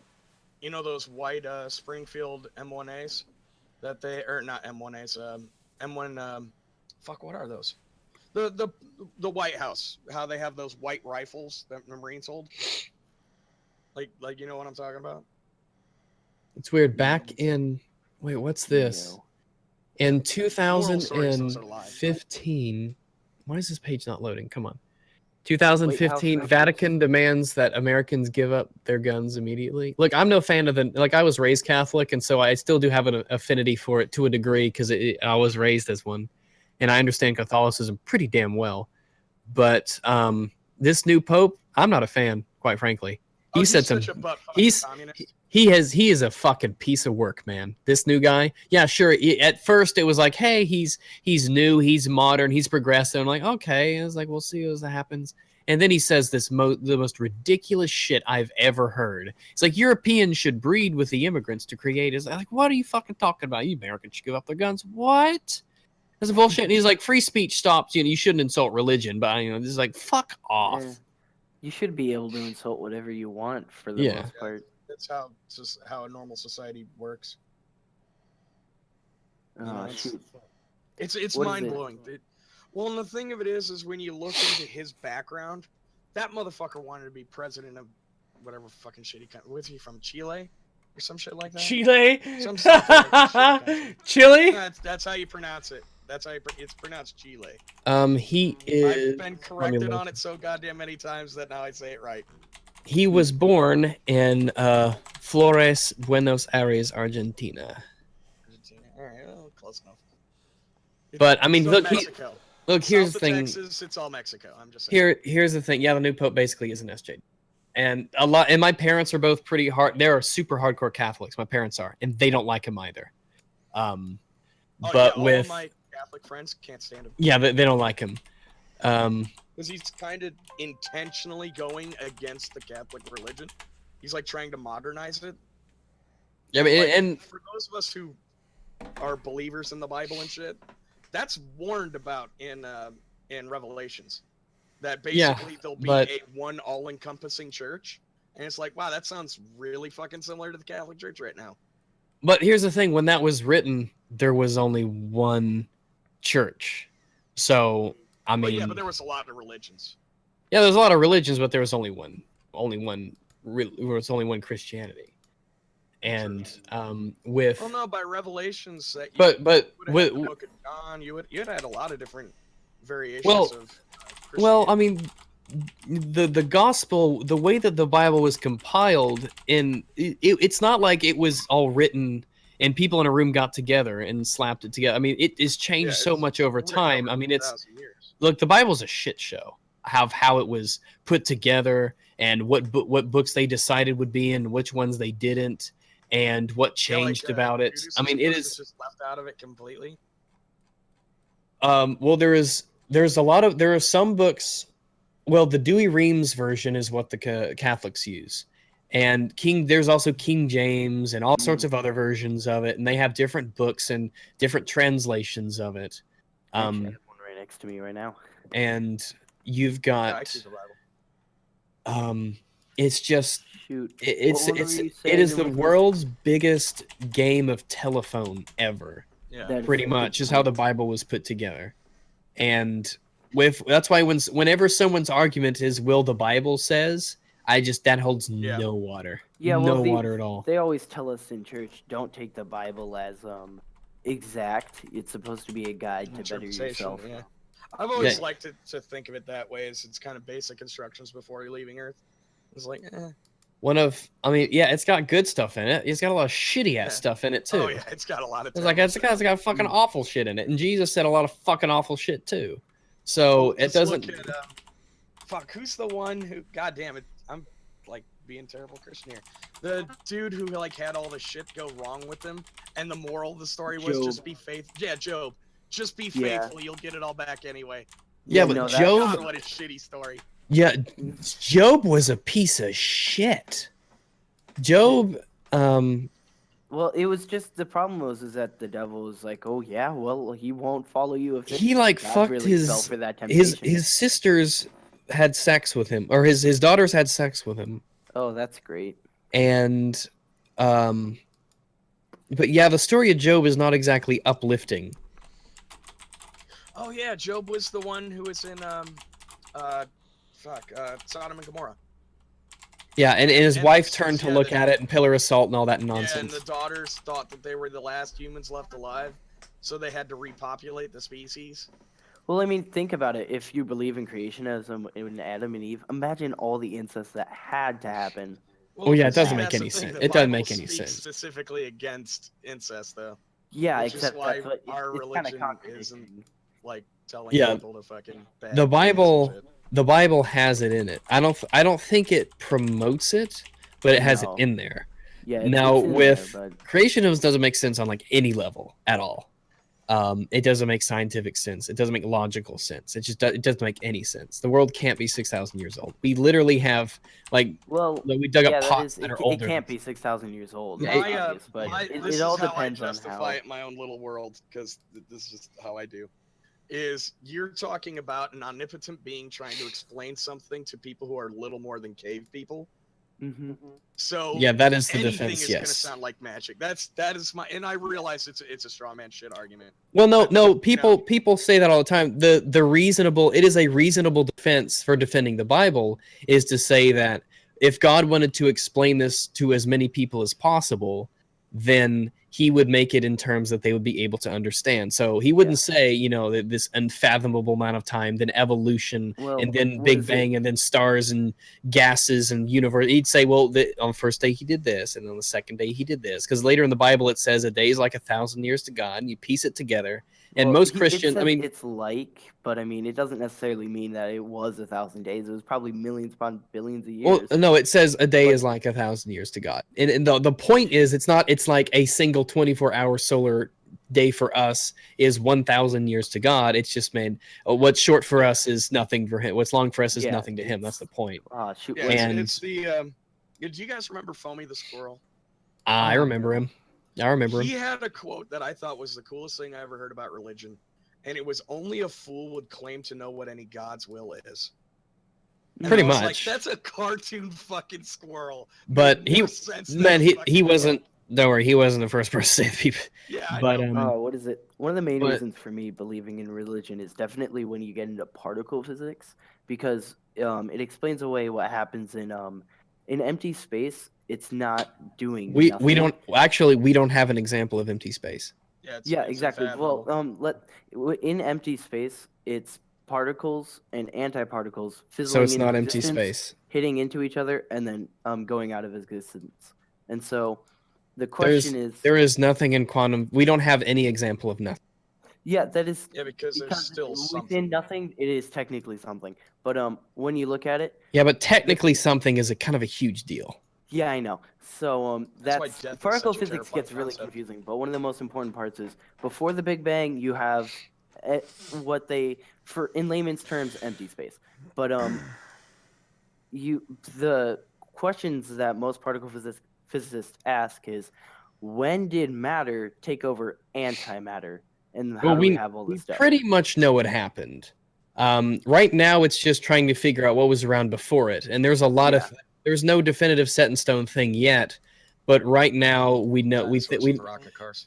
There are things about different dimensions, and it sounds crazy when you say it to a layman, but there's actually like there's stuff behind it. Oh yeah, interdimensional different things like kind of cool. yeah, it's like there's a lot to it, and it's one of those things where there's I don't look at as someone who was raised Catholic, and I was a hardcore Catholic. I mean, I went to a lot of theology this and a lot of that, and I know a lot of this and that, and I've heard, and then when I stopped believing in it, because I watched all these debates and arguments, and the debate, the points, the questions are just too good. The arguments were just too strong. And I agree with that because I was raised to be as a pretty hardcore Lutheran. I don't pray to pointy hats. I'm sorry, Rex. Just saying. Do we? Well, we don't pray to them either. There is like people say Catholics pray to Mary. Is like we don't worship Mary. We have something. I say we. See, that's how that gets. I just used to. I've been to a Catholic church before. They say yeah, it's. I'm just so used to it. Yeah. But Catholics.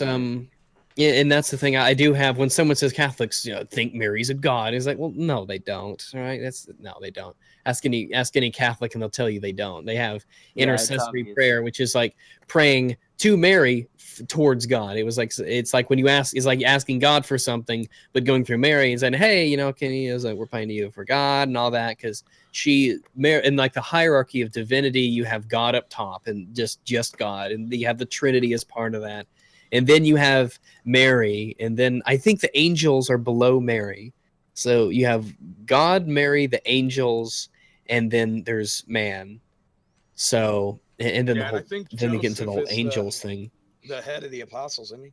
No, He's Joseph. Like above all the not the prophets. Oh well, I don't know. I think all the apostles on Catholicism, and that's what I've never understood. Well, it's one of those things where it doesn't really matter. It's just a lineup of the amount of something like that. I don't know, but it's because the angels and I don't know where demons fall into it. It gets but weird. Basically with the Bible, we're talking about remember, one of the biggest thing that can be used to kind of knock out any.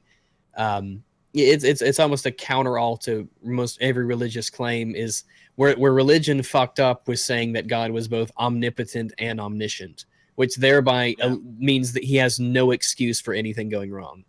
Any problem with the world, he no longer has any excuse for why anything could go wrong. And at least the Greeks and a lot of these other religions who have imperfect gods could say, yeah, Zeus made a mistake. Zeus gave in to temptation. Apollo was being too proud. Hera was being too nosy, or whatever it was. And yeah, well, she had a reason to be fair. Was an asshole. Zeus sleeping around with swans and shit. That's what happens. But if you have a god that's omnipotent and omniscient, then you can always say, well, how come this? Well, if we don't, not everyone understands it, how come this? Because you can always say, well, why didn't God create a universe in which X?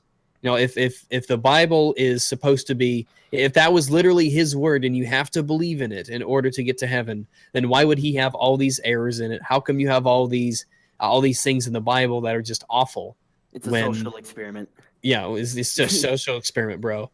Social experiment of an omnipotent social.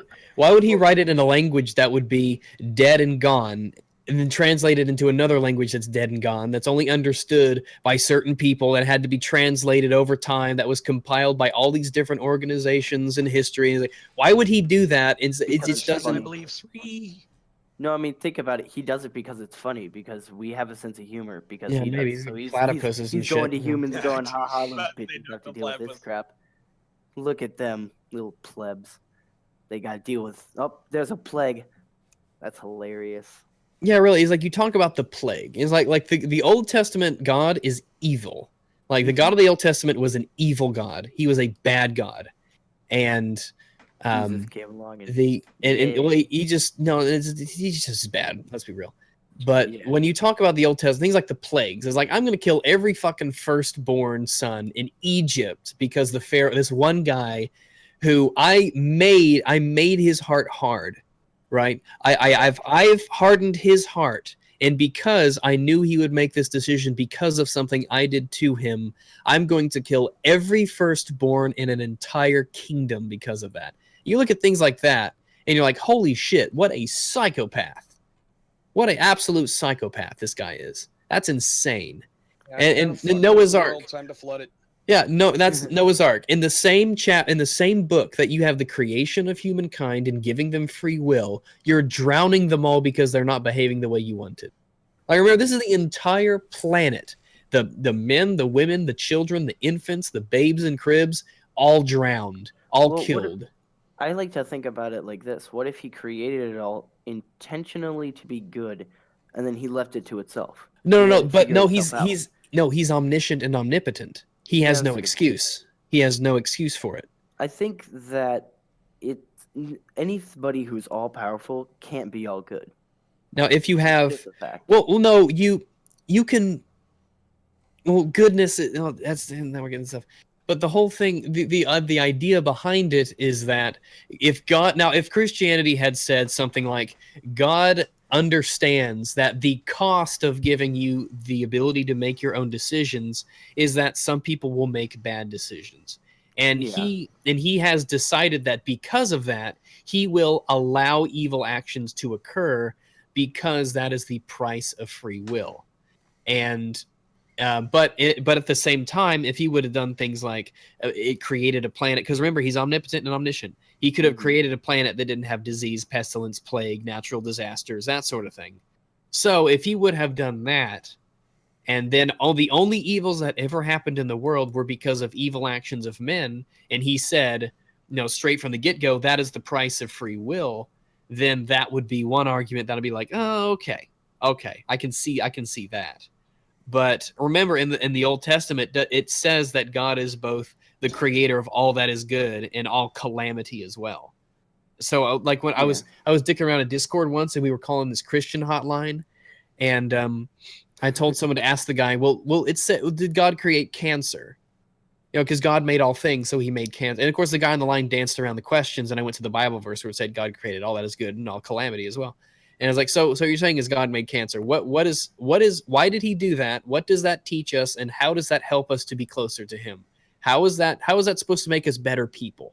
How is that a good thing? If God is, remember, he's all loving, he's omniscient, all powerful, and all loving.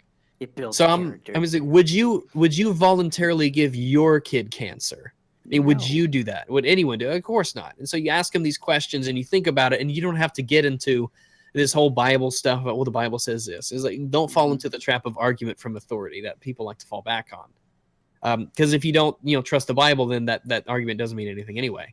It's just the logic of, well, he has power too.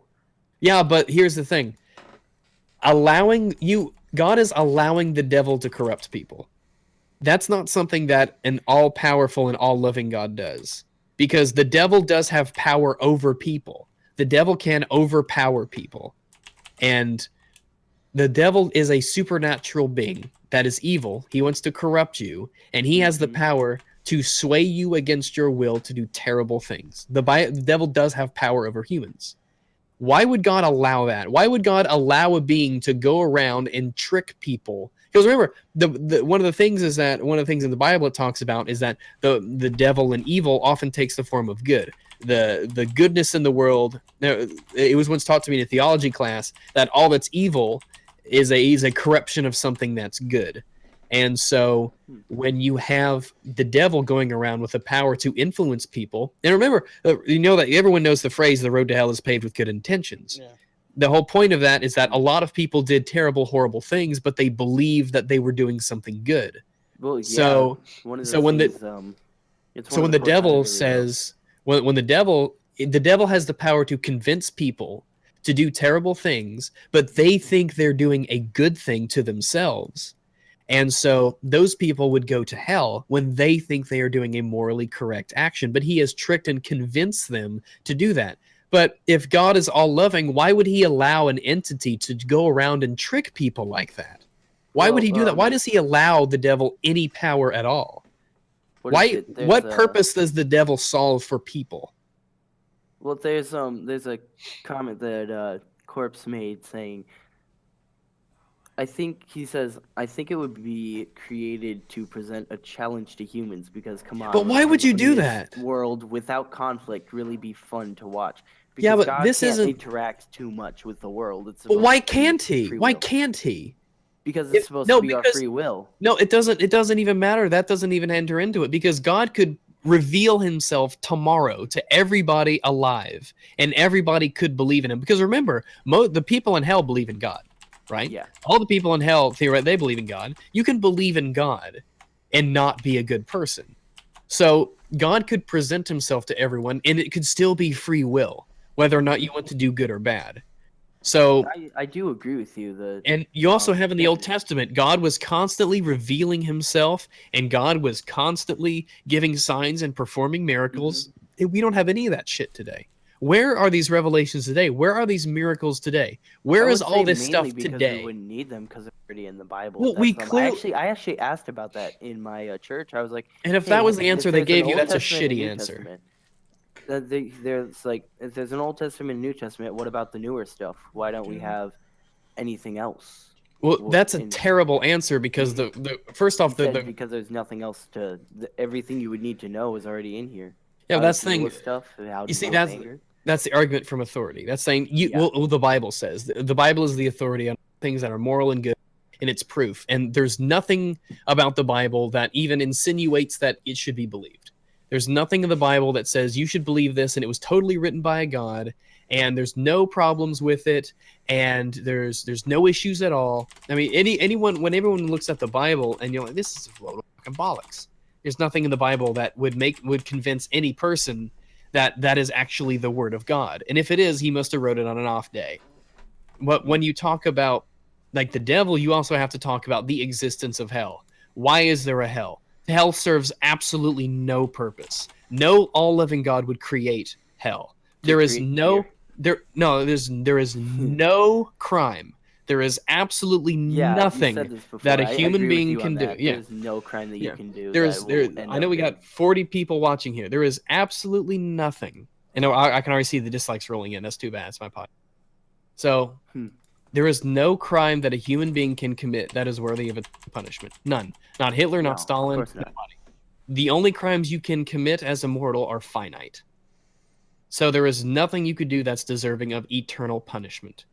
And remember, it's eternal. You created a black hole, and you prevented all other life from existing. It doesn't matter. That's a finite crime.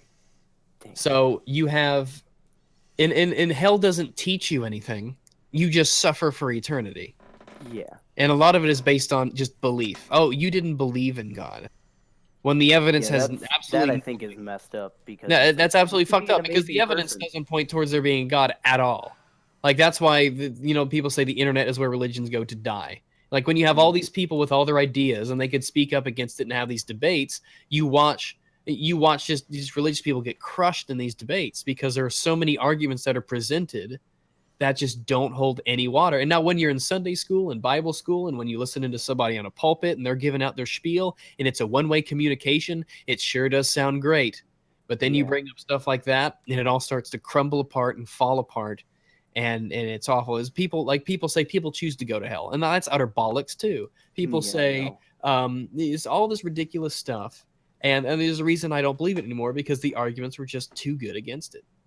Yeah, what is it? The only reason why I believe in religion is it just feels right. Whenever I'm not going, it's that's wishful thinking. That's not a reason. I understand that, but it's like, what is it? It's like I'm missing something. I go there, and it like fills a hole in essence. Well, that's taking religion and do you ever think you're just empty, and that's why you need to believe in religion? Yeah, probably I am empty. But the thing is, if people use religion more than people, that's a reason why people do believe. People believe because they feel like without it, life is empty and things Well, like I mean, that. I wouldn't say that life is empty. It just, I don't know. It makes me give a more positive outlook per se. Like, I used to be a See, very I'm the angry opposite. person. I'm the opposite. I think the religions that we have today, I think they give like the ideas of this stuff. I think it gives things a very negative outlook. What is it? I used to be angry all the time whenever stuff came along, and then I definitely read a lot of books. Lord of the Flies opened my eyes quite a bit. I read a lot of books, and then I went to church, and I'm like, hey, this actually makes sense, and there's no point in being negative. You know, negative thoughts are wasted thoughts. I think a lot of people they turn to religion because they don't want to face the existential crisis. Well, it's a coping mechanism for dying. Is what I bet most people think about. Is like we don't know what happens after you die, and there's no way to find out because it's a one-way street here. And so people say, "Oh well, at least when my body dies, it's not really over. Something else happens." Well, and I mean, if you think the about way it, that it's presented by Christianity, I hope that's not the case. Not their version. I would like for there to be some sort of an afterlife that I don't know. I like the idea of reincarnating over and over and improving yourself until you reach some sort of a perfect state of, be it nirvana or whatever. Like that appeals to me more than this idea of, well, you had this short little trial run on Earth and you didn't believe these things because the arguments were not really all that good for our side. You just didn't have blind faith in something. So now you're going to suffer and burn for eternity. Like that idea, it just doesn't make any sense to me. It's not about how I feel. It's about, it just doesn't make any sense. Yeah. One of the other things is, what is it? I always think about it as a thing of probability. Let's say for all intents and purposes that there is a God, but I don't know. Oh, what you're talking about Pascal's wager. I'm going to guess yes. Where That's if because let's that's say there is one for all intents and purposes, whether there is or not, and if I don't believe it, well then I have, let's say there's 11 religions. If I don't believe it, 0 out of 11 chances. But if I do believe in it, 1 out of 11, I might be right. No, the Pascal's wagers. That's Pascal's wager. That's ridiculous. No. Because then if God is all knowing, then he knows you're just first off, belief is not a choice. All right. For Pascal's wager assumes that belief is a choice, and it's not. The beliefs that, and it sounds weird to hear it, but then you think about it and you're like, oh yeah, that's right. Because the beliefs that you have is formed based on the knowledge and information that you've been exposed to and how you learn. We don't choose to believe that gravity is real. We know we believe it's real because based on our knowledge of the world, we feel it and we see it and all these things. There's evidence so that's to why, prove it. Yeah, that's why we believe it. And that's why when we're young, we believe in Santa Claus. That's why when we're young, we believe in the Tooth Fairy and things like that. Isn't real. Oh yeah, he is. He absolutely is. I didn't say it was wrong. I say that's why we believe in it. I was just concerned. Yeah. No. He's real. He's real. Absolutely. You think this presence just appear fucking overnight? I've always looked at religion as a ginormous fucking security blanket for mankind to keep it from killing itself and cannibalizing itself. Well, it's not really doing a good job at that, is it? No, absolutely not. Because it went from being that security blanket into a tool of manipulation. So now it's a tool of manipulation over large quantities of you could argue that it started out as a tool of manipulation. Oh, you probably could. Yeah, absolutely. Because the origins of religion, people probably got into the idea of, well, people naturally want to seek the answers to life. Mm-hmm. And so when they see lightning, when they see mountains, when they see the world, they want to know, how did this possibly happen? We don't like saying we don't know. We don't like saying we don't know how it could possibly be. We say, oh, we're on the back of a cosmic sea turtle. Oh, Thor's hammer is striking, it creates lightning. Oh, angels are pissing, so we have rain. You know, it's all this stuff like that.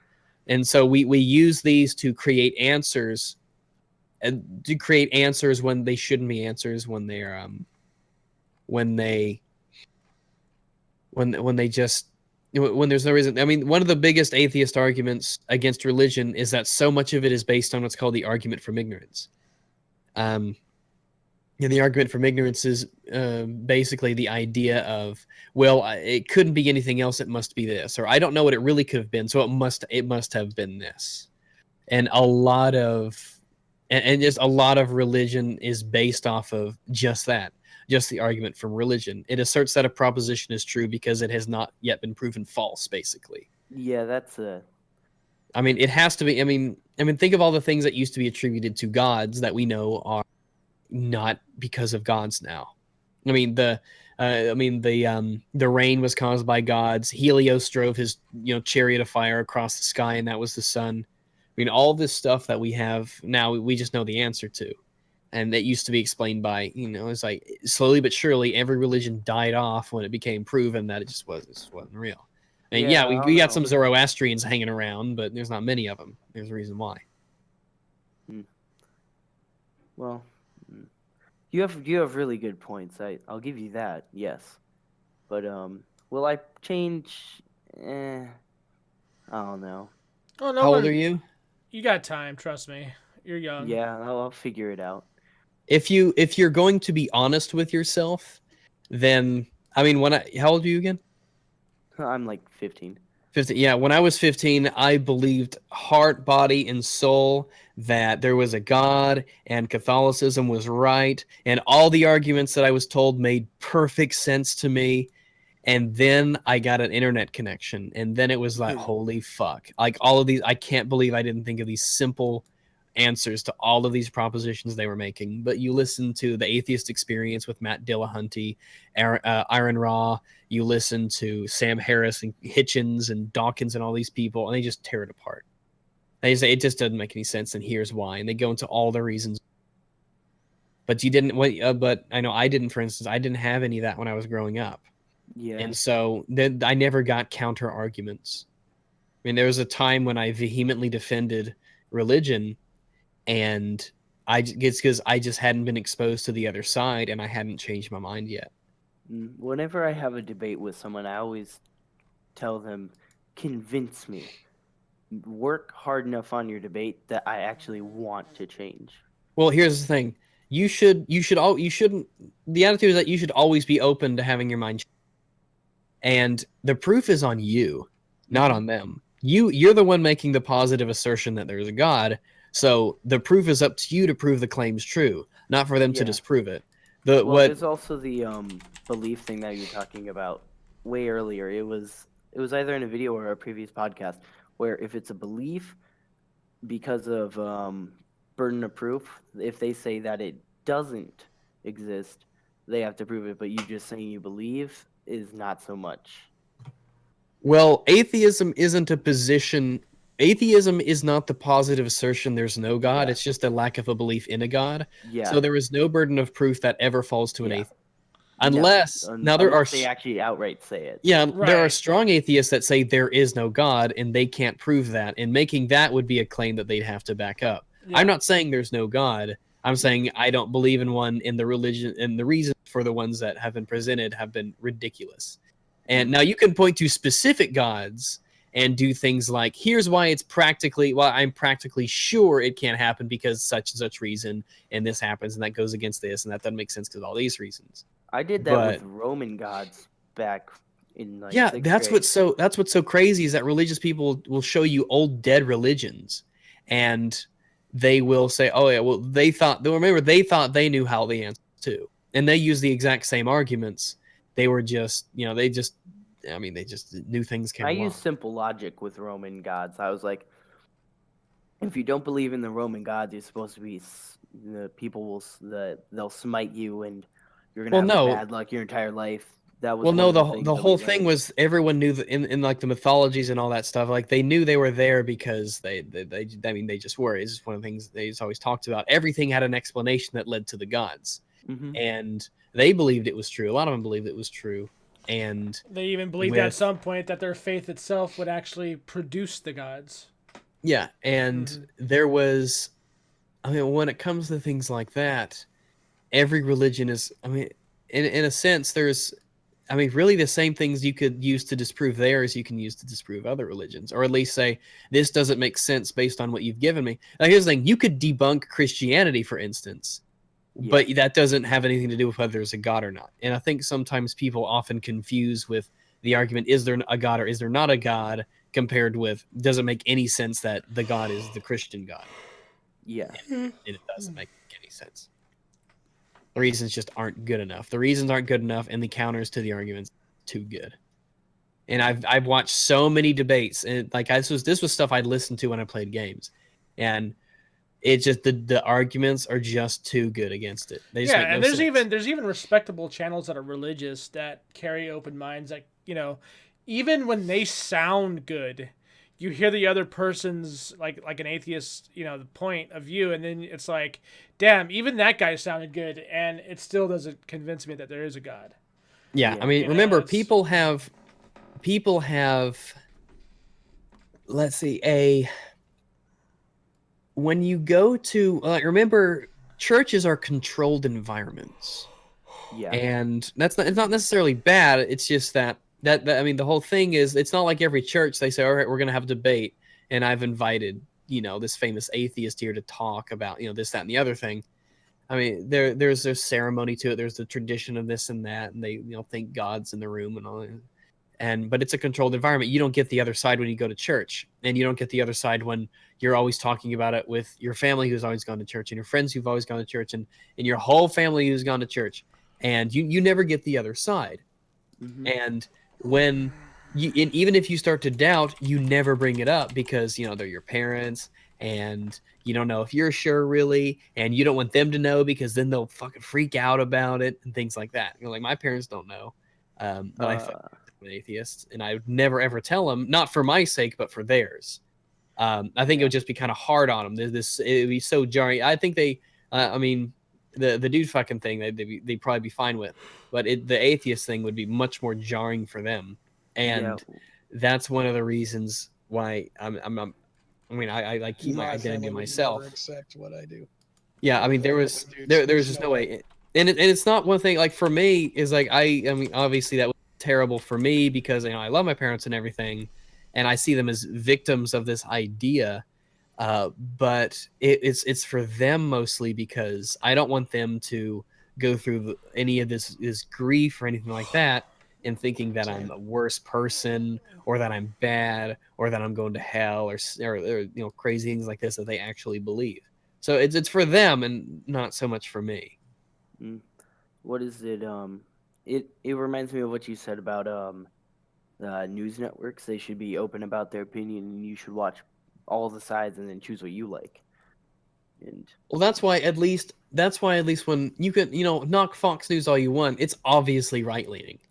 And CNN tries to pass itself off as they're just outright deceptive. Fox News wears it on its sleeve. Yeah, that's why I like Fox. That's why I'm like, I can always look at Fox News and know that they're leaning things to the right, and I know they have right-leaning shows, and it's obvious, and it's blatant, and it's in your face. But CNN will try to fool you. CNN will try to trick you in ways that Fox News doesn't. I mean, CNN is there's also the BBC. They're obviously Democratic. It's amazing. BBC, like the CNN, have already been, I blame on those, I do. Proven to be fucking fakes, dude. Like, they've already been proven wrong on their own show by guests that are no longer allowed to come back. There was a story running in tangent with Fox, and there were people that recorded it, and it was about the ISIS attack or whatever, supposedly here in the States. It was a fully set up thing by those guys. Like, Jesus Christ. Like, Fox News was like, oh, look at what these people are doing. And it turned out it was like a bunch of people from CNN fucking setting up for this hoax of a ISIS attack. It's like, come on, guys. Like, I love the one video where it's got the plane crash, and it's Captain Sum Ting Wong, Weeking Low, Holy Fook, and Bang Ding Ow. That was the best thing ever, because they're like, these are all the guys, and it's like, how did you not notice that was totally a fake news thing? It just CNN's the worst. She had the mind to change holy fuck to holy fook. So and the thing is with CNN is that they can lie to you without lying to you. Like, they can edit clips and not show things to make it look like it's one way when it's not really another. Sargon made videos on it, and you can go to all sorts of stuff online about, you know, just CNN lies, things like that. You know, people mysteriously lose connection to CNN when they bring up fake news. It happened to Bernie. Great. It happened to Bernie, of all people. But I mean, it's ridiculous. It's absolutely ridiculous. CNN is a joke. And when I'm at work and I see CNN, I try to change it to anything HLN, MSNBC, ESPN, is anything other than CNN because I just despise I despise CNN. I just hate it. So one of our viewers says, he says, honestly, why when I turned, I read as much different religions and satanic is the most interesting to me because it's nicer than the Christian Bible. And if you, I'm not sure if either one of you ever looked into the satanic, whatever you want to call it. It is kind of interesting to see that they actually have a lot less going on in some of their books, even though their books aren't really technically satanic. That's the thing. It's more, believe it or not, live as you will type thing. You know, but a lot of commonsensical stuff.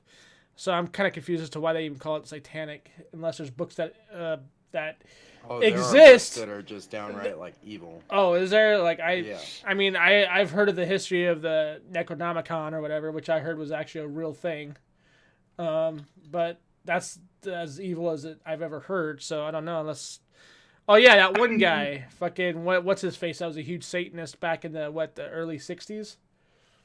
Really feel like no Manson. No. Why would it be Jim Hansen? I mean, like you think about the bloodshed that some of these things are like. I mean, for instance, I'm thinking that when at the consecration of the Great Pyramid of Tenochtitlan, the Aztecs killed like 80,000 people in 4 days. 80,000 people in 4 days. Stuff like that. It makes anything we see nowadays seem tame. But like, just think about like the level of technology they had. 80,000 people in 4 days. That is insane. It's like Civil War levels. It's unfathomable. No, Civil War was the millions. Yes. It was like 400,000 in battle. Anton LaVey. Yes, that's who I was thinking of. I just couldn't remember his name. Go look up Anton LaVey stuff. That's as pretty much as dark as I've ever seen. Yeah, combat deaths, total combat deaths were 215,000. Worst loss of life in modern combat. I thought it was Antietam. You want to know what's a joke is Scientology. That shit is hilarious. Let me get my fucking fiction writer wrote their fucking Bible. Let me get some fucking what do they call those things? Truth rods or whatever. They could tell when you're lying. E-meters or something. Yeah, you actually have to pay for them to come to your house to do that every day. It's like what? And they record the whole thing. So if you say anything like a little shady, they'll blackmail you into staying with the religion. Watch I've already watched. I know. The chick from King of Queens. Yep, I already watched it. Fascinating. Yep, I watched. I ended up staying out of Game Talk for that week, and I literally just no-lifed that whole series. That shit is ridiculous. She also made an appearance on Joe Rogan's podcast where she went in a little more detail about the things in that series. Oh, did she really? I gotta watch that. Yes, she did. Oh, I'll have to watch that too. Yeah, because she really laid a lot out there about her own personal experiences with Scientology and the shit that they were trying to do.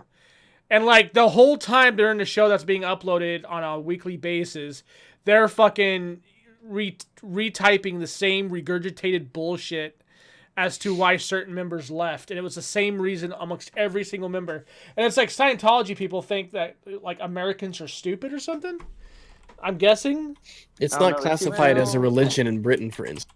It should bring up a red flag when Scientology Unitology and Dead Space was based off of Scientology. That's what I'm saying. Yeah. What was the Church of Latter-day Saints? Mormon, yeah. Joe Smith. Joe Smith was known as a tall tale teller, which is basically the guy was a liar. he would come up with fucking bizarre stories. He was essentially a fiction writer before fiction writers were a thing. I guess from what she was talking about how like celebrities were treated like fucking kings. And so they would take their lowest ranking members and turn them into their fucking personal little pets at their houses and shit for no pay, just so that the celebrity would stay with the religion. I'm like, what the fuck? Like, what kind of bullshit is that? Like, we're just gonna. She also talked about how like some of the helpers for like the head guy of Scientology, I forget his fucking name. Like if they yawned or something in his presence, like he would have them beaten. Jeez. L. Ron Hubbard. Yeah, L. Ron Hubbard. No, and I'm talking about the guy who's currently the head of the church. L. Ron Hubbard was a pedophile. There's That's a South Park great. episode on Scientology that's not only educational but fucking funny. You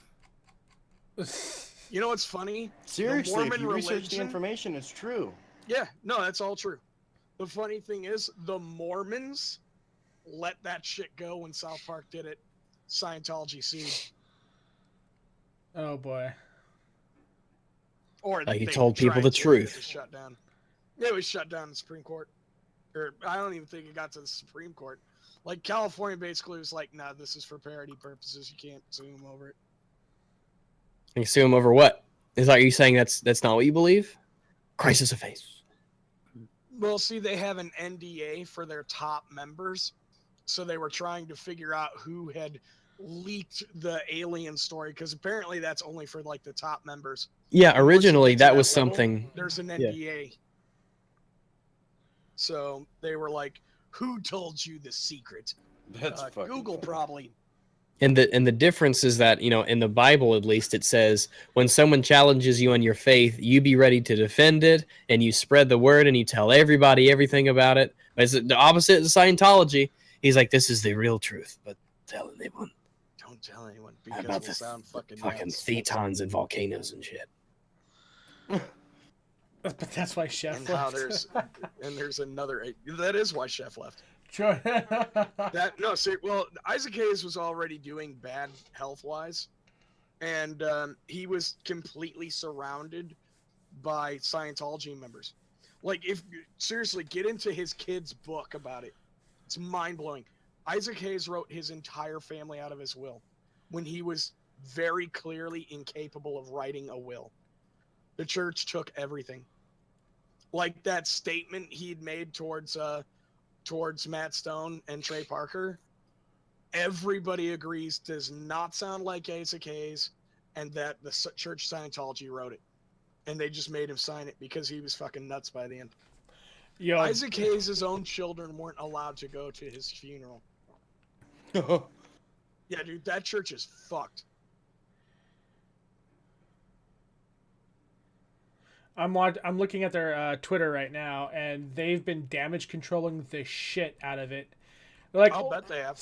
Look at this Scientology success story, and there's like 4 or 5 the same posts of the same chick, and there's only like 6 people on their entire Twitter feed right now. Wait. They have an official Scientology Twitter? Yep. Oh, that's it. I'm fucking done. It's you know what's hilarious? Check this out. They have 91,900K followers, or 91,000 or whatever. 91,000,000 fucking whatever. It's 91,000 members following them. Evidently. Shaner, you've been to Southern California, right? Yeah. Okay, have you ever drove to San Diego from Los Angeles taking the I-5? No. Damn it. Okay, basically right between the two, it's just south of Camp Pendleton-ish. There is this massive as fuck building, and it kind of looks like a weird Greco-Roman castle. That's the Church of Scientology. Damn. Yeah, there was a weird standing order where it was basically don't go over there if you're active duty unless you're a member. Because there was like the whole thing where they were trying to recruit Marines directly out of us. Like Scientology members would show up and be like, have you ever heard of Scientology? It's like, nah, go fuck yourself. He's like, yeah, I have. Actually, it sounds awful. Yeah, it sounds kind of nutty. But yeah, L. Ron Hubbard, for like the last 6 years of his life, lived on a boat just off the coast of California. He lived 3 miles from the coast, and he'd have little boys ferried out to the ship. I didn't know that about him. That's horrible. Yep. Absolutely a pedophile. Federal government knew about it and couldn't touch him because he was in international water. Jeez. Scientologist by day, criminal mastermind by night. I'm telling you, dude. Hey, I mean, yeah, Isn't sweetie, it sweetie, weird? gotta get that booty. Isn't it weird that you can't sell cocaine? More like any kind of controlled substance, like cocaine or alcohol back during Prohibition, all this shit. Like, if you're trying to deal in that 3 miles from the coast of a nation, it's still against the law. Like, they can get you even though you're in international water. But fucking a child is not. Because some cultures think that that's okay. Middle East. It's fucking insane. Oh yeah, fuck. Look, like those all those people who say all cultures are beautiful and great and they're all the same. Oh fuck that shit. Cultural relativism is. If you believe in fucked. that shit, you are insane. You are reprehensibly immoral. What is it? I feel bad about rapes, and I don't mean to like take away from it, but as soon as you say child rape, it's just a whole new it just level gets of so terrible. much worse, doesn't it? Because Did you ever? Well, it's like when you see an animal getting abused, it hurts you more than watching like an adult getting abused, adult human, because animals have this innocence to them, like especially dogs. Like if you abuse dogs, you're like the scum of the earth. Have you seen unless the the picture of the dog doggo tries to falling attack down you. the stairs? It's like a little husky puppy, and it's falling down the stairs. I watch little kids fall down the stairs, and I'll laugh at that.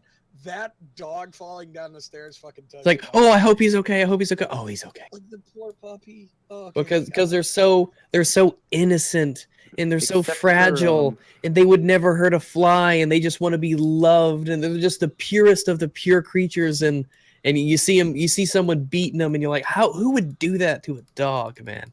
I would only ever do it if it tried to attack me, and that's actually happened before, where a dog. I was just trying to walk home one day, and a dog came up and he tried to bite me, so I kicked it in the face, and it left me alone. You shouldn't have been challenging his alpha status. You were a horrible person for beating a dog. What a faggot! All I did was kick it in the face so it wouldn't bite me. That's really it? good boots. Poor dog. You put a knife saw to one its dog. throat too and It threaten was a it? stray dog. You know how much of a problem stray dogs are in Hawaii? I know, dude. They'll When bite I was kids' in the heads Marine off. Corps, I we had kid you that not. kid. There was a dog that police had to go and search out for because it was a stray dog. It stole a baby and ate it. What the fuck? Are you from Australia? Well, no, Yeah, I it was mean in you Hawaii. leave Don't even do you that. leave an animal out in the wild long, and it'll revert back to its natural state Oh, yeah. eventually. You give it enough Remember the time, well. At the end of Talladega Nights, where they're like roaming packs of dogs are taking over our inner cities. Do you know what that's about? Like, that's 100% true, or it was. It was Detroit. Detroit had gotten that bad where people were just letting their dogs go, and they'd create these fucking domesticated packs of wild dogs, and they would fuck anybody up. They were eating homeless people. And for a really long time, Detroit was... No, like it's funny, but that's still a human being being killed by a dog. As long as it's the as Oreo cookie fucked lady up you as talk it about, was, it's good. Detroit ignored it forever because it was keeping people out of the shitty you know how they had like miles of abandoned houses? It was keeping people out of there because those dogs just owned those neighborhoods. And it got to the point where like the wrong person got bit by one of those dogs, and the Michigan State Police fucking hunted those dogs down. There are Like, parts of the rural U.S. that are having a problem with wild feral hogs now too. Oh yeah, hogs can be nasty. Oh yeah. What is it? Like the Arkansas. In Georgia last year alone, they lost, what was it, 15 million in hog damage. That's pigs going through and eating their crop. What that means is that's how much money they lost in the seed that was eaten by pigs. So they'll just get online and just root up the whole fucking field. Yeah, That their doesn't noses are count. shaped the way they are so they can root through like a shovel. They can root through the dirt and dig stuff up. And the fucked up thing is that 15 million in crop damage didn't count the labor to replant it or the cost of the seed to replace it. Oh. All it counted was the seed lost. Yeah, so guys. It actually comes out to like almost $40 million. Hogs are nasty. I mean, they're tough. I mean, when people like the Arkansas thing where we got the Razorbacks, right? People look at them and say, "Oh, that's a pig." It's like, no, it's not a pig. That's a fucking warthog, and it will fuck your day up. Is what it'll do. I mean, it's not like a. Ever see Old Yeller? There's some people who have warthogs as like security detail for what is it? Me and my family, we went down and I imagine they have a dog-like quality to them in a lot of ways. Yeah, they do. And what is it? We went down on a road trip and we stopped at this gas station to go use the bathroom. And this hog comes out and he's got tusks and everything, and he's like flipping out at us being there. He was more friendly though, because he knew humans. He was just like, "Hey, you can't be here," and we're like, "Okay." Yeah, people who have pegs as pets are just blow my mind. Disgusting creatures. Raccoons as pets are pretty cool though. Ugh. They seem nasty and mean. Raccoons are mean. You just have to make sure that they're the domesticated ones that are born like a kitten. If you get a raccoon young enough, it will grow up to be tame. I had a pet raccoon when I was 14. It can grow up to be tame. Because I had a buddy who domesticated raccoons and was selling them as pets. Figured that it was going to be the new designer pet. This was in the 80s. And you can see how well that worked out since nobody's ever heard of this fucker before. But yeah, like every fifth raccoon would get to like their adolescent period and just be meaner than shit. And they couldn't figure out how to domesticate that out of them. Well, you just kill them off. Well, no, it's like it didn't matter how long that. Like the guy's grandfather came up with the idea of raccoons are cute and adorable, and if you raise them in a domestic environment, you'll breed the fucking wild out of them. They're not like dogs. Raccoons are much more of a wild animal. Like there's a fox supposedly that you can domesticate. I refuse to believe that. There are domesticated foxes. There really are domesticated foxes. Yeah, but like, are they 100% domesticated? Yeah, there are some that are. For a long time, a lot of people have. Foxes are adorable. Yeah, they are, but they also, I mean, their piss smells and they're nasty little creatures. But yeah, they can be pretty. Yeah, like Fennecs, for instance. When you look at like little Fennec foxes on YouTube and shit, oh, it's so great, but they're nocturnal. They make noises at night. They claw. It's one of those things where it's great. It's a great pet for your best friend to have, but not you. Yeah. But I mean, it's like a squirrel. Actually, yeah, that's a good point. Is raccoons are not pack animals, which is probably why you can't tame that shit out of them. Exactly. That's and there's a reason you can't domesticate zebras, but you can domesticate horses. It's the same thing. Yeah. Yeah, because fuck, they've been trying that for hundreds of years. Yeah, you can't domesticate zebras. The best they can do is a Zorse, and a Zorse is still a wild as fuck horse, man. Yeah, when sometimes it works great, like mules. Mules are fucking great. Yeah, mules are fantastic. Amazing. Yeah, fuck horses, fuck donkeys, and mules all the way. Yeah, it's like a really smart, well-behaved horse. Exactly. Like imagine like the best kind of horse. That's a mule. Like they are smarter. They are much more sure-footed. They are a lot sturdier. They are very, very. They can be a little stubborn, but they're very well behaved. They don't flip out. They're obedient. They're calm.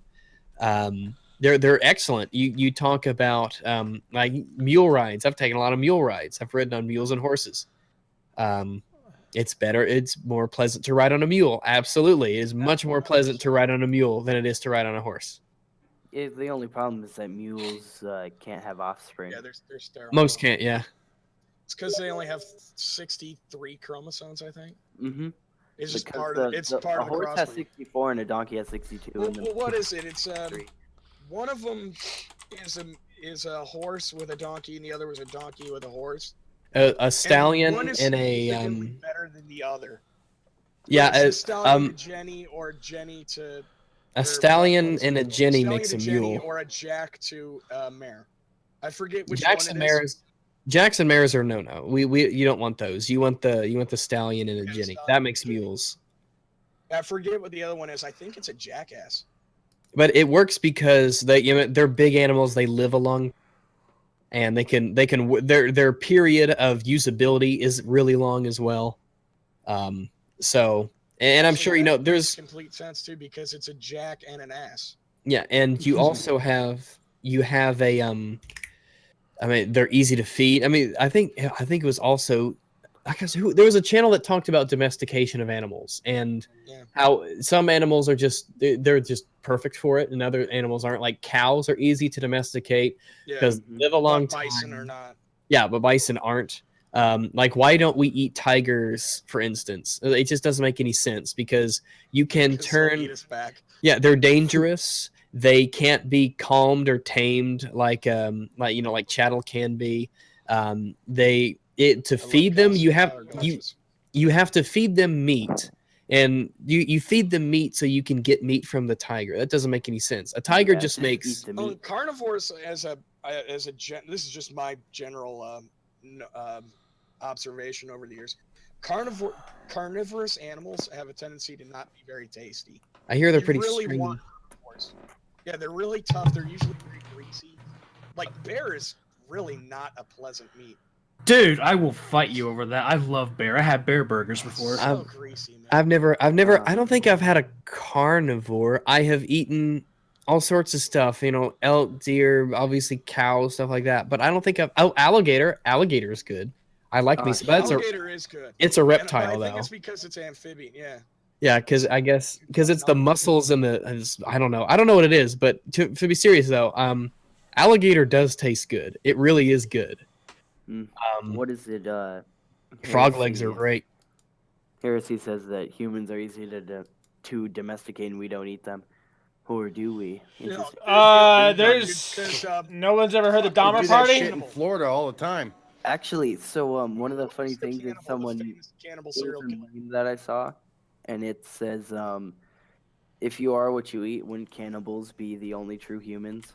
Well, the thing is, when you say humans can be domesticated, until you attack them to kill them. Yeah. I mean, it's like you domesticate them in the sense that they're civilized, and you can brainwash them to a degree, but it takes so much time and effort to take a sentient and self-aware creature and to turn it into chattel for consummation purposes. Oh, I don't know. Muslims do that pretty well. Yeah, but even Muslims aren't very good at brainwashing. But they get people to blow themselves up out of guilt, because they're fucking religious zealots. That's not because they're brainwashed. Yeah, a better example is North Korea. North Korea is a much better example. Yeah, crazy those people are. Kim Jong-un doesn't have to shit. That was funny. All right, we just came full circle here, people. We absolutely did. I've been holding his finger right above that trigger for like an hour. Jesus fucking Christ. Almost 5 o'clock. Ugh. Yep. I was just thinking, man, I'm gonna go to bed early tonight, and then it was like, oh, hey, does anybody have anything to talk about? Oh my god! Slightly hoarse, and now I'm very. Guys, did you guys? PewDiePie made another video. Now listen, I didn't really like his older stuff. It wasn't bad. It just wasn't my thing. But holy shit, his new stuff is amazing. His new stuff is insanely good. I'm serious. He made a Conan video about. Did you see that, Jack? He made a video about Conan Exile. You watch it. Please watch it. It is so fucking. I was watching it with Jeff and Rabbit. I was dying laughing. His stuff is so fucking good. I'm glad that he's at the top. I really am. I'm glad because he's this red-pilled guy. He doesn't take any of their, he doesn't take any SJW crap or this media crap. He is. I'm assuming he's so good. Conan Exiles, not Conan. Conan Exiles, yeah, the game. He made a video about it. It's. Oh god, it's so good. The first one that came up was Conan from TV. Yeah. PewDiePie. Good game. Conan.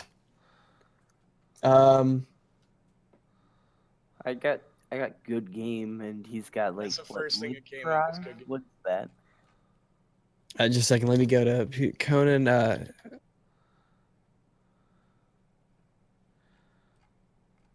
Let me see. Oh wow, Ricard did not realize that Zorses are a real thing.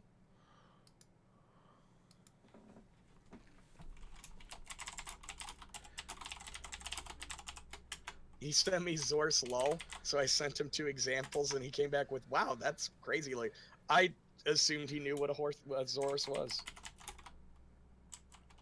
Or a I'll see you learn something new every zebroid. day, Ricard. I love how people are like, do zebras have black and white stripes or white and black stripes? And I'm just like, you know what? Yes. They have both. Or yes, that works too. Yeah, yes.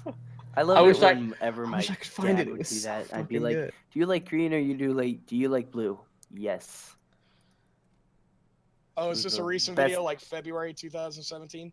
I don't know. I need to find it. It was called like Hitler. Hitler Here it is. simulator? It's 15 hours ago. The Hitler simulator. Let me Here we go. email Oh it my to you God. real quick. In shitpost 13 to 17. Yeah, I just found it. Oh my god, it is so fucking funny. I swear to God, I died when I did this shit.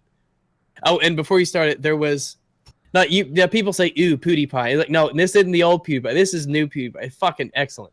But PewDiePie used to scream I all the heard that time. after he got called a Nazi, he kind of just removed. all oh, of absolutely. Even Gizmodo went with the whole oh, PewDiePie because of this video. Oh, PewDiePie is doing his fucking Nazi thing again, and because they just still don't get it. They still don't fucking get it.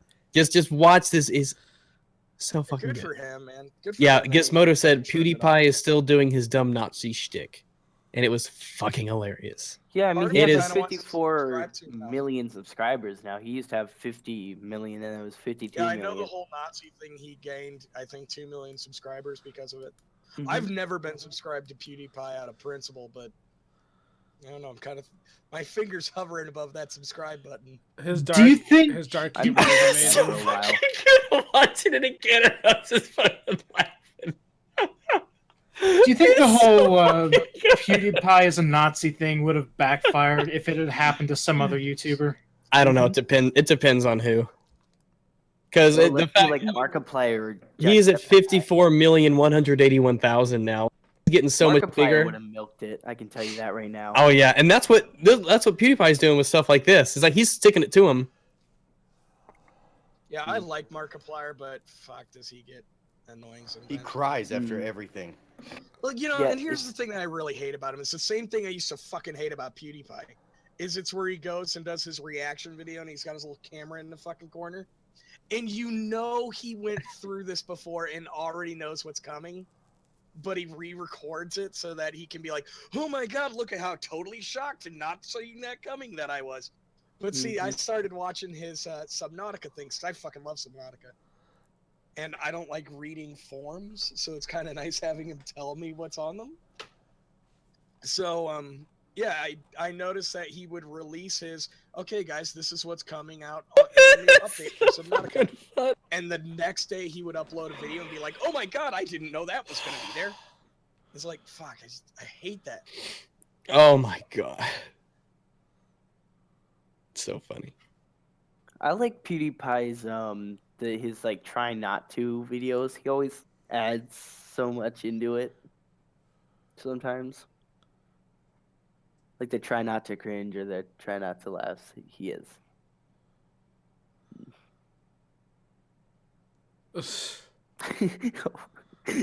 Okay, what? Oh, I remember watching. I like some of Markiplier's skits, like the popcorn one. That was interesting, and then the meow one I've watched about a bajillion times over.